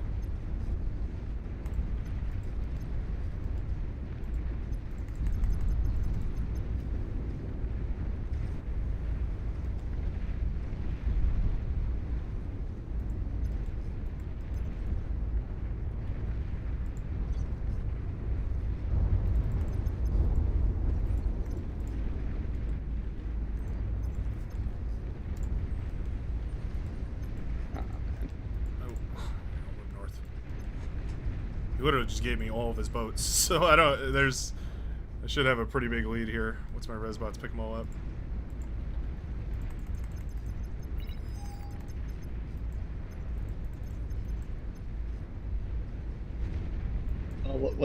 Once my battleship gets there, I'll be fine. But oh, you want it to got beached for a second. Nice, yeah. Oh, it hit the land. That's funny. Yep. Yeah, I'll just keep my boats alive until you're there.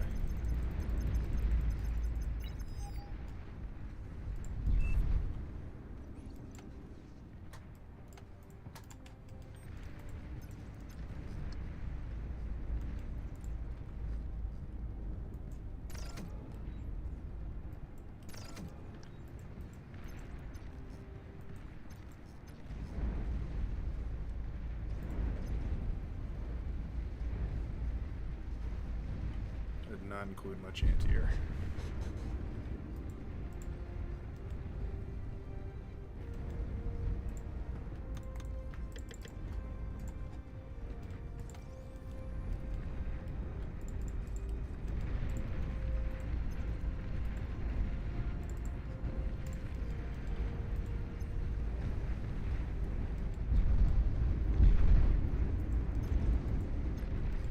Coming up from behind.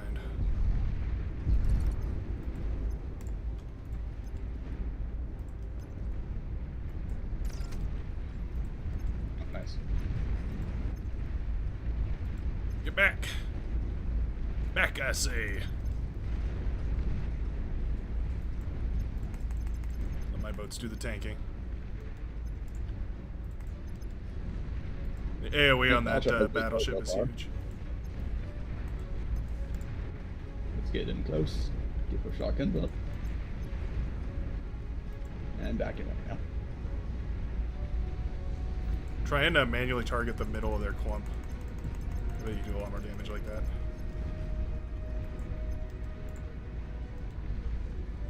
It's just ruining me. Oops.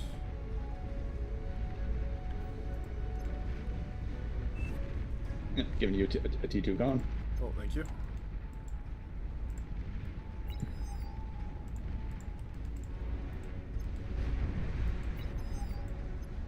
I'm gonna try and reclaim a bunch of that wreck field. Okay. Sending a bunch of res subs up there.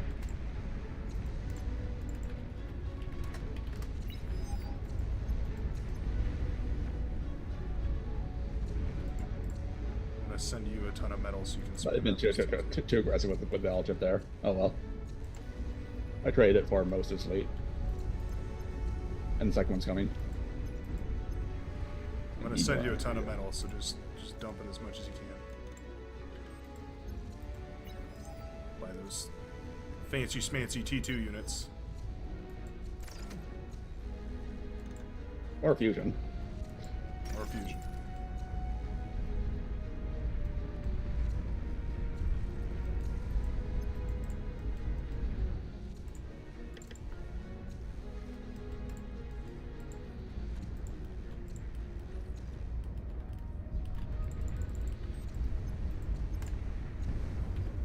Oh, that's why I had so much metal. Someone showed me a tier 2 con and I didn't notice. Oh, and it upgraded all your mexes. That's good.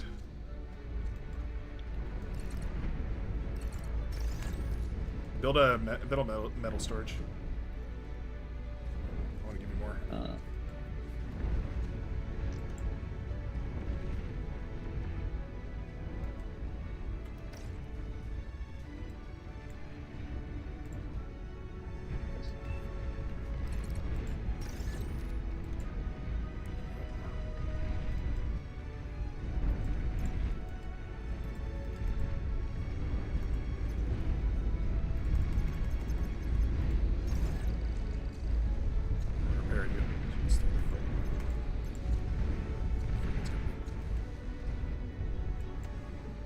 Best to run at this point. Back battleship's probably dead, but the front one survives.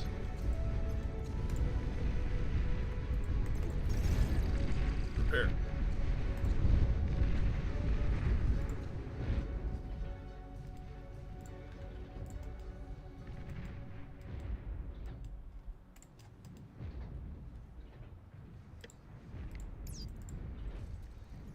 Okay, finally got my fusion online. That helps a lot. Nice.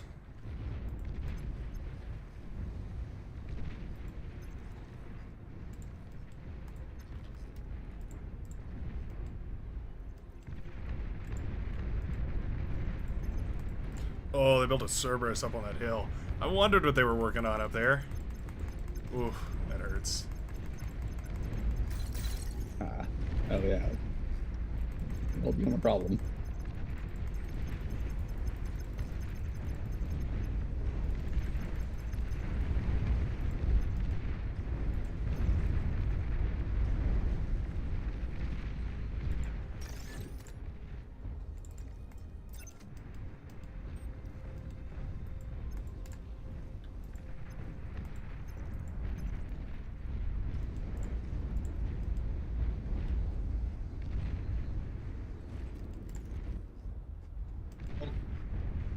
The walking part of the battleship is very nice here.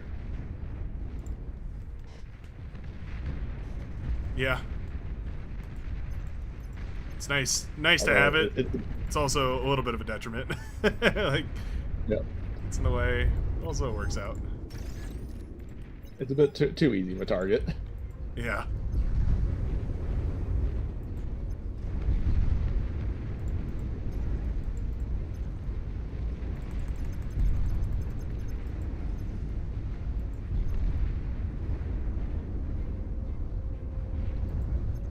That Cerberus is ranged so much further than it says it is. Cool. Probably because of how high it is. Yeah, for sure. Which means, why isn't it showing me that?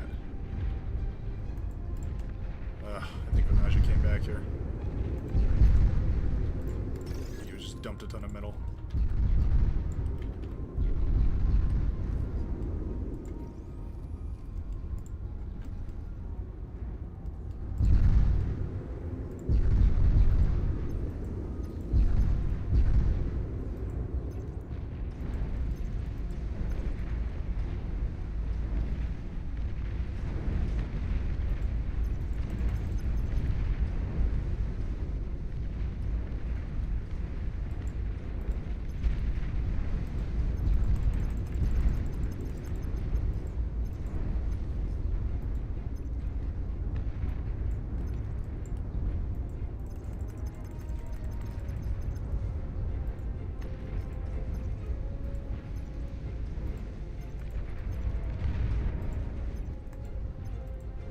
nice submarine. See that? Let's see if we can take out his tier 2 sub.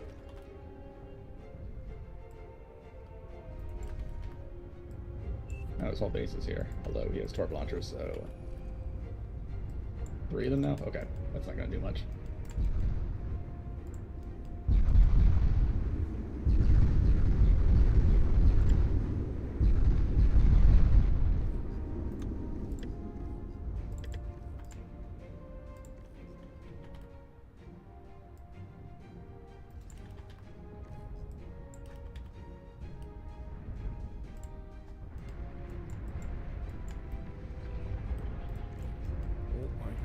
Planes.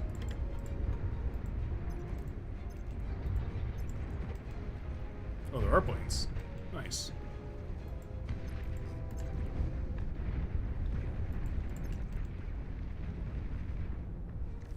Oh, the opponent's Neptune. Yeah, that could be a problem.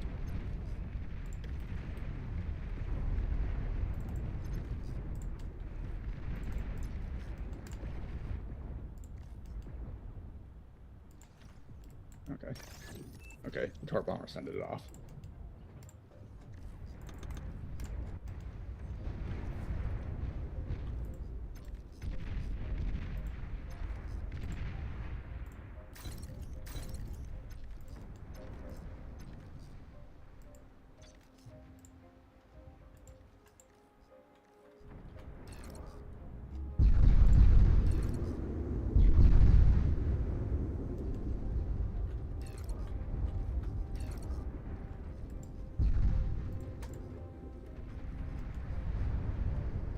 Nice.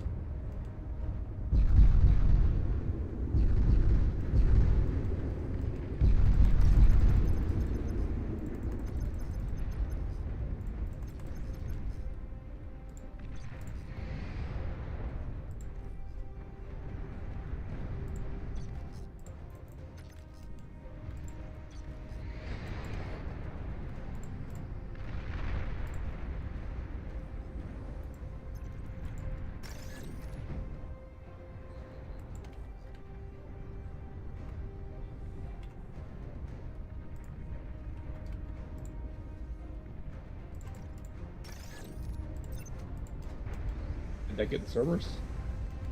Nope. Snipe it. Want to make Can the bombers. Scorn's get it or not? Don't know. Based off the angle. Oh yeah, it can do like high arc, can it?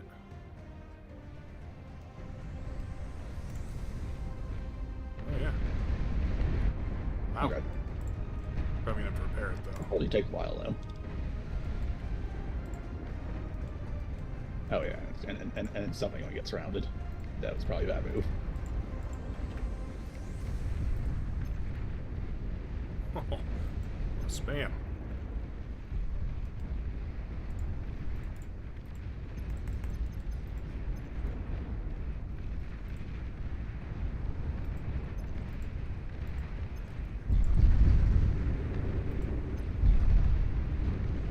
Oh, now my boats are walking. These boats are made for walking. Okay, so the boat lived with like 10% health, but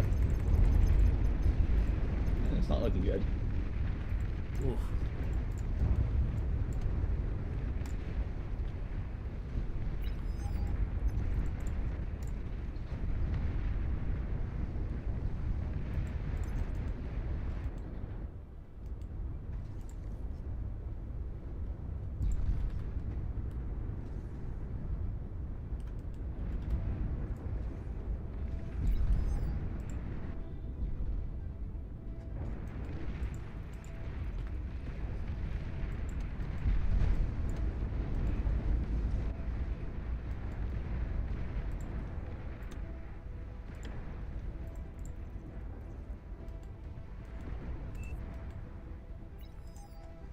Okay, is anybody really hyperscaling? If not, then we're probably in trouble. Welcome to Bar. I've It started is my your APHIS mission to farm. win this battle with Welcome, both Raiders. tactical and strategical From supremacy. VDB. First, Welcome aboard. you need to produce metal and energy. Oh, my boats, dude. Cerberus is so annoying.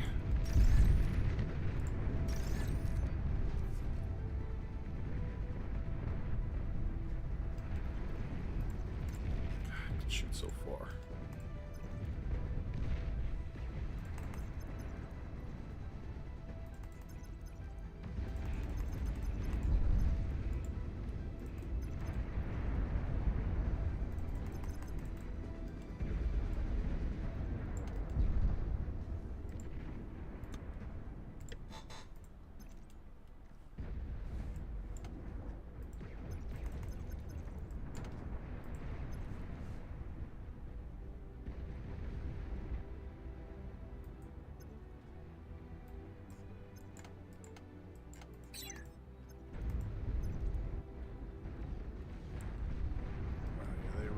Fortified that.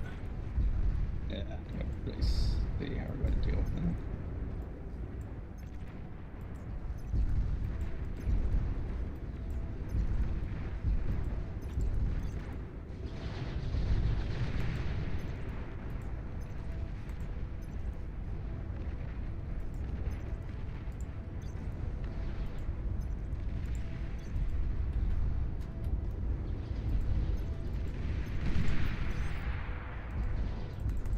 Bombers found some value.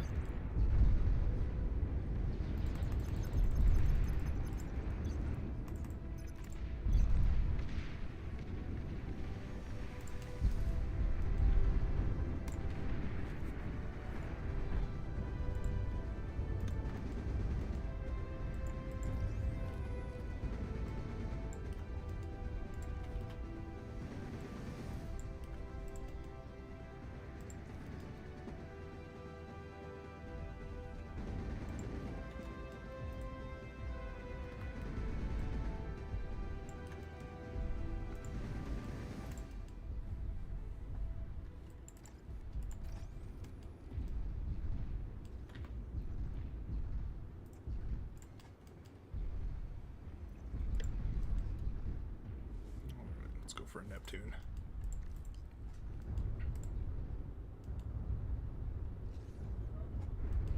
I've got a lot of torpedo gunships that I think are probably going to be best used for defense.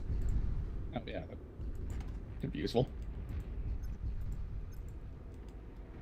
Tempted to send them up north here though too. For the moment.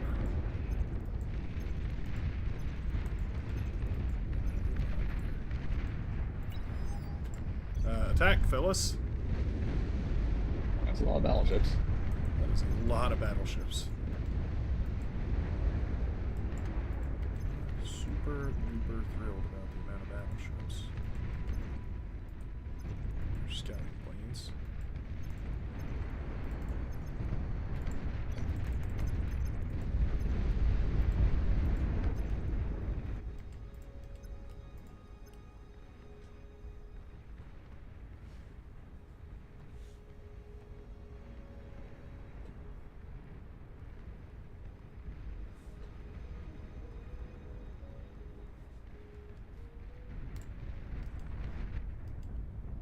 Almost done, please.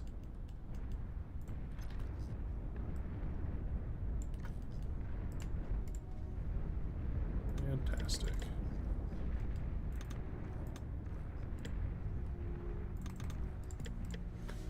I just realized I don't even have anti-nuke.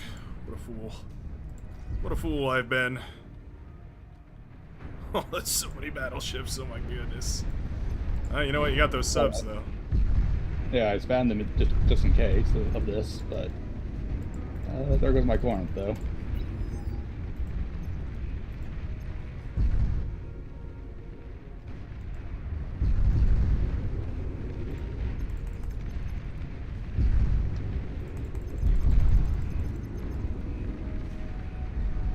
Luckily, the opponent has no anti-sub at all. Yeah, that's surprising. But okay, we'll take it.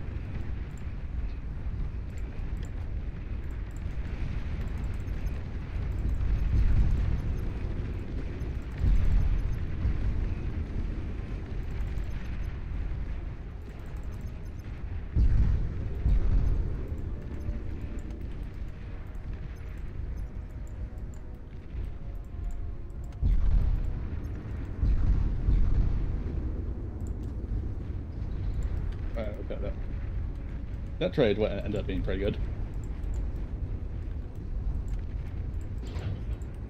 That's good. I'm spamming the wrong thing.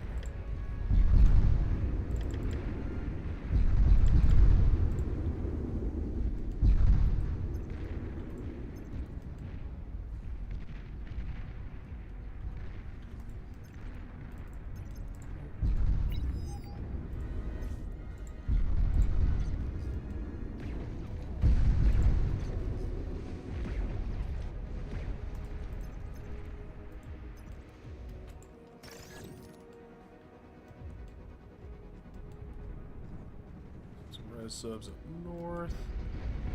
Oh, cheeky. They went for.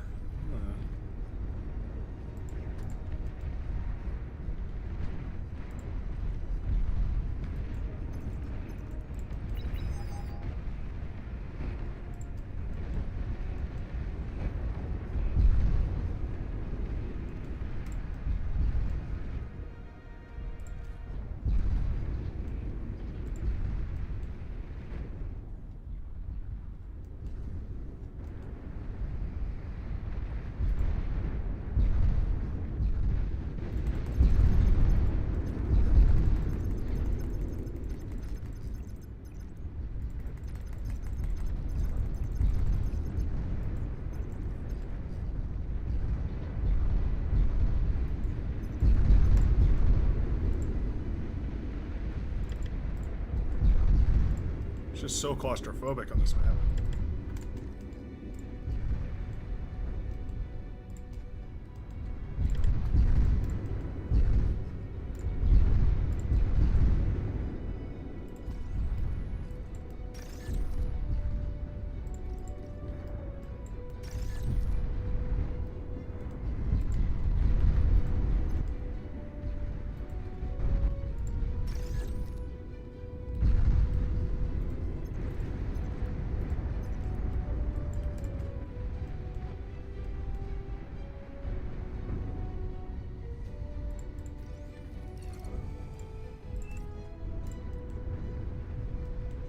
Terrified of how much ego Retweet probably has? Yeah, true. Probably ungodly. I don't know how to fix that Cerberus, though. I can't think of a way to kill it.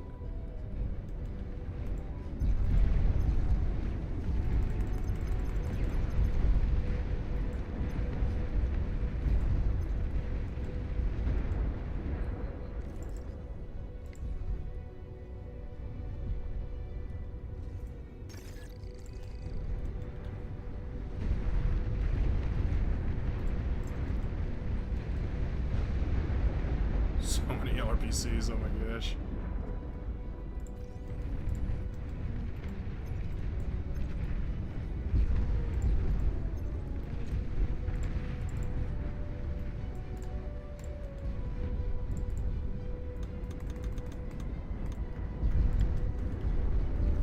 I guess I will just make missile carriers, or missile boats, whatever they're called.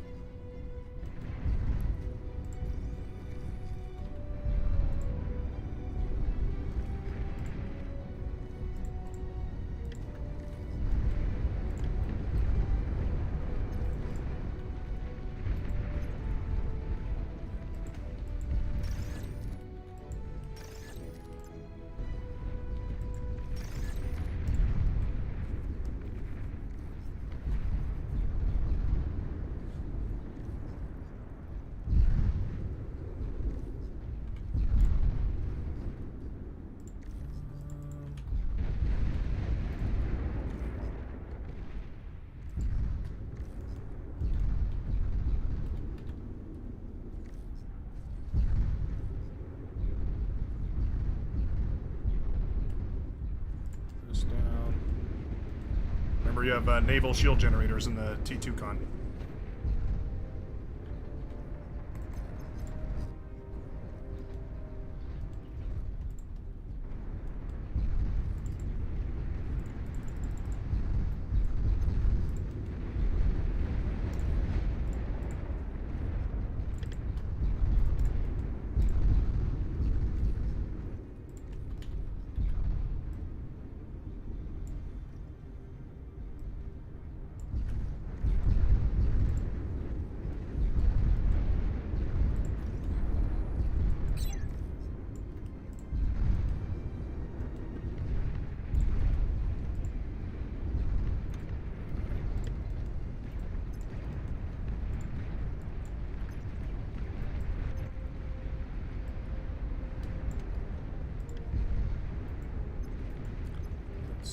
what you got?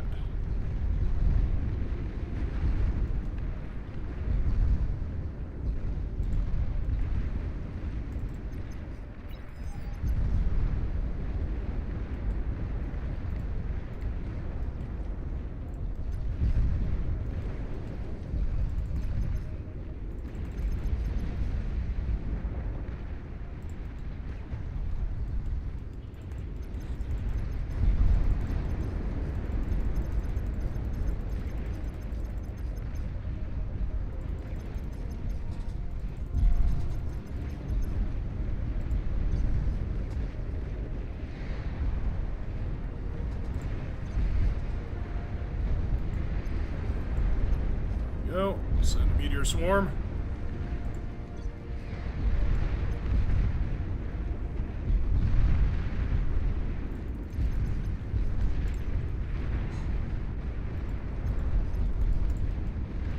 There's the aeroplanes.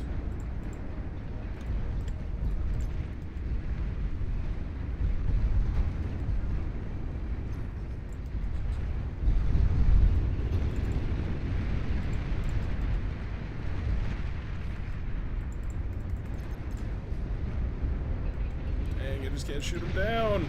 Oh no. Come on, Microflag. I thought you were better than this.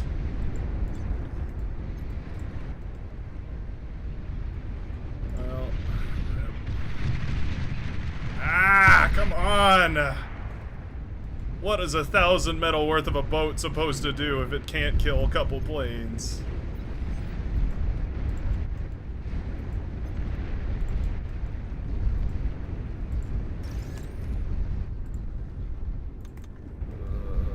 Okay.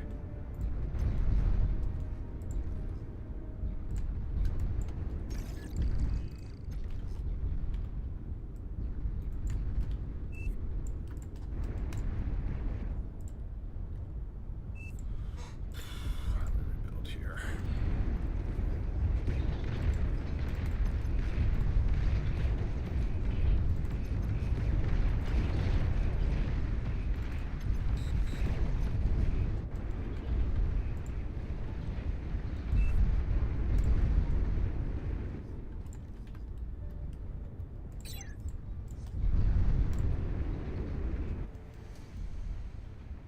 Northern side is broken.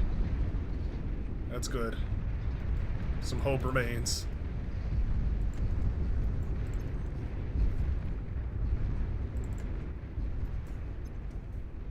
Cannot believe this thing didn't die. I shot it with like 10 of those meteor boats and it just wouldn't go down. Ah.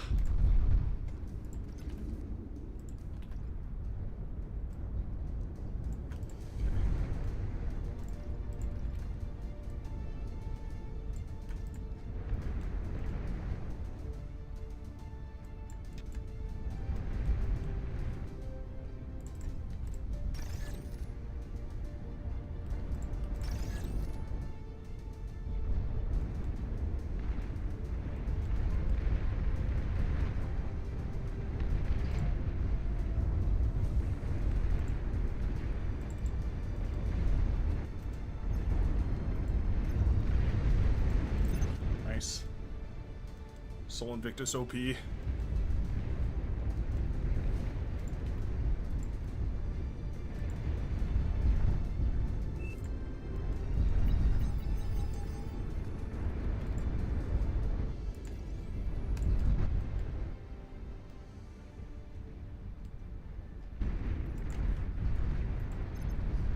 Oh, you're not firing? Oh, my Hecatonchi air we're not firing. Dang it.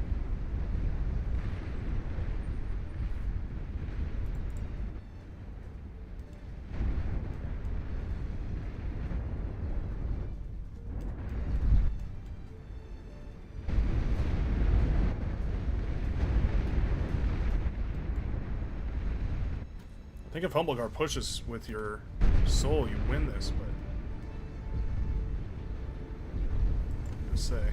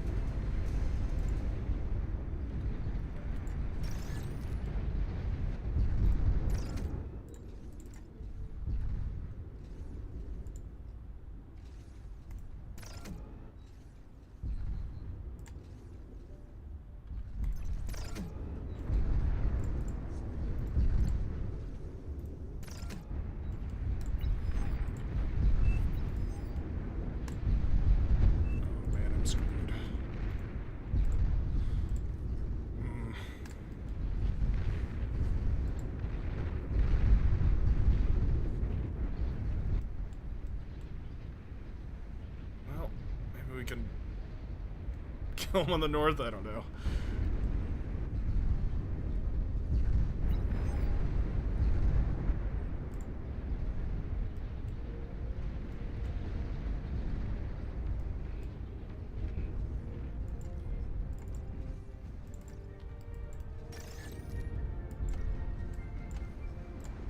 Maybe 3 Soul Invictus is enough to push through mid? Maybe. Try. Or maybe move them south, I don't know.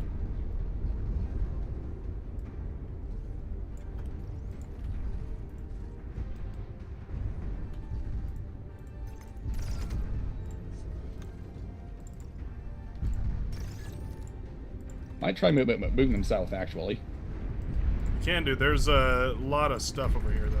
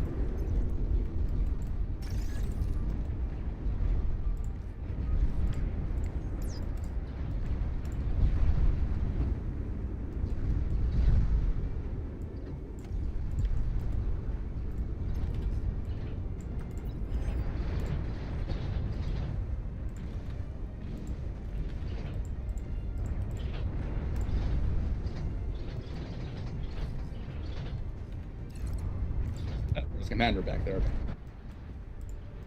Ah.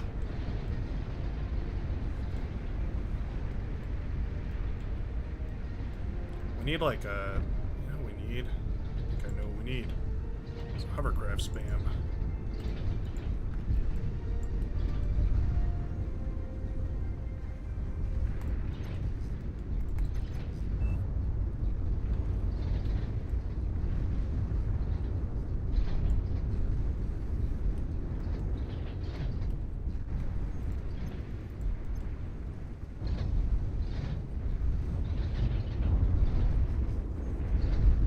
Those subs chain react on the land. Oh my goodness. Okay. Crazy work.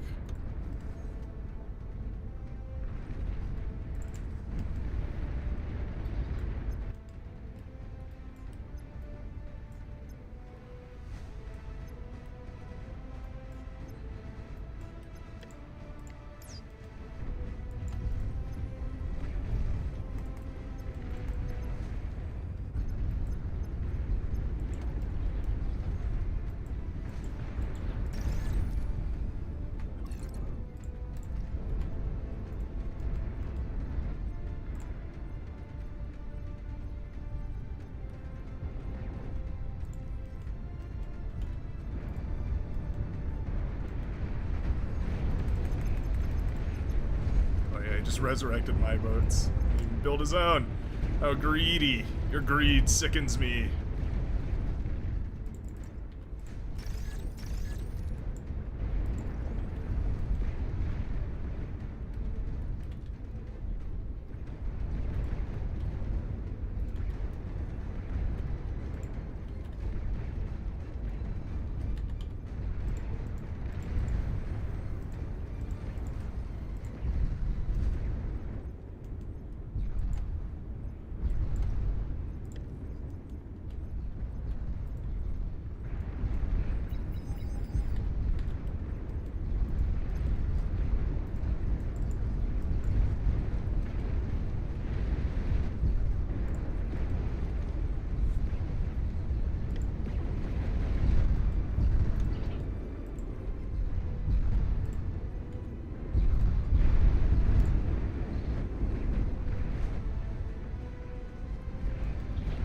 Entirely convinced that there's been practically any effect by these hovercraft.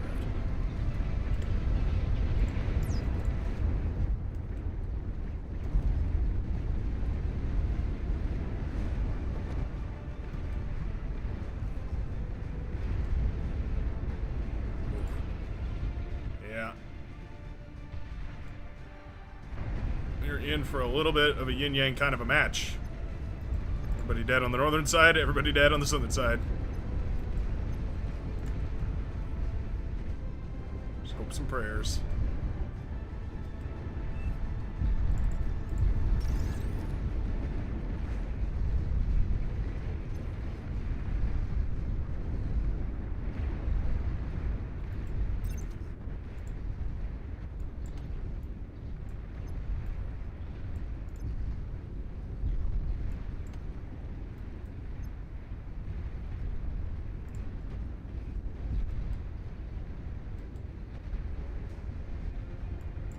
Sol Invictus is kind of defended. Yeah, although I have no base at all or economy, so I just have to hope North can win. I can help with that. Give you some eco here. It ain't much, but it's honest work. That helps a bit.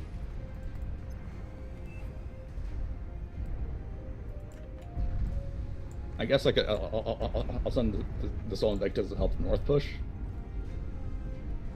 Yeah, that might be the best thing.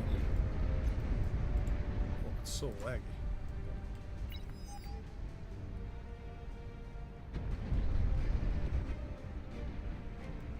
We're cracking the bases over there, though.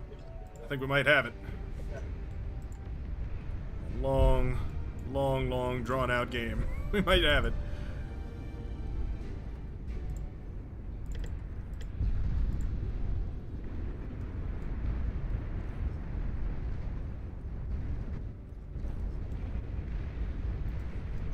Getting all that reclaim now.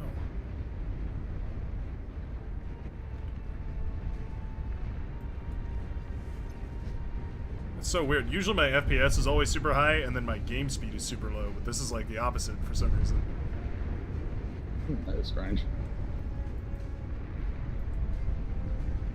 Alright. Subs, fire away. Looks like we ended up winning. Yes! Man, what a hold. That was a tough one. Nicely done. The Sol Invictus did end up saving the day for sure. I guess. I wasted a bunch of them early on, though. Thought they'd be able to get through and get some actual damage, but nope. Yeah, there was a lot more commanders lurking on the land than, than I expected to. I think 2 of my battleships got D-gunned that way as well. Oh, man. That roasted my brain playing that match, trying to come up with a million solutions at once.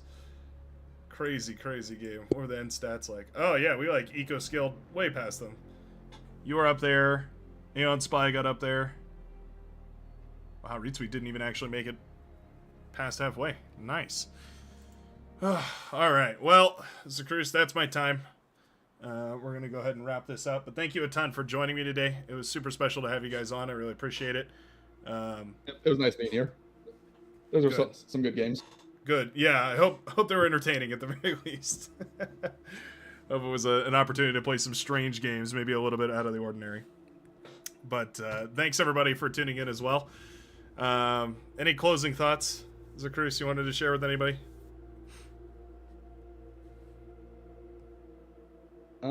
Not sure. I guess that I'll try finalizing the balance of Legion a little bit more in the next few months.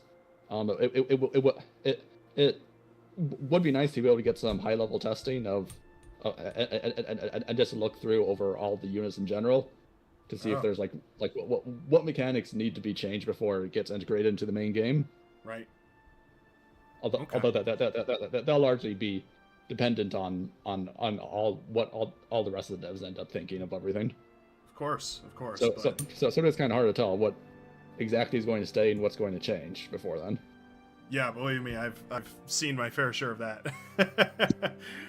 But that's good to hear. Good to know. We'll look into that because I'm pretty sure nobody is going to be complaining about an opportunity to see some pros play with Legion. I think most people are pretty thrilled about that usually, based on the viewership I see from the videos, including Legion versus excluding Legion. Yeah, I think we're in a good spot. Well, cool. There you heard it, folks. Turn on some Legion in your lobbies. Give it a try. And, helpful feedback. Always welcome. Alrighty. That's going to be it for today. Thanks a ton, everybody. Thanks again, Zacruz. and hope you all have a fantastic rest of your day.